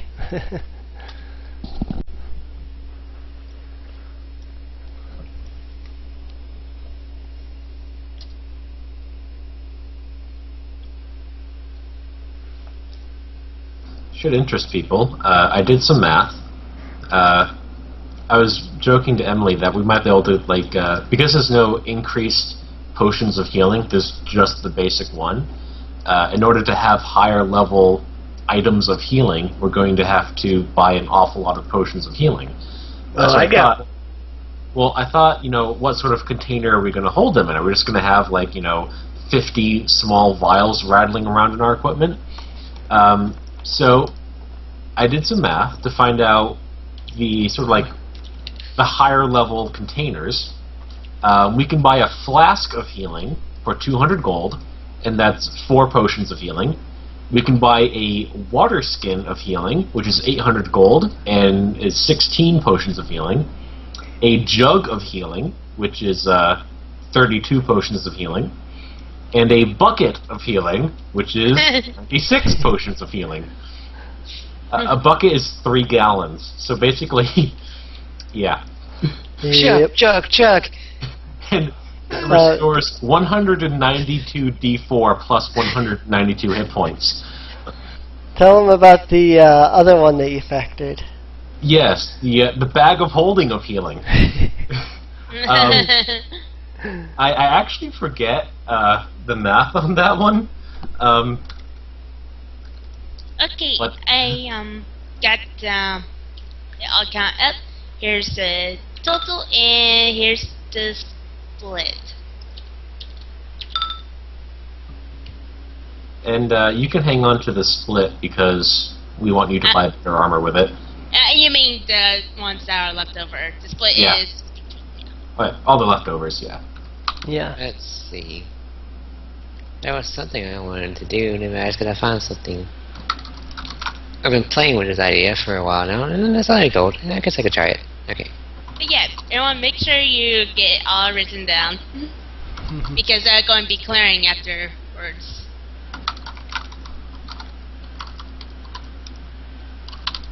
I don't think you can carry all this, by the way. I think I might be able to. You will have to convert them. I will have to convert. Definitely have to convert that copper, because that copper is going to be heavy. We're supposed to convert them after we split them up. Yep.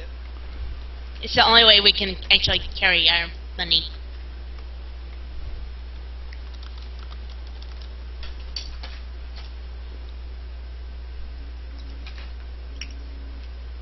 Let's see. It's only 44 pounds. Only 44 pounds.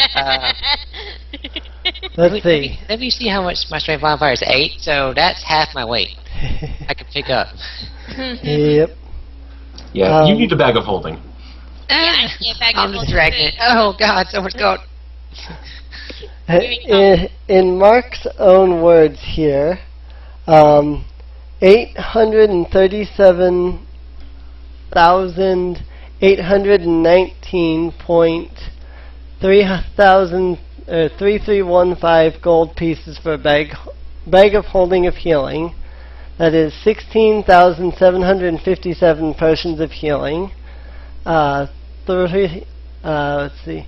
33,512 D4 plus 33,512 HP healed, with an average of 117,292 HP.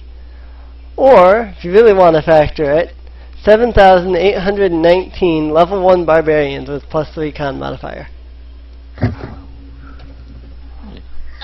That's Mark's word. That's Mark's words.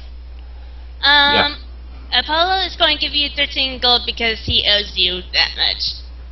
14. We spent another day. Oh yeah, 14. Okay. Sorry. Alrighty. Well, I think that about wraps up today's session. So. Oh yeah, there's something I wanted to do, but we'll have to discuss that later because we have to figure out how exactly to do it. Yeah. Alright. In that case, thanks for playing, everyone. Thanks for watching. Anyone on YouTube watching. If you enjoyed it, hit the like button, hit the subscribe button, all that good stuff. And we'll see everybody next time. And here we go. Apollo X Phoenix.